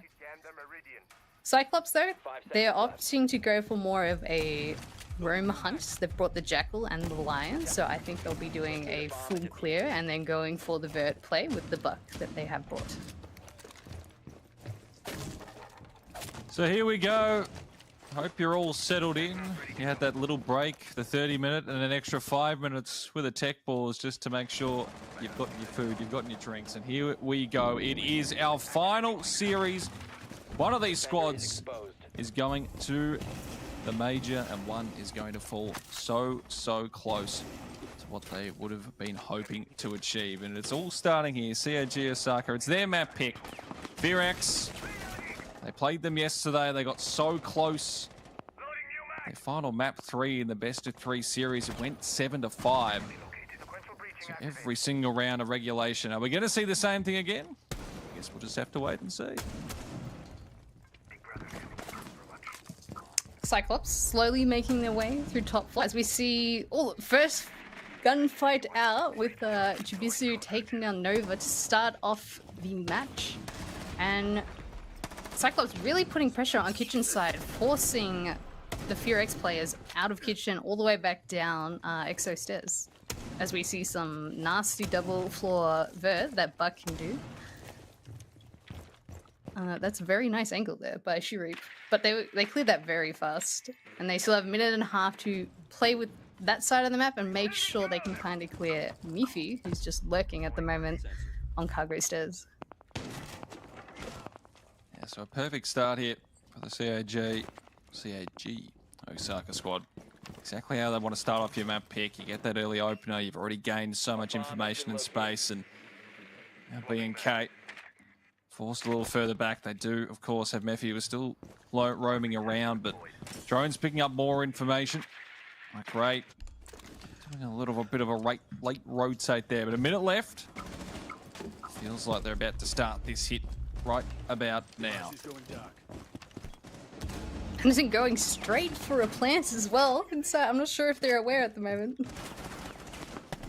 I think he's gotten away with that. He has. So there it is. That is going to be the first one down there. Chibisu gets a trade back on Resun, puts in the 4v3 situation, but it looks like they have done enough here, Sergio Osaka. You can see Good Boy trying to get things set up there. He actually does get the C4 kill before he falls, and now it's left on Mephi, who was on that lurk, the roam, and should be put out of commission here as Black Grey delivers the final kill. And we are starting off with CAG Osaka. They do collect the first round here on Ninehaven Labs. That was a beautiful execute there. I'm not sure if anyone actively picked that up, but CAG, they threw a Thatcher in the corner that they wanted to plant, which actually rendered the Pulse heartbeat scanner out of commission during that time. So Pulse didn't know if they had walked in or not, leaving CAG to be able to plant being undetected completely by FearX. So very, very smart play there by CAG, and unfortunate positioning there for FearX just at the end. But CAG, really good pace at the start here.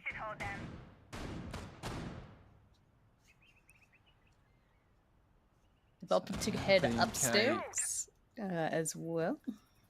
Well, this is where they were initially were before we went to the switch. So maybe they did some. Maybe this is actually their number one here. They just wanted to fool around with CAG Osaka from the original one there. But I guess we wait and see. Is the setup's just about done? They have brought the Pulse instead of the Clash that they were originally planning on doing the first round before that rehost has occurred. Good Boy going to be lurking below, but as we see there, Cyclops got a little bit of vert plans and already droning out the middle floor, making sure there's no lurkers where they want to go.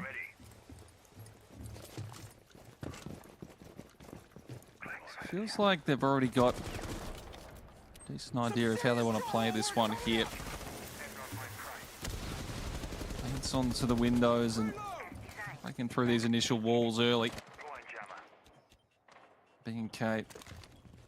There's more angles being opened up around them very early on, and Mephi has to be careful. Swinging out, just destroying a bit of that Jutsu with the drones, but be careful again. It's that opening kill. It just feels like such a momentum swinger for BNK. We talked about it before this game. Our Sergio Osaka entries weren't particularly a strong point. Ooh. Okay, can find an opener here. Would be massive. That was very, very close to connecting there. Shurip taking a gunfight on Rin, who's really trying to hold electrical as much as possible. CAG making great time opening all the walls that they need. They've got IT open, they've got connector open as well. They'll be looking for a potential pillar plant with all those players headed on that side. But as we see, the pulse below has been detected. There's a bit ping there out on CAG's side. But Good Boy just lurking, wasting a bit of CAG's time here as CAG just getting a bit more info. on what's happening inside and where this lurker might be. Checking all these angles, have to be very careful. And Ooh. that's the diffuser going down there, so it's a few problems there for CAG. They've got to retrieve that. Minute left on the clock, and this is where time can become a bit of a factor for them. Making their way over. Anytime though, he will be picked up at the very least. So, stays in it here, but 43 seconds is the time they've wasted off that. Have FearX done enough? Maybe not. Shuri finding the first one to Mephi. That was one of the lurks that was happening, and a second one onto Nova as well, doing massive work here. Shuri with the double, and now it is just falling apart here for FearX. They took their time putting this all together. Rinsun finds a couple, but that is all he can muster. And that is a solid end to the round there from the Osaka squad. They have looked very, very good in the mid-round plays, the holds, the attacks at the end, and it shows there, B&K. It felt like they'd done enough there with the initial plays in the first bits of the round, the delays as well. Unfortunately, they come up with nothing. It's very hard to hold upstairs without a tuberelle, which is why we've seen FearX opt not to go for any wall denial. They had a mute jammer, but that was more to protect the players in positions rather than stopping walls from opening. I think that's also why Good Boy decided to go the pulse that last round, just to try and delay, which it did delay KAG a bit, but KAG had already opened up everything. It had all the cross angles, which won them the round. FearX, they're obviously not feeling comfortable right now on Nighthaven Labs. They've gone back down to basement again. They've also decided to go a bit more of a roam heavy situation. They've got a Mozzie to deny drone work. Rin will be playing upstairs with the Legion, as we see Good Boy as well, also upstairs. So a very large roam, making sure that KAG can't just walk into the building here. And it's a bit of a worry here for FearX, because we haven't seen CAG Osaka touch this map at all. Yet, it's the first one they went to. I guess in the defense, Skyscraper was banned off pretty quickly here, but it's very early on, first two rounds, so can't read massively into it just yet, but from what we've seen, they've got a good game plan for their attacks, and for B&K, for the FearX squad, this being their tertiary side as well. If they drop this, I mean, you go back for the reset, at least for the last 2 rounds of the half, but this map could be over incredibly quickly without a chance to really do any sort of damage. KAG just slowly trying to clear out FearX's mid floor, which is also why they've brought the Jackal again to try hunt any players. But Good Boy is just lurking in Sever. I'm not sure if KAG is aware of this player, as Buck is just doing vert right next to him. Oh, Blackbeard chucking a nade, so maybe aware they're there. But we also see Mifi lurking upstairs as well. So KAG not doing enough to really clear top floor, but they're going for a EXO push here, as we see the Buck getting some angles here. So they might be able to sneak past all these players that are lurking upstairs. Maybe they just don't fear the lurks. They haven't worked out for the FearX squad so far, but maybe this time around it will. Good Boy delivering the first one. Finally a player advantage. Minute left here. KAG squad will start to just pick up the pace a little here. Don't worry about this first one, of course. Good Boy was that initial lurker. If he was still moving around in different positions as well. Sireneko, decent angles here with those little pieces, and opponent actually popped outside for a second. I'm not sure if it was Good Boy, but he's gone down. Shurep delivering there, 4v4 now. But Rinsan swinging on out, nice kill, and Nova delivering as well, and massive one there. And it might be the first on the board here for the B&K FearX team, as Black Ray down to very low HP. And with Sireneko gone as well, yep, this one is basically done. 19 seconds. Diffusers down. And there just isn't any hope. Position now found again, and this should be at least the first on the board, and it will be. FearX join the party in the grand final, and we're 2-1 after 3 here. CAG opting to go for a different approach on their attack on basement, but FearX, they read into it and played patiently. As I was mentioning, there were 2 roamers still upstairs, in which when CAG went for that execute quickly, they collapsed on top of the players and just sandwiched them from above and on site as well with all those cross angles. Not sure if that was the right play from CAG, particularly not going faster. Usually those pushes can work if it's much faster and the roamers don't get a chance to come back down. But even so, there was a player playing storage, I believe it was Rin, who had vert control over any plant spots. So, okay, I'm not sure if that was the correct approach that they decided to do. FearX ending with the win there. Now they've decided to go back upstairs, so obviously they lost it to CAG on the second round, but they've decided to switch up their operators a bit more. Good Boy, instead of going for a roaming op, they've brought the mirror, so much more anchor focused. They also have a Velk, able to potentially get a few C4s, although Velk is on impact, so might be looking at more a roam game here and just using those Velk cams to get a bit more intel. CAG, as we hear the Buck already opening up some things, they've got the hard breach to get through all those walls. They also have Anakin on the Blackbeard shield to really force their way through any chokeholds. And maybe CAG just having to clear out a few more things this time around, getting caught out by those the lurks in the previous round. Means they'll be playing with a bit less time. Works for BNK, FearX, and means that they can, again, look to just delay, force the extra utility out. And the pressure, the presence that can be put on from Methy and Good Boy, depending on which one's the lurker. Methy is the one sort of tucked away. He'll take those initial fights if he is found, depending on how well CJ Osaka squad get their drones about. Find out this information before this inevitable attack does come through. FearX really denying those drones at the moment. Rin getting aggressive as well, able to take down Chibitsu, living in a 5v4. But CAG getting really aggressive onto site here from Rafters. Black Ray able to take down Good Boy, bringing it back to a 4v4. Yeah, so that was that secondary one. Good Boy's taken out of the equation. And at 23, everything just comes to a standstill a little. Who makes that next move? Who peeks into a crosshair? Everyone just waiting with bated breath here. The more the time goes, the more pressure is put on the Osaka squad that they need to make the play. Anaton does get that one, the lurk behind from Mephi. Oh, he spots it, but he can't quite find the kill yet. Rinsan, though, he's got a double in the round, and Nova comes through on a shoe reap.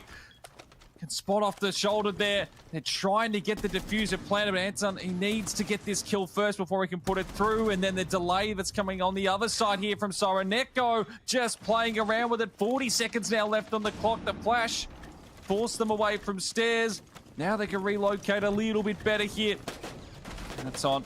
Shield up, both players on top. Tries to pull out the timing, doesn't happen. Rinsan's got a triple, and now it's all left on Zero Neko in a 1v2. 20 seconds. Continues to tick down. And with the diffuser on the ground, most likely he's got to get both these kills in quick succession. The flash hits himself a little. And now time is the enemy. 10 seconds, has to push in, has to hope that they present themselves on both sides. The first one's there, has to be careful. Mephi switches over to the shotgun, moving around the left corner. He gets it! Neko! What a clutch up! Big round. CAG Osaka. Those are the ones you need to take if you want to go to the major. Massive, massive clutch up. Amazing clutch up there, and as we see FearX very, very unhappy with what has happened there. CAG, at that end of the round, they were very isolated from each other, which we saw FearX double swing Anaton on the Blackbeard inside alone, but just fumbling with the 2v1 at the end.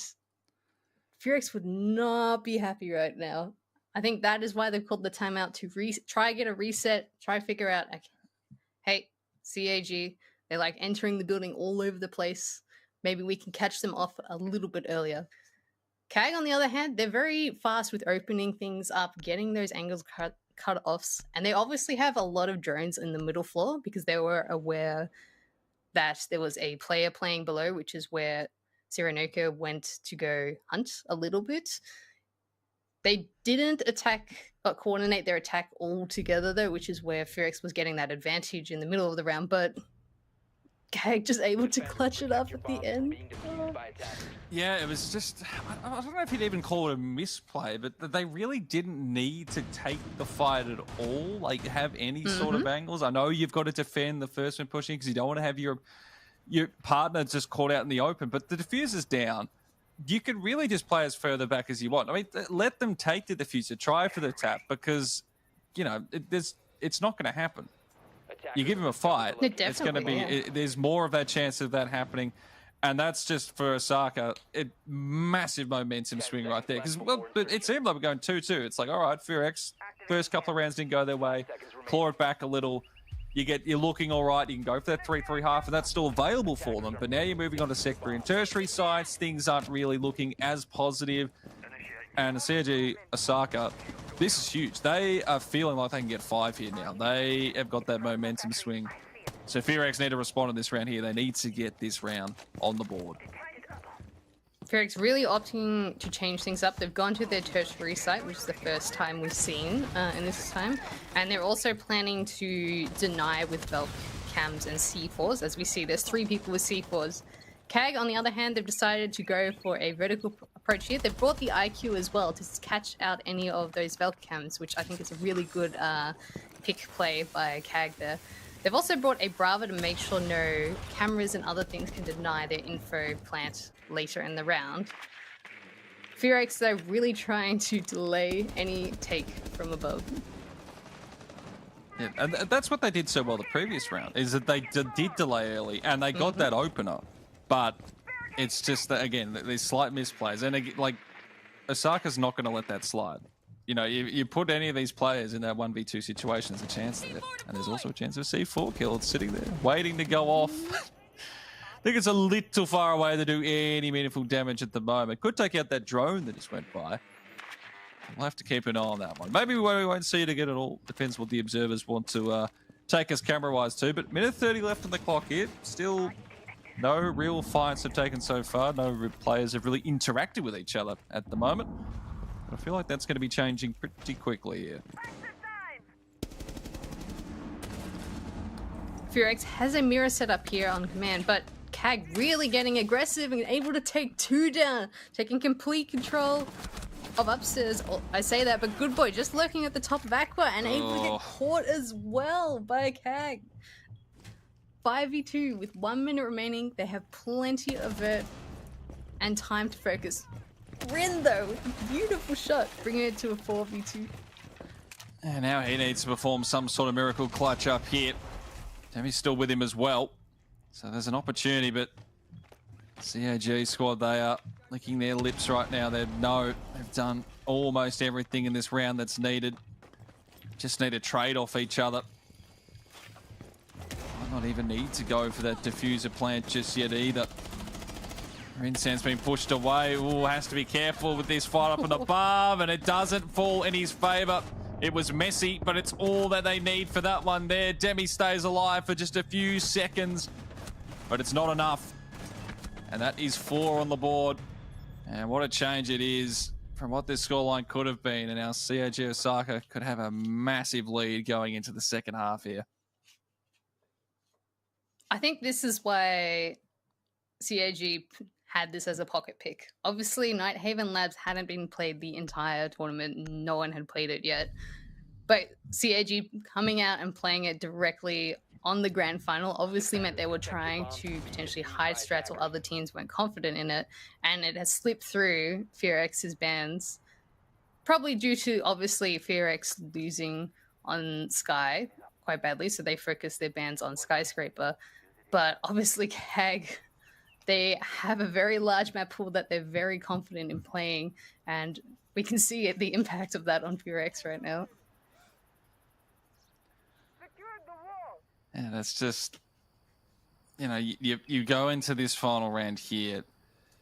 10 seconds You left. try to, even if you get to the 4-2, we don't really know what Furex are going to be like with their attack rounds either, but just show a little bit of just, you know, calmness. The problem is now as well, you don't have a timeout for the rest of the half here, so get to the fight, when you go to the second half, you can't really chat about it. You've just got to go straight into it. There's no real comms that you can have, like just an extended chat. It's like, all right, we know what we have to try and do here. We're going to have some set things there, agent picks, whatnot. But this feels so far like it looks like the CAG as well. They're cagging right now, and they're enjoying themselves. Furex with a mirror strategy on the actual main breach wall here, just making sure they can deny any Mav players, which, as we saw Anderton before on the Mav, ran away because we can't trick anymore. CAG, they're still doing a top-down clear at the moment. They want to get the vert control of side. Obviously, their fast play before did not work, so they've opted to go back to their original attacking plan here. They've also decided to bring a little bit more util clear with the Zero and the Twitch, making sure that they can't keep control of those mirrors and getting rid of some Goyo canisters later on in the round. CAG, though, also just making a decent amount of time, slowly putting pressure a bit more on Furex. But Furex, I mean, they seem quite happy right now, sitting on side and letting CAG take control at the moment. It seems to be what's happened throughout this first half here. And we saw one of those rounds, Furex, they did manage to control off that with some lurks. So Matthews waiting around the stairs, but oh, sure, the Kobe from downtown lands absolutely perfectly.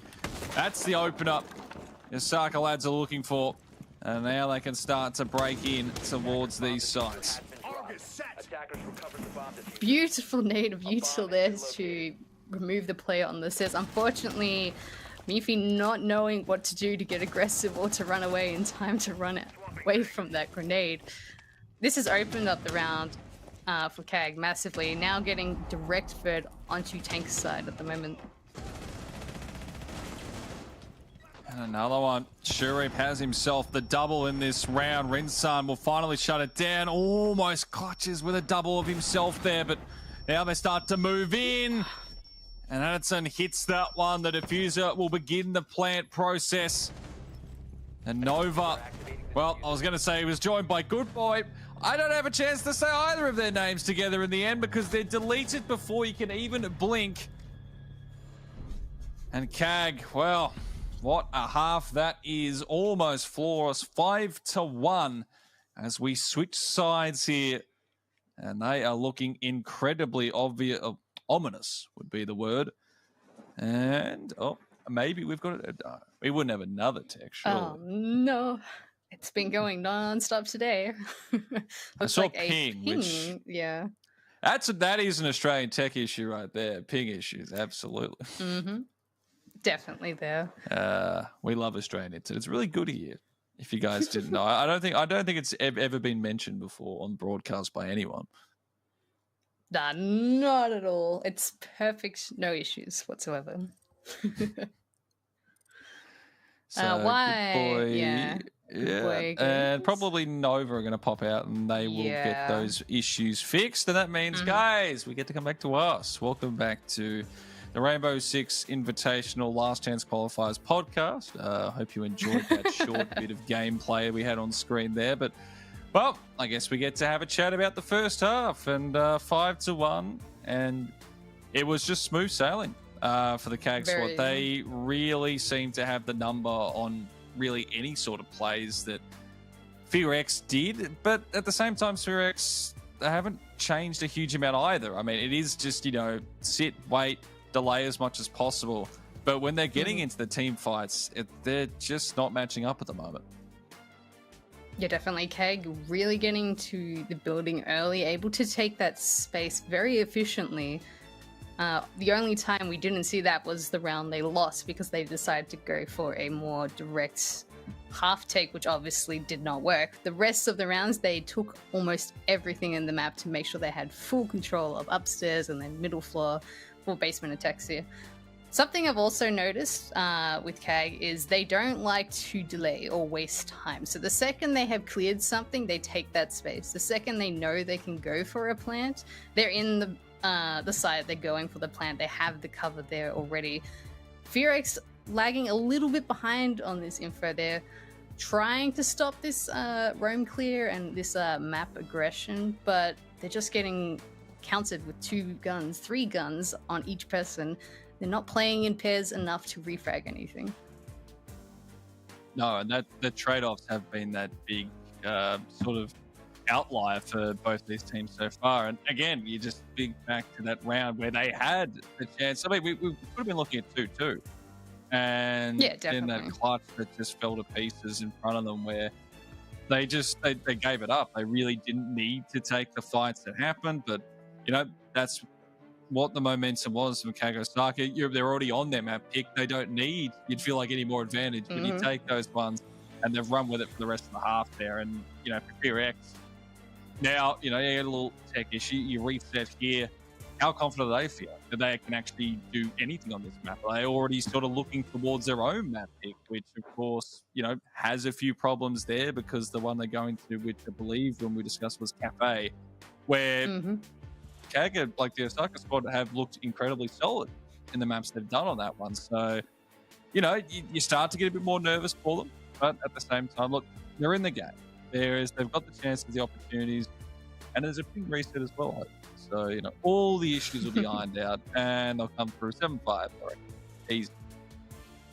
Easy 6-round win. It's going to be a very tough ask for Fearx to be able to do that on Nighthaven. Because it is quite large, the attackers can get in quite early, and they've also banned the Tuberel, so defense is a little bit harder than what it would normally be, which, if Tuberel was up, it would be very defender-sided. So it has balanced it out quite significantly, as we've seen CAG very attacker-sided right now, being able to dominate 5-1-1/2 on their attack. I think Fearx will be sweating a lot going onto the attack on Nighthaven, but they've also got the fallback of, hey, that's not our map. We didn't want to necessarily, like, it's not a big loss if we lose that map. Obviously they'll be trying to focus more on this Cafe pick that they've decided to go towards, even though CAG has won consistently on Cafe. Yeah, absolutely. The issue, I think, is those attacking rounds. And the game, of course, these two teams played yesterday. If anyone was here, but if you didn't see that, it was CAG Osaka took that one 2-1. And it was a pretty close series, but there was that issue for Fearx, which was, apart from their map pick win, they only got 2 attacking rounds on the final 2 maps. So defensively, fairly sound, especially on Charlotte, especially on Consulate, but when they're called upon for those different attacks, and especially for the last one as well, where it's that decider. So if they're going to get the rounds they need to when we go to a second one at Cafe, you know, it's there for them. But if I want to be confident about them being able to do something, to take this to the best of 3, they need to try, just get some attacking rounds and stuff. Just get something, just like a little bit of it. Get 2, 3, if you can really push it. Just a little bit of momentum, something to work with, to go like, okay, we know a few issues that we can peek through. Because again, like 2-1 yesterday, they know they can beat this team, but it's just about getting that confidence back from, you know, losing that clutch early. It's a 5-1.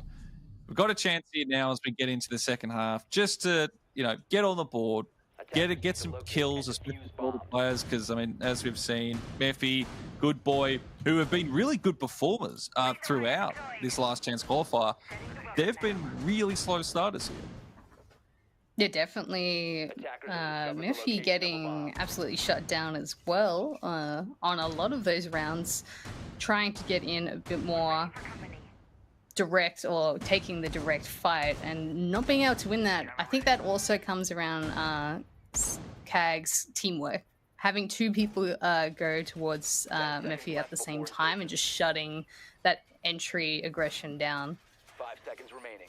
Kag though, obviously the side switch, so momentum can change a lot. Attackers are moving to They have decided to go upstairs, and they have brought the Clash. So I was mentioning before, Kag love using the Clash on almost all maps. And being upstairs, very total, very bunker heavy. They've also brought a smoke as well to delay any pushes in those little doorways.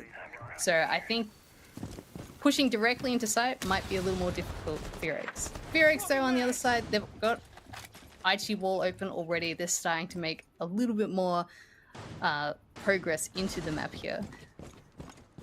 As we see, there's already an angle directly into site, which Good Boy is holding on the thermite, and they're really starting to put a bit more pressure on the Raptors player here.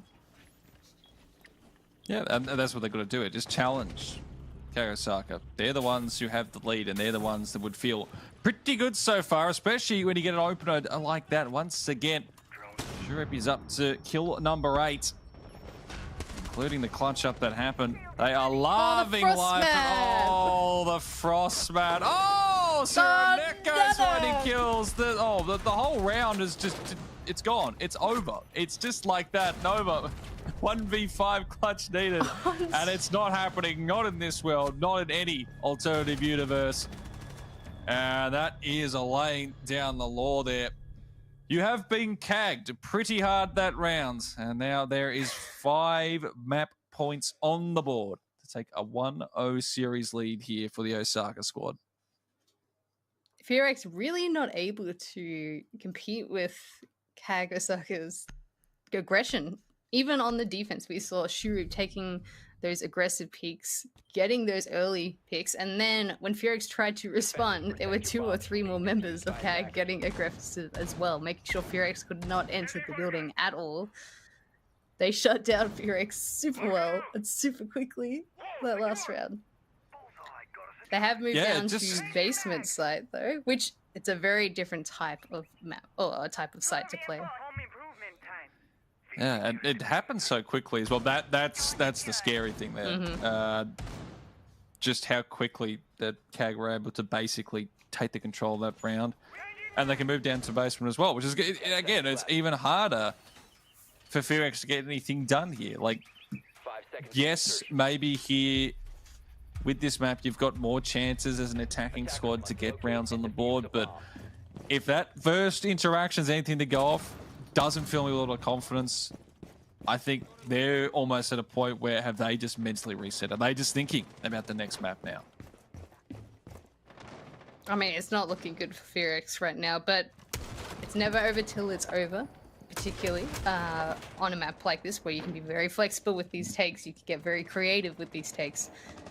But CAG definitely in the winning position right now. Have opted to go for a major roam presence, so similar to what we saw Fearx do. Just making sure Fearx can't walk into the building.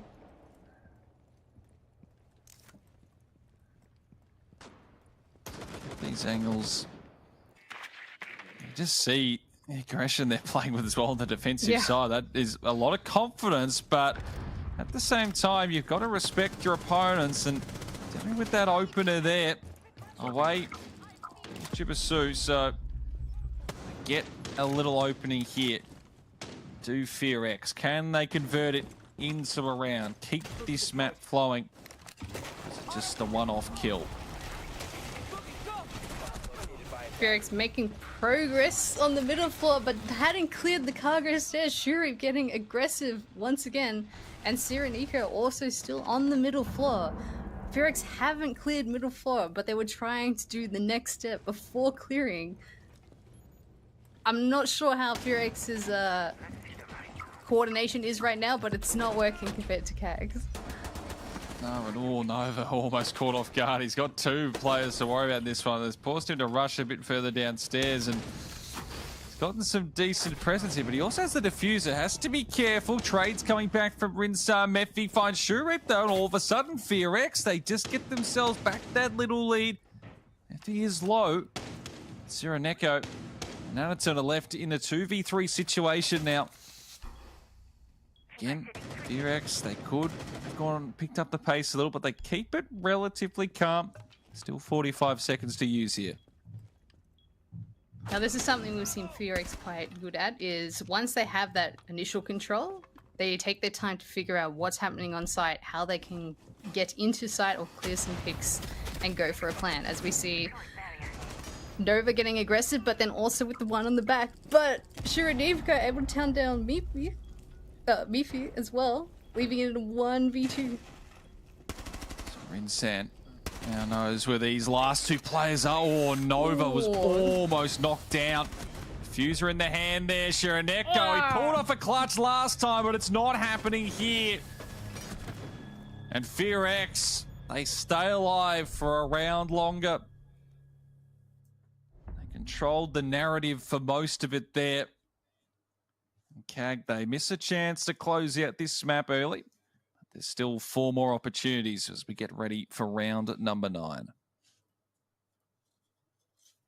CAG having that early aggression once again really delayed Fearx, but Fearx that time there got into the middle floor. Yes, it was a little bit messy. The coordination wasn't all there with the plans of how to get to site, but this is where Fearx shines in the mid round, able to cut off those angles, get those flank watches, and really towards the end of the round playing as one team. CAG, on the other hand, was obviously trying to get very aggressive, take back control from Fearx there, just didn't win the gunfights there. But CAG still has 4 match points, very comfortable with this map, obviously. And they have decided, we're not going to go basements, we're going to go to our tertiary site control storage and change it up a little bit. Attackers are moving out to locate a bomb. So how do CAG squad here reset after that loss of the round there. Bomb located by attackers. Switch to the sights, and Fearx, maybe that's just the little confidence booster they needed. You move to that tertiary. There's opportunities waiting. And find one here. Just start to work their way back in slowly but surely. It is a very long shot. And there's a chance, there's an opening. Can they make anything of it? CAG has the mirror set up upstairs to delay any upstairs take, which, as we see, Fearx really trying to starting putting pressure on it, but the re-aggression and Siradiko able to get the trades there, matching the aggression, really able to just completely clear top floor out at that at the 2-minute mark as well. They've made a lot of progress very fast here. Yeah, it's a bit messy, but it works out nicely for Fearx in the end. Shiraneko had that initial kill, but both him and Black Ray fall to the wayside.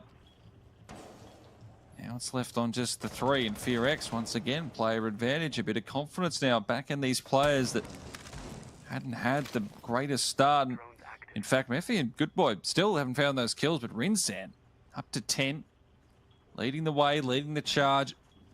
Dragging his squad back in for this one here, and now there might be a fight outside. Oh my lord! It technically wasn't the first one tap, but the secondary shot that came out after a reset, not bad from Shuri. Puts it into a 3v3, nasty angle and a nasty kill. Now Fearx, player advantage lost, but they've still made very good headway into these sites. A minute left on the clock. They're just starting to get ready for this final hit here. Fearx slowly creeping their way, and the wrong time to look around. Shurif gets caught off guard by Demic.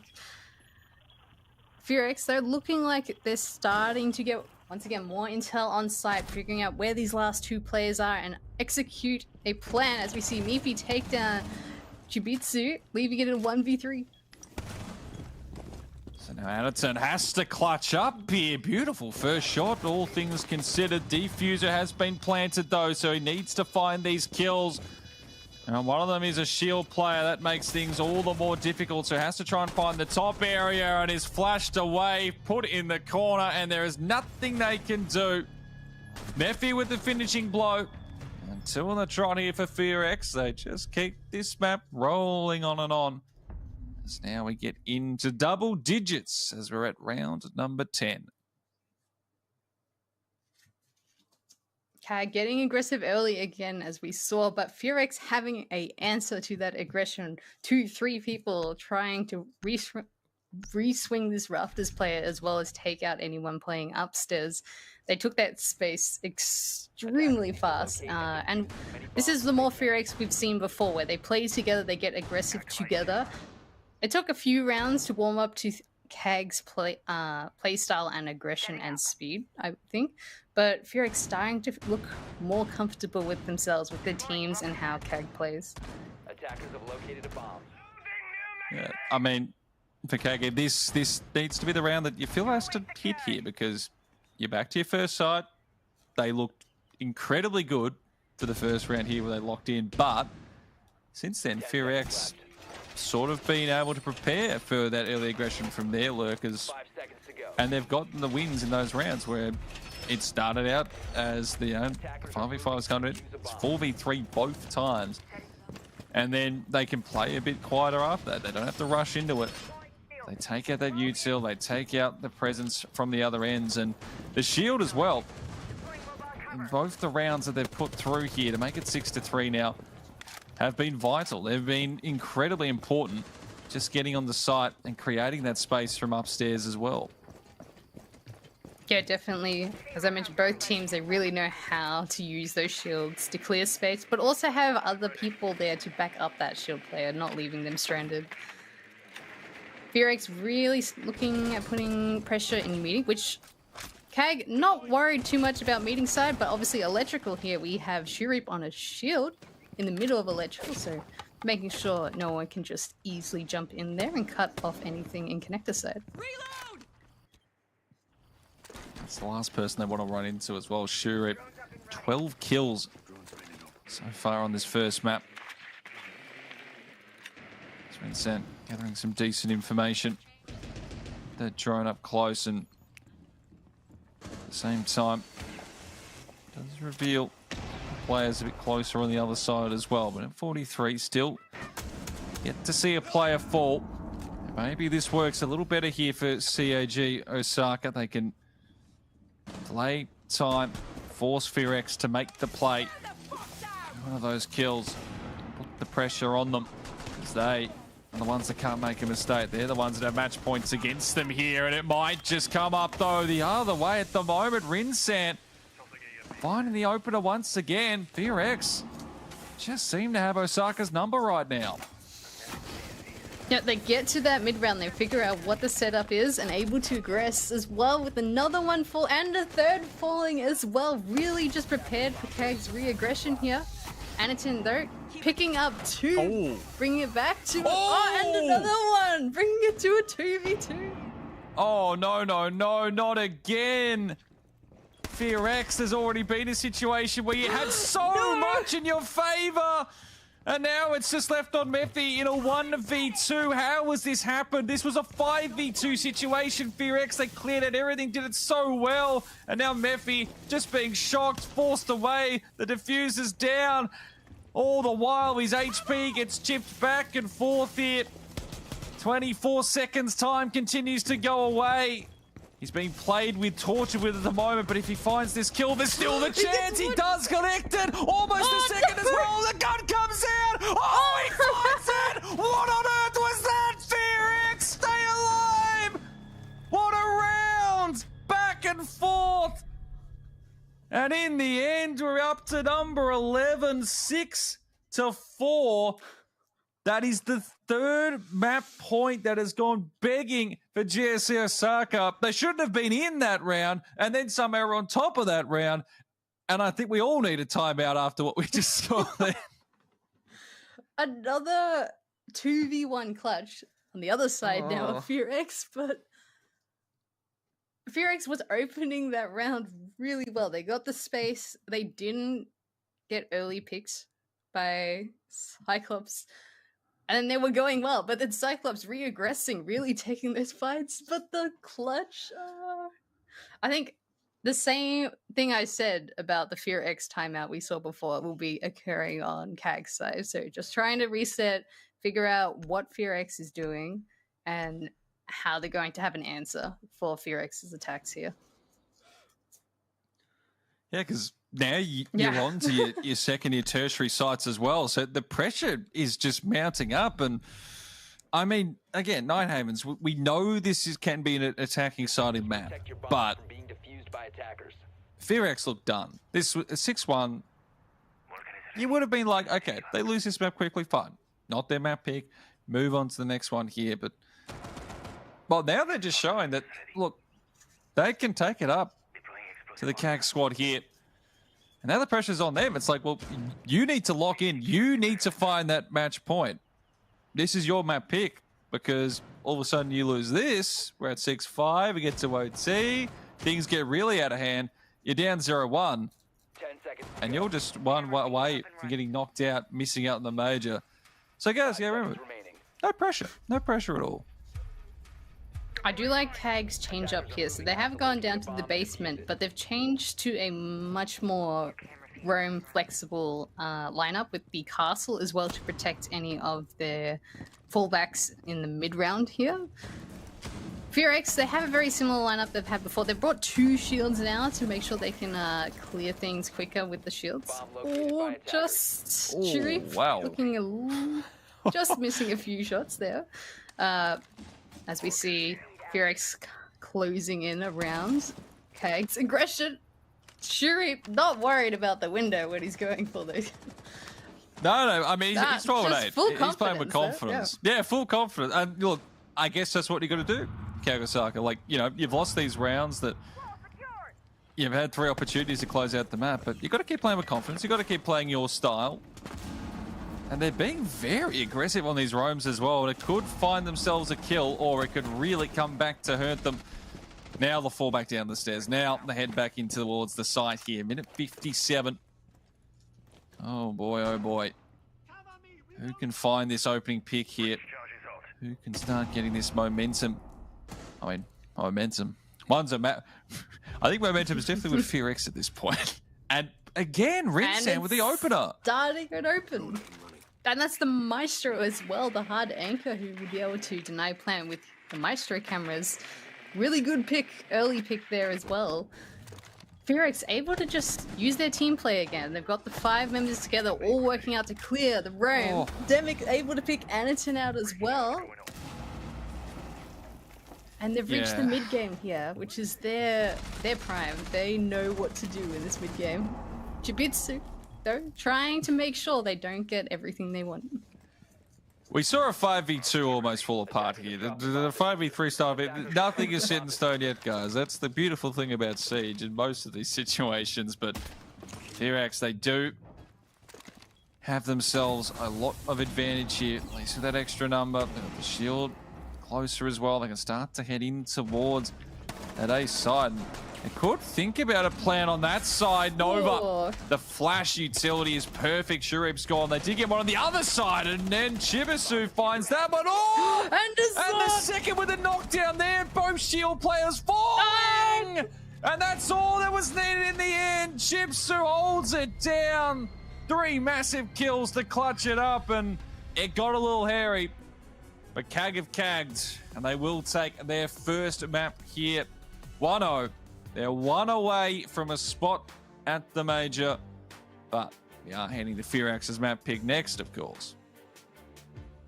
I think the 5 match points were just a little bit too much for FearX. They had that momentum going back, but having a almost flawless attacking half after you also fumble the first attack as well, so you would need the next 5 rounds to be flawless. Just a little bit too much for FearX to handle there, as CAG takes the map. It was looking a little dicey there for a second, but just able to finish that up. Hey, we've got to have some entertainment, guys. We've got to have some entertainment. And we will have plenty when we return for the next map. We are going to go to a short break, and when we return, map number 2. It could be the end of the series, or we got one more all the way after that as well. So stick around. We'll be back right after this.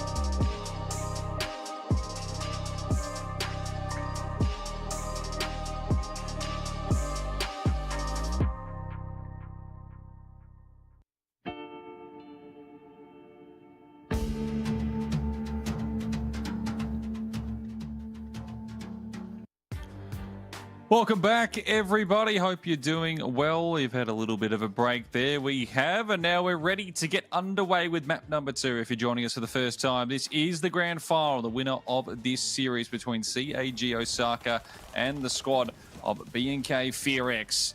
They will be heading to the major, and well, it was CAG Osaka. They got the job done on their map pick. It looked like a walk in the park. Things got a little bit spicy towards the end, though, Spartan. Yeah, definitely. Hague with a 5-1 lead on their attacking half, going to defense, which you would think they would be more confident, but FearX really starting to figure out how Kag's defense work and really exploit it. But obviously, in the end of the day, 5 match points weren't enough, and Kag came down with the win on their map. That they did, and that's what they need. That's what they need to do, both of these teams, if we want to go the rest of 3, L3 maps, push it the distance. And now, well, it falls down to FearX to try and keep their hopes alive here. Otherwise, they will be heading home without a spot at the Boston Major. And, I mean, going off that map as well, there were a lot of good sign for CAG Osaka early on. Things got a little bit awkward towards the end, but Suraneka, sure up, 12 kills. I mean, 24 between them. Chibisu had 11. On the other side of things, though, Rin, I should say, for Fearx, really was a difference maker. And the first kills as well, we talked about entries, we talked about how these players get in, and Rin was a dominant one there. But Shurap seems to be the one that's going to do it for CG Osaka, because hadn't been a big team doing it, even through their wins so far. But 4-1, he really put those opening 6 rounds that they got, all the ones there, 5 of those, especially on the attacking side of things. His work to get those openers was essential. Yeah, definitely. And every round, even if it wasn't the first kill, he was there for the second kill or the third kill, or going for a refrag. He was always there present, being that early aggressor. Rin on the other side, able to lurk in a few places here, being Night Haven Labs, so able to sneak through, get a few early kills, which really opened up the rounds for Fearx. Unable to fully capitalize on Rin's lurks, though, unfortunately. I did see there, obviously, Good Boy. We've seen him play amazing in other matches also earlier today, but just a little bit lacking in that match. I think he just needs to wake up a little bit more to help Fearx here.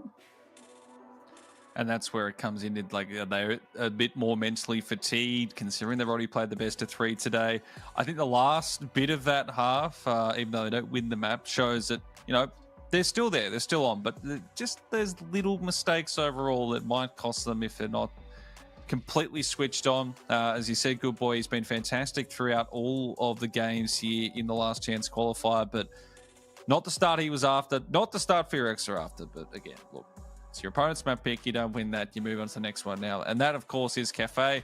We discussed this at length at the start of the broadcast in our tech pauses, but it feels like a bit more of a gamble here for Fearx, because CAG Osaka, they have looked pretty solid on this one as well. So it doesn't have that feel of, usually it's like a 70-30 split where the team advantage is on the other one.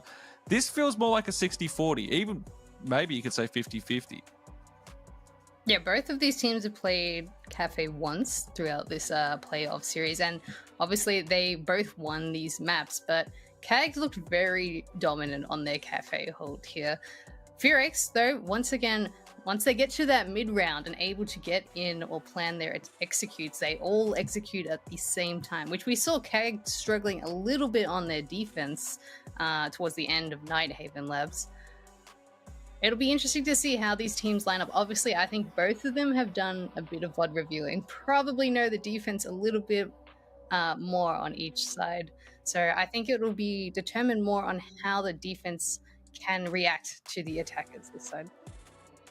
Yeah, absolutely. And Fearx were the ones that were probably lacking when it came to attacking rounds. The end there at least show that they can put those forward if need be. But I think for the Osaka squad, how well they can do with this first half. If they take a 4-2 lead, I think they're every bit of a chance to close this out in 2-0 fashion. But if they can't lock in any defensive rounds, if they struggle, if Fearx just sort of get over them, like we saw what was happening near the end of that first map, then we're probably going to that third map. We're pushed right through there, and at that point, you'd almost swing momentum to Fearx, because again, even though CG Osaka, they took that last map, the ending wasn't convincing. So they'd probably be pretty happy that they get this little break just to reset mentally as well. Yeah, definitely. And if we do go to that third map, which is Lair, obviously we've seen Fearx have a warm-up technically against Chiefs from last match, so they know what their strategies are. They're feeling more confident that, hey, we won Lair. I think if we go to that third map, we have a really, really good chance of winning that decider. For Cafe, though, it's a very, very early aggressive map. Particularly on the defense, you can run out, do lots of spawn picks, lots of windows for opportunities, which I think will suit Hag's early aggression on their defense. Fearx, so once they get to the roof to the building, I think they'll be able to put in a lot of work together.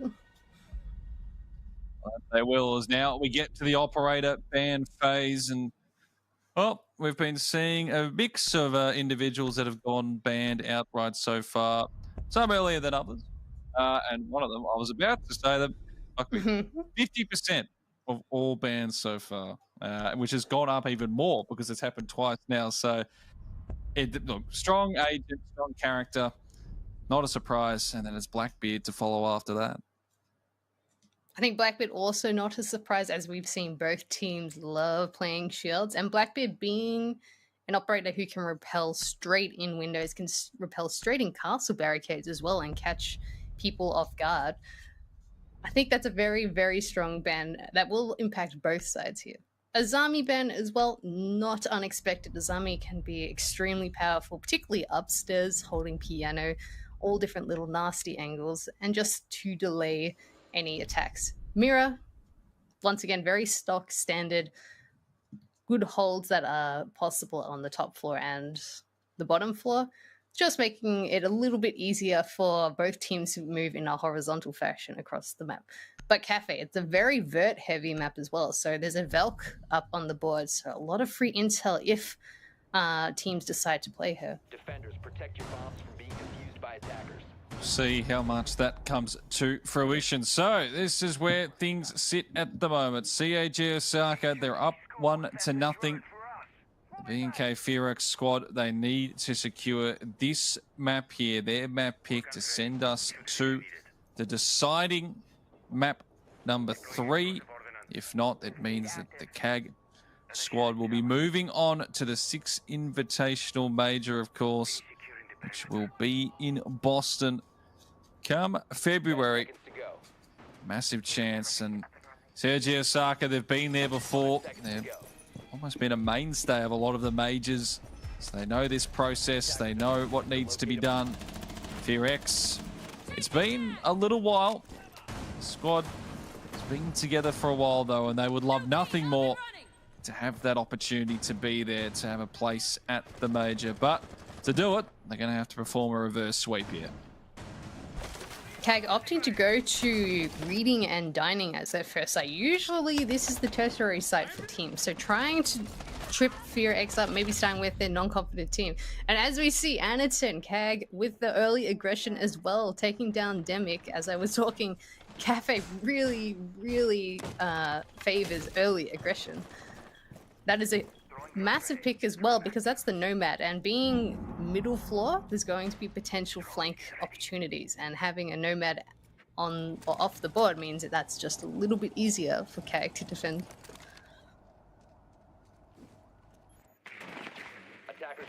So that early blow, Ferox now. Again, they can't have the pace they maybe would have wanted if they could find an opener, but at the same time, there's plenty of opportunities to try and reset here to refrag this back. The CAG squad, this is exactly how they want this one set. Hold on your first. Don't allow the attackers to find much there, and the drone placement as well as in decent positions, and that'll be a second one there. Jibusu comes through. And this is looking like an ominous start here. The CAG Osaka squad. What can B&K, what can Ferox do in this situation? Do they have a response to try and get back into this round? Ferox trying to clear top 4 here, but as we see, there's still 2 players of CAG holding the cocktail side and the bar directly under Skylight. Going to make it very difficult for Ferox to get through anything. They still have Ash and Sledge. Sledge being taken down immediately, though. Don't have any chance really to do any vert plays. Never picking up one, but Black Ray with an answer. Being 1v4. So Nova's left with the opportunity to maybe pull off one of the greatest aces we'd ever see. It's not happening, though. CAG lock it down very nicely to start things off here on Cafe. And, well, you know, not the start Ferox we're hoping for. Really were just shut down from the beginning when they lost that opener, but still, it's the first round. Plenty of time to work your way into the half, but don't want the same scoreline we did on the first map, because if you're going for a 5-1 when you're already down a map, that's where, you know, there might be some slight concern at that point. Yeah, definitely. CAG using that early aggression. Obviously, we'd seen Anaton get that early pick. But also, something else I really liked from them was the Mozzie drone placement in shop, and then Mozzie getting aggressive once again, making sure Furex can't just take space for free. Kag now opting to go down to the kitchen site, and the operator pool is quite different from what we normally see from any downstairs hub. We have obviously a few roamers. We see Shuri on his signature vigil at the moment. We also have a cap can, making sure that Furex can't clear things easily with the shield. Might be able to catch Nova off guard there. And then Anaton on the Echo. We have seen them pull Echo out a little bit. Obviously, that's going to put a lot more pressure on Furex towards the end of the round. Furex, though, they have the Ram. They also have a Glaz, which might be countered by the Warden. But as we see, Shironiko as well, just potentially looking for that early aggression. But I would imagine Furex want to try to do a top-down clear here, make sure there's no lurkers around. But, I mean, I say that, but they're all over bakery, so they might go for a bakery direct here. All the options there for them to do whatever they must in this situation. And C4 in hand as well, but something we actually haven't seen so far after the first map. Not that comes to mind. What does come to mind and comes on the feed is Anton with a double, but then good boy Rinsan kills all over the shop. And just like that, Kag Osaka have all fallen away, and it's left with just Anton. Oh, Sereneko from the dead gets that kill as well on the Rinsan. I think that was the mat that was still hanging around, so an opportunity, but there's still so much time left on here. And we've got a 1v2 situation. There's plenty of time for Furex to figure out where Anaton is at the moment, as we see them rappelling up, trying to regroup or get better positioning. Anaton does have a ping, though, of the player on Garage at the moment. Just concerned where the other player might be. But Furex, with that early aggression, they had the operator at pool to be able to go direct or above at this point, and they decided to go direct. They saw Kag had quite a few roamers and really executed fast to capitalize on that structure that Kag wanted to play. But we have seen 1v2 clutches time and time again between these guys in the first map, so it's not over as of yet. No, it's kind of the norm, the 1v2 in these situations. And as they say, it's not over till the fat lady sings. And it's on position now somewhat known. He still has that knowledge of the player that was around Garage earlier. And I'll just get into a decent position here. Furex, they want this round so badly. Making the noise, breaking in here. Oh, they're right next to each other. Oh, they don't know. Oh my god. I don't know if they checked that. They don't. He's got no idea. Anaton with a triple, and now he's looking for the quad to win it out! Anaton! Absolutely phenomenal! And that is beautiful stuff across the board. CAG Osaka.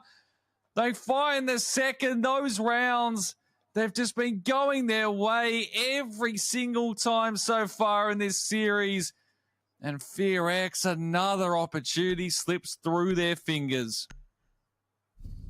They had so much time to figure out where Anaton was. There were a few drones there shot and wasted, but the rat spot as well from Anaton. Beautiful positioning and decision there, just not to move, make Furex walk directly into him. As we saw, I think it was Rin who jumped direct. Oh no, was it Rin or Good Boy? One of them just jumped directly on Anaton, completely unaware.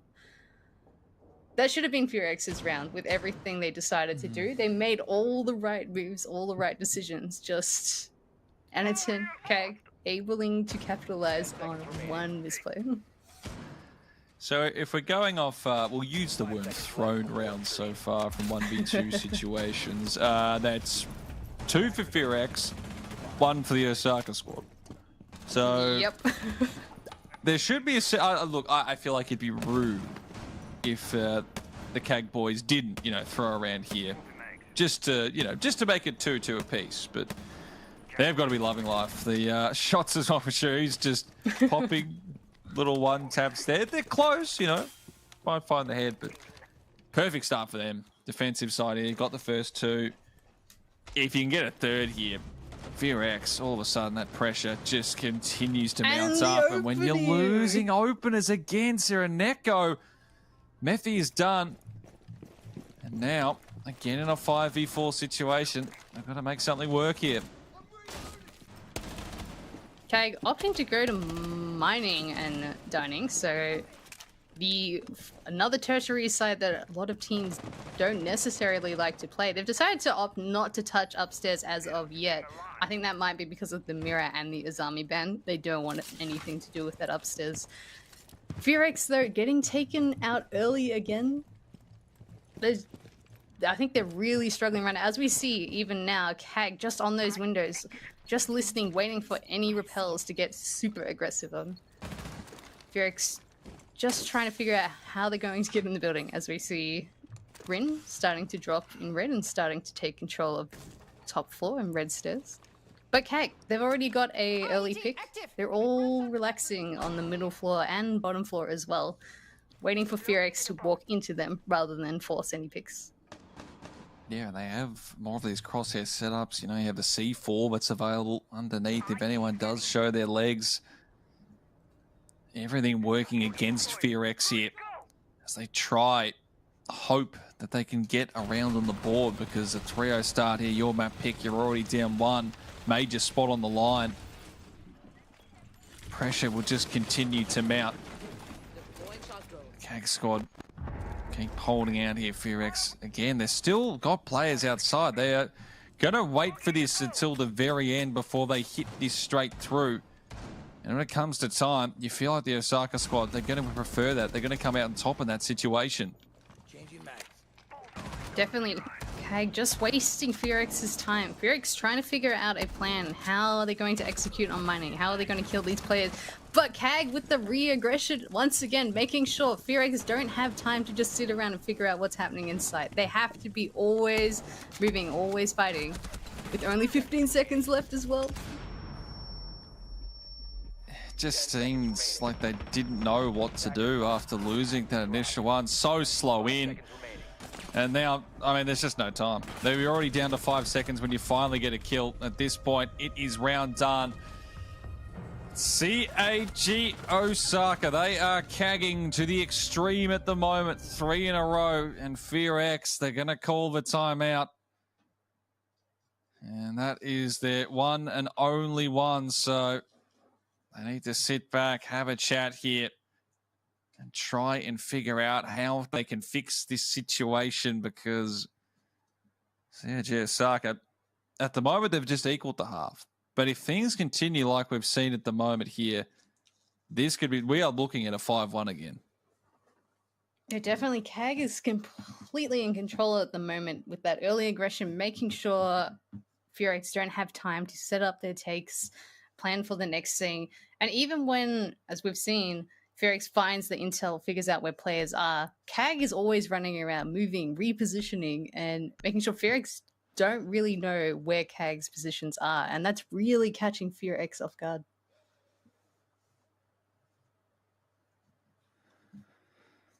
And, well, at least now you got the 3 rounds in. You've got some ideas of what CAG Osaka are doing at this point, but again, it's just a confidence thing now as well becomes the issue.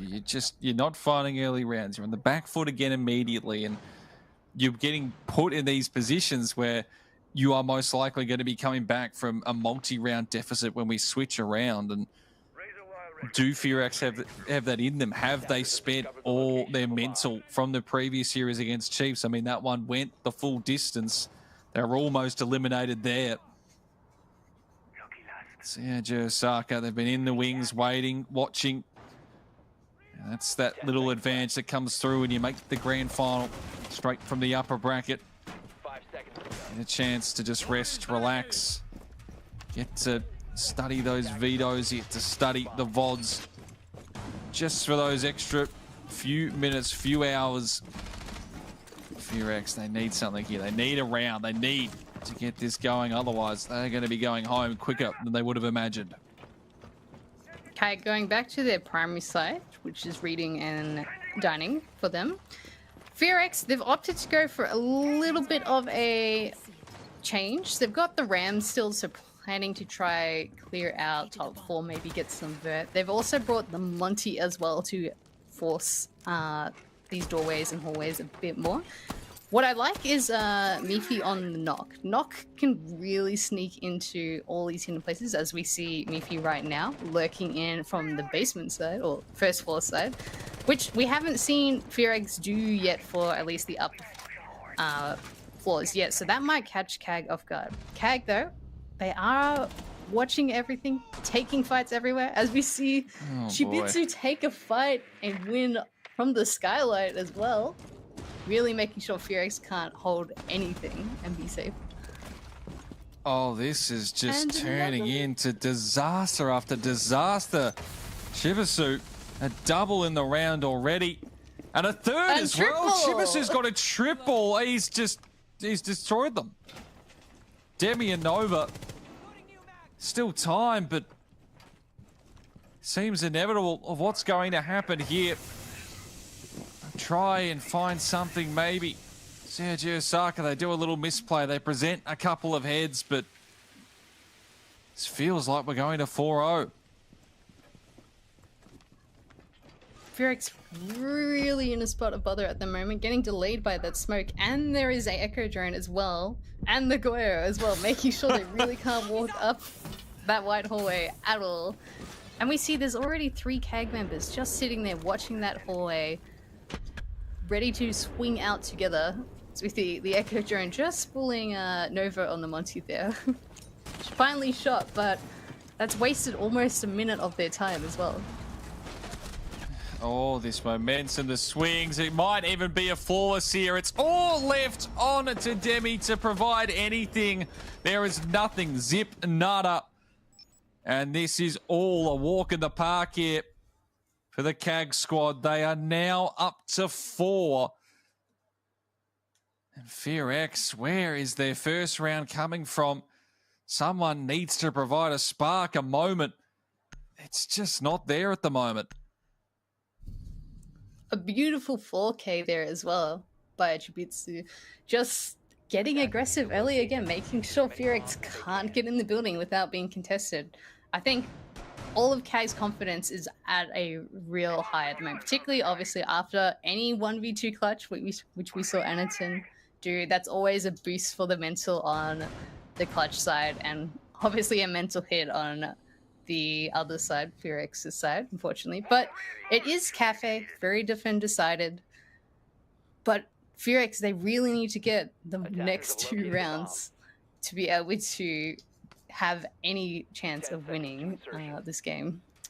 I think their answer to that is trying to deal with that early aggression CAG has.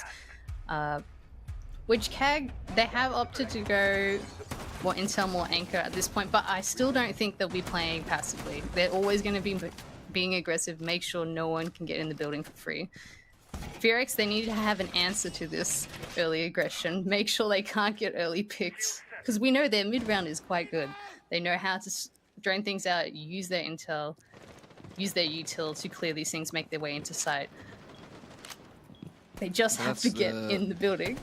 That's the problem. They just haven't had that opportunity to actually get into a mid-round in most of these rounds. Yes. But there we go. That's the opener. That's how you get yourself going. Murphy with his first kill, and finally they get themselves an opener for the first time since that second round. And now they can control the momentum. They can take the time to clear things out a little bit more. There's less players to worry about, less bits of util.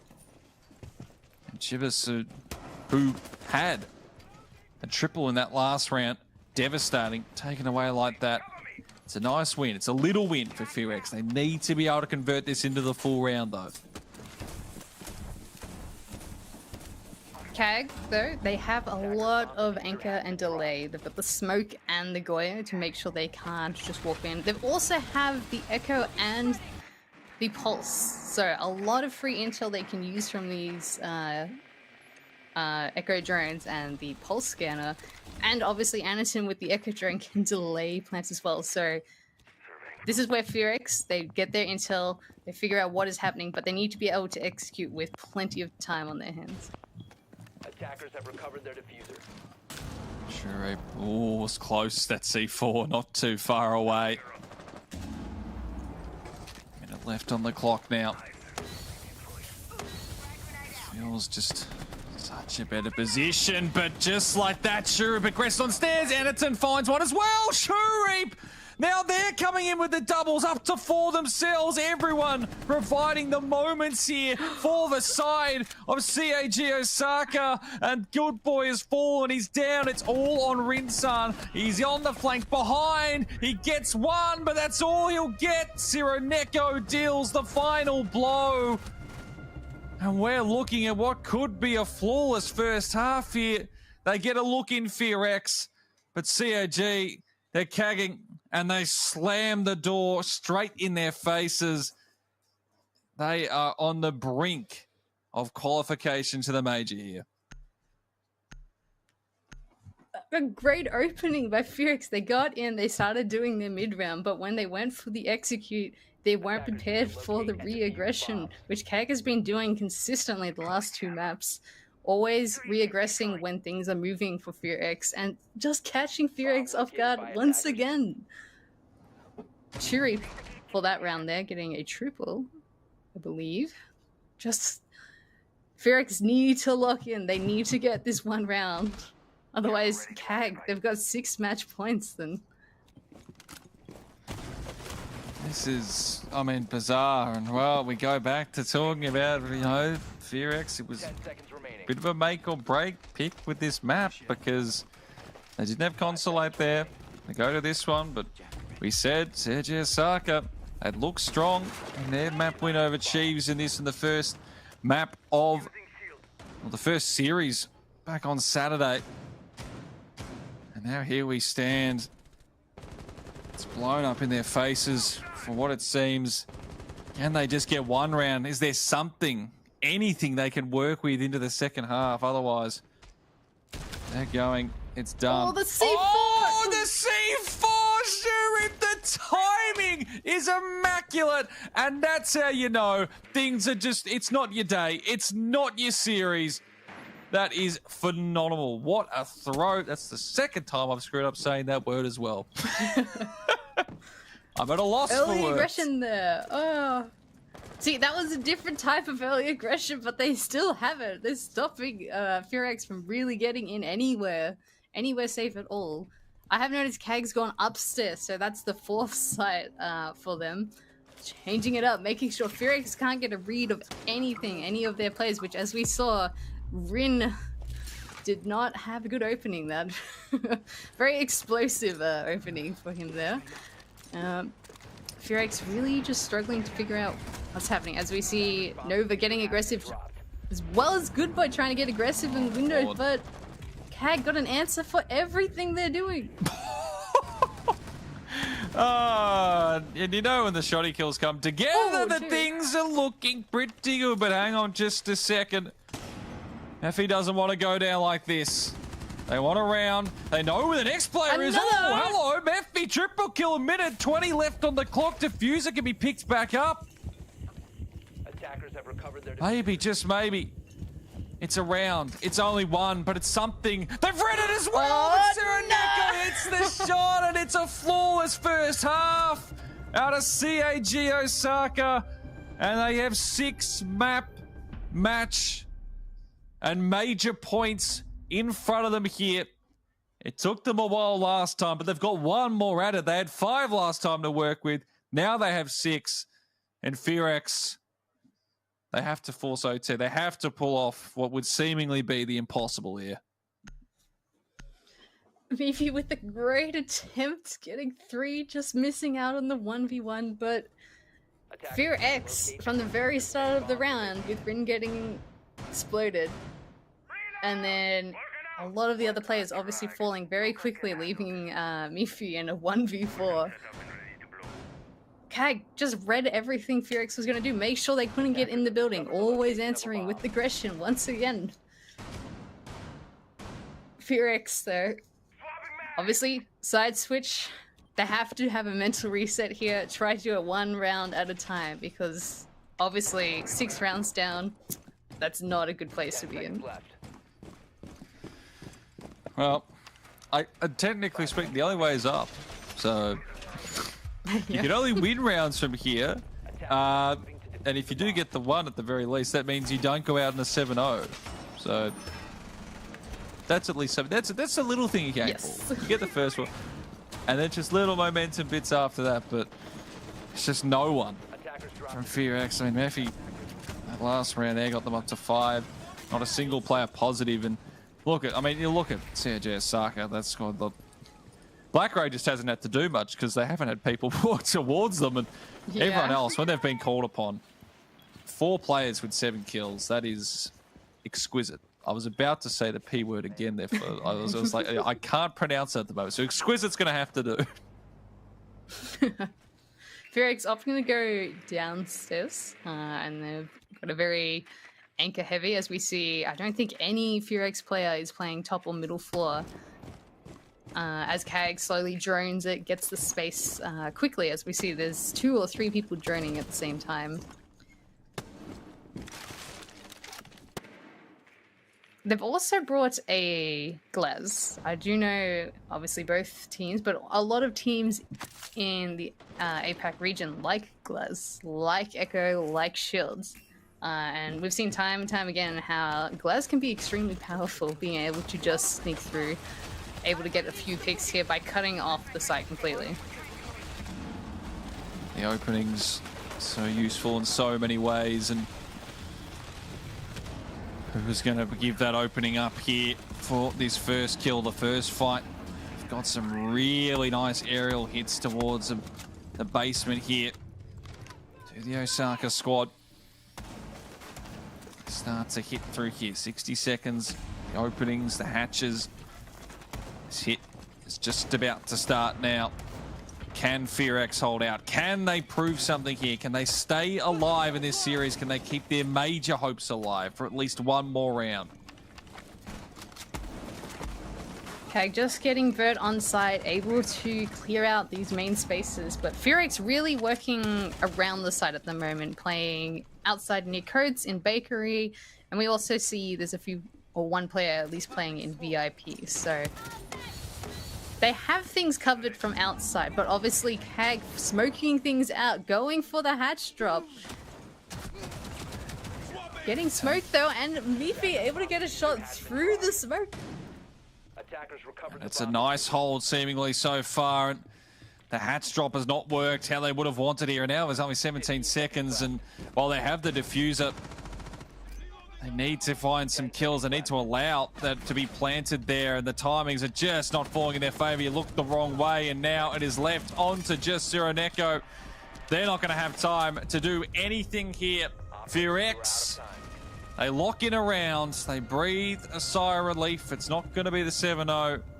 And now they start the long way back to try and send this to OT. And at least not the first one there. The delays were good. They were solid. They weren't scared off of any of the angles.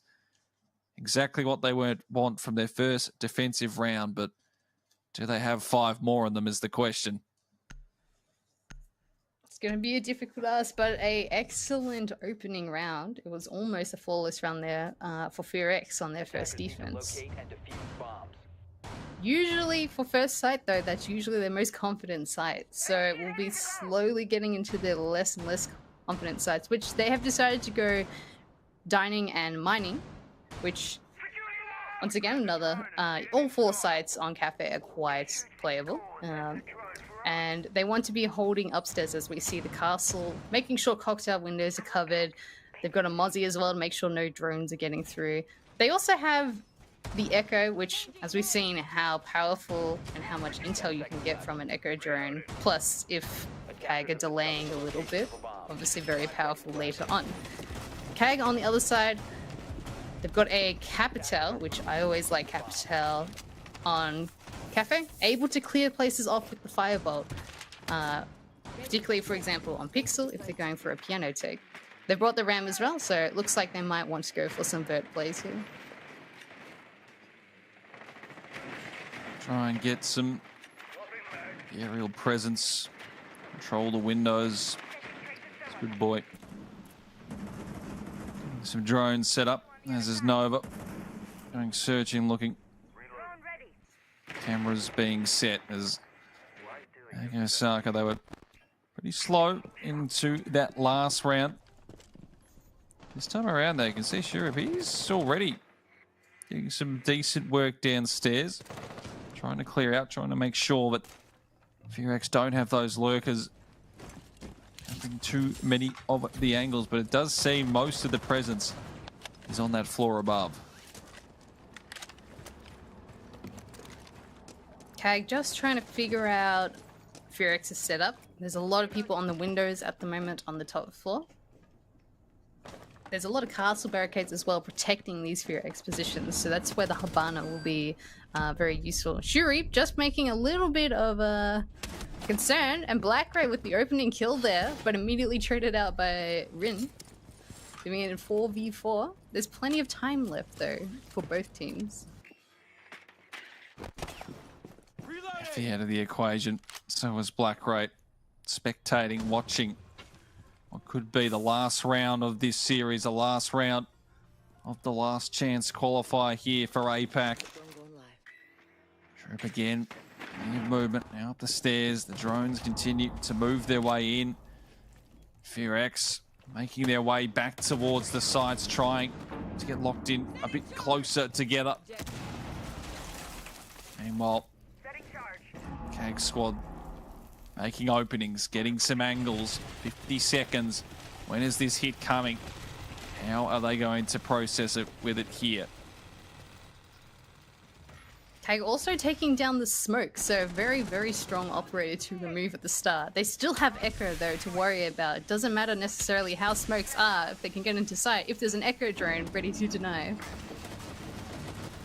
They're going for it. They're just going to play for it here. Good boys out of the position. I don't think they're going to have a chance to stop this. Actually get off it, but it doesn't matter because Shurip, Chibis, oh, it's done. Surely that's it. Nova is the only one that can stop this now. A 1v4, and they have no chance. No way. It's all done. CAG Osaka, they are your champions of the APAC last chance qualifiers. They are going to Boston.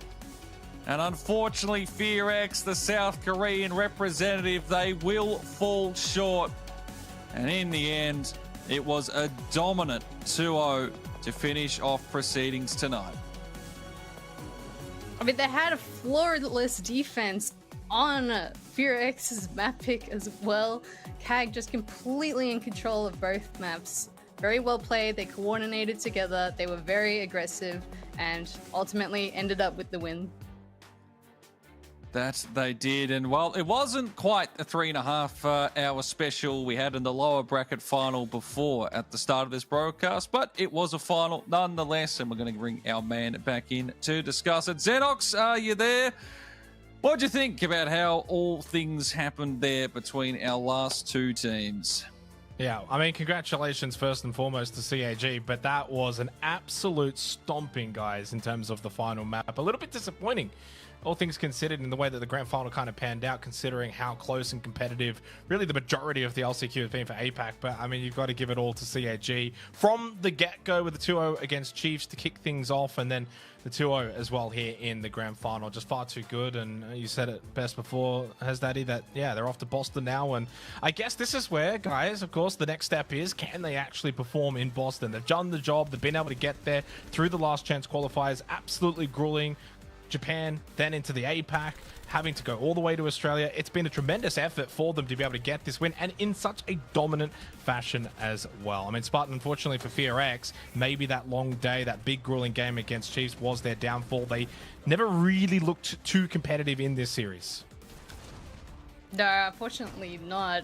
Even their map pick that they decided to go with Cafe, a bit of a gamble, which obviously did not pay off. And I think Nighthaven Labs caught them a little bit off guard as well. Obviously, they had played against CAG before in the upper bracket before Fearx got knocked down. And Cyclops able to just see what Fearx was doing and really run away with their confidence and aggression. Yeah, I mean, unfortunately for Fearx, that does mean they are out of the SI. And I mean, look, honestly, they put in a tremendous effort earlier in their series against Chiefs. They shouldn't be too hard on themselves. It was a very hard-fought series in that one. There was a hard-fought series in the upper bracket final as well against CAG, but ultimately, They just didn't have enough left in the tank when it came to the actual grand final itself. 2-0 to CAG. They qualify for Boston. Has Daddy, I think that you can definitely say coming into this event, I know there were a lot of eyes and a lot of talk about Chiefs and maybe being the favoritism tag, but there were many that also felt this was the prime time for CAG, and they followed through. Yeah, absolutely. I mean, look, they're a team that's a regular at the major. While they haven't probably had the results at the international stage to be hoping for, regionally and when they have these last chance qualifiers, they do lock in. They have performed admirably in all of them, and they were just a step ahead of everyone. I mean, FearX, at least they pushed them yesterday, so we did think that maybe there would be some problems, some bits and pieces that would be exposed, but basically flawless. I mean, a 5-1 first half, a 6-0 first half. I mean, first map on Labs where they got a little bit shaken up when they had all those chances. FearX started to roll things back, but they still had that many opportunities to lock it away. And then that second map there, the moment they started getting on that roll, they're winning these 1v2s, taking bits and pieces away from FearX, where they just needed clutches, someone to stand up. It wasn't happening. It was an incredibly solid team performance across the board. They looked really good, and hopefully they can do something when they get to Boston. Yeah, unfortunately, Spartan, we kind of said one of the strengths of FearX is that they're this kind of team-orientated roster where it's this core five. You don't have that superstar standout, but it does mean if you're underperforming, you're going to be underperforming as a team. And I think that's what can lead to these, 7-1 results. Yeah, definitely. We've seen, obviously, and even yesterday as well, that FearX, when they play together, they play really well. Just, they couldn't get things rolling, at least towards CAG with this grand final here. CAG just had their number from the start, in which FearX, they didn't have a time to really go together to actually be able to do their team plays, because CAG had already taken out 1-2 members before FearX had even gotten in the building. Yeah, I think right now for CAG, I think they've got a little bit more of that firepower. They're a roster that's been together for a very long time. Obviously, we know that this is a team that's been able to get to these kind of big events. Now it's about that next step. I know we say this all the time when it comes to a lot of these APAC teams. It's like, it's one thing to qualify. It's another thing then when you actually get to go there and perform, because unfortunately, there's too many times we've seen these teams qualify for these big events, majors, 6 invitationals, and then they get there and they either get swept out or they're uncompetitive. So for CAG, I do hope for their instance that this little preparation, I know it probably isn't the best prep, but being able to come over to Australia, all the teams here, same ping, hopefully that can benefit them now going over to 6 Invitational. Yeah, absolutely. You go to more of that land setting. You don't have to worry about ping on that side. I think CAG, they probably take some confidence seeing what Chiefs did at the last major as well. Saying, look, APAC teams can do it. They can make their way through towards the finals. You just need to be able to be there on the day, lock in. And look, I mean, honestly, across the board from these teams, you have Sherap and you have Chibisu dragging like they did. Even Sireneko, I mean, like 19, 22, 20, just absolute flawless across the board. And the big one as well is the entries, because we talked about that before we went into this game, how they hadn't had massive entries from any of the players. That was not a problem. Every time someone needed to get an opening kill, it just seemed just like clockwork. It was there presented to them. And that was, unfortunately, what also put the back foot there for FearX, something that they'd been really good at. Just suddenly it escaped them when they really, really needed it. As you can see on the stats here, Vryn definitely tried his hardest coming into this game, was their lead entry player, but only 3-2. I say only, at least it's still positive, but you already touched on the likes of Sireneko, Sharif, Chibisu in terms of their domination, and that's the clear differentiating factor. You can clearly see it on the stats here. I mean, only one player on the side of FearX got above 15 kills. You got 3 on the side of CAG, with one also on 14, right? So not that far off. So it's an absolute domination when it comes to this grand final. I think when you consider this quote-unquote LAN environment and what they've been able to kind of take away from this qualifiers, it should, in theory, set them up better for 6 Invitational than previous qualifiers, for instance. So I'm really hoping they can take this form into SI. And the good news as well, it's not like SI is really all that far away. Now they've got, under a month to basically prepare for SI, get on over, which, they'll probably be going over in a couple of weeks' time. I think there's enough time spot where they can actually say, okay, we can take this form into 6 Invitational and hopefully, for their sake, get off to a good start. Well, definitely, the style that they wanted to play here worked out well against the APAC teams. Now, obviously, every region has a very different style of playing, which is why SI and Majors are always really exciting to see how these different regions clash. Their aggression, though, is really high, and they continue to do it even despite the different micro regions from OCE and then South Korea, and we saw from Taiwan as well. I think they should be able to polish it up over this next couple of weeks beforehand and then take that aggression in, but they have to be confident to be able to translate what they want to do. Yeah. Any final words from you? I'll just quickly go back to you first, Spartan, and then I'll go to you, Hasdaddy. Well, just a huge thanks to obviously you guys keeping the show running and the production stuff. Obviously, we can't do any shows without the major production side of Blast. And then we also have Rect also helping out with the matches and the observing. So massive shout out there to all of you guys. And I just very comment for CAG. They've made it through one stage, the APAC stage. Now they have to be able to show up in international stage. Hasdaddy. Yeah, just echo what Spartan said. A big thank you to production, of course, Coast, Cthulhu, and also Ben, who had been here, done the series earlier. They're the ones who, really put in the effort today. 3.5 hours for that one there. Rect, of course, and a big shout out to 6 Season Blaster for reaching out to me and Spartan. I mean, our opportunity to do this for the first time. It's been fantastic. I've enjoyed it immensely, and yeah, good luck to the Osaka squad and to all the teams, of course, that missed out. Look, the next one will be around the corner. There's more, local stuff happening around Oz I know of, which is good. A lot of those tournaments which Rect, of course, will be running, and on the other side, I'm sure South Korea and the Taiwanese guy will send VRX. They'll bounce back, and yeah, it's been a pleasure. Well, thank you so much to both of you, of course, the Black and Blue and Cthulhu as well, for being our casters for the APAC SI Last Chance qualifiers. Once again, congratulations to CAG, off to Boston for them. It's been a tremendous time. Of course, when it comes to Last Chance qualifiers, many other regions still going through there, so more siege to come over the coming days, weeks or so. So, of course, don't fret too much. But in terms of APAC, we are done and dusted. Thank you so much, everyone, for watching, and best of luck to CAG at 6 Invitational.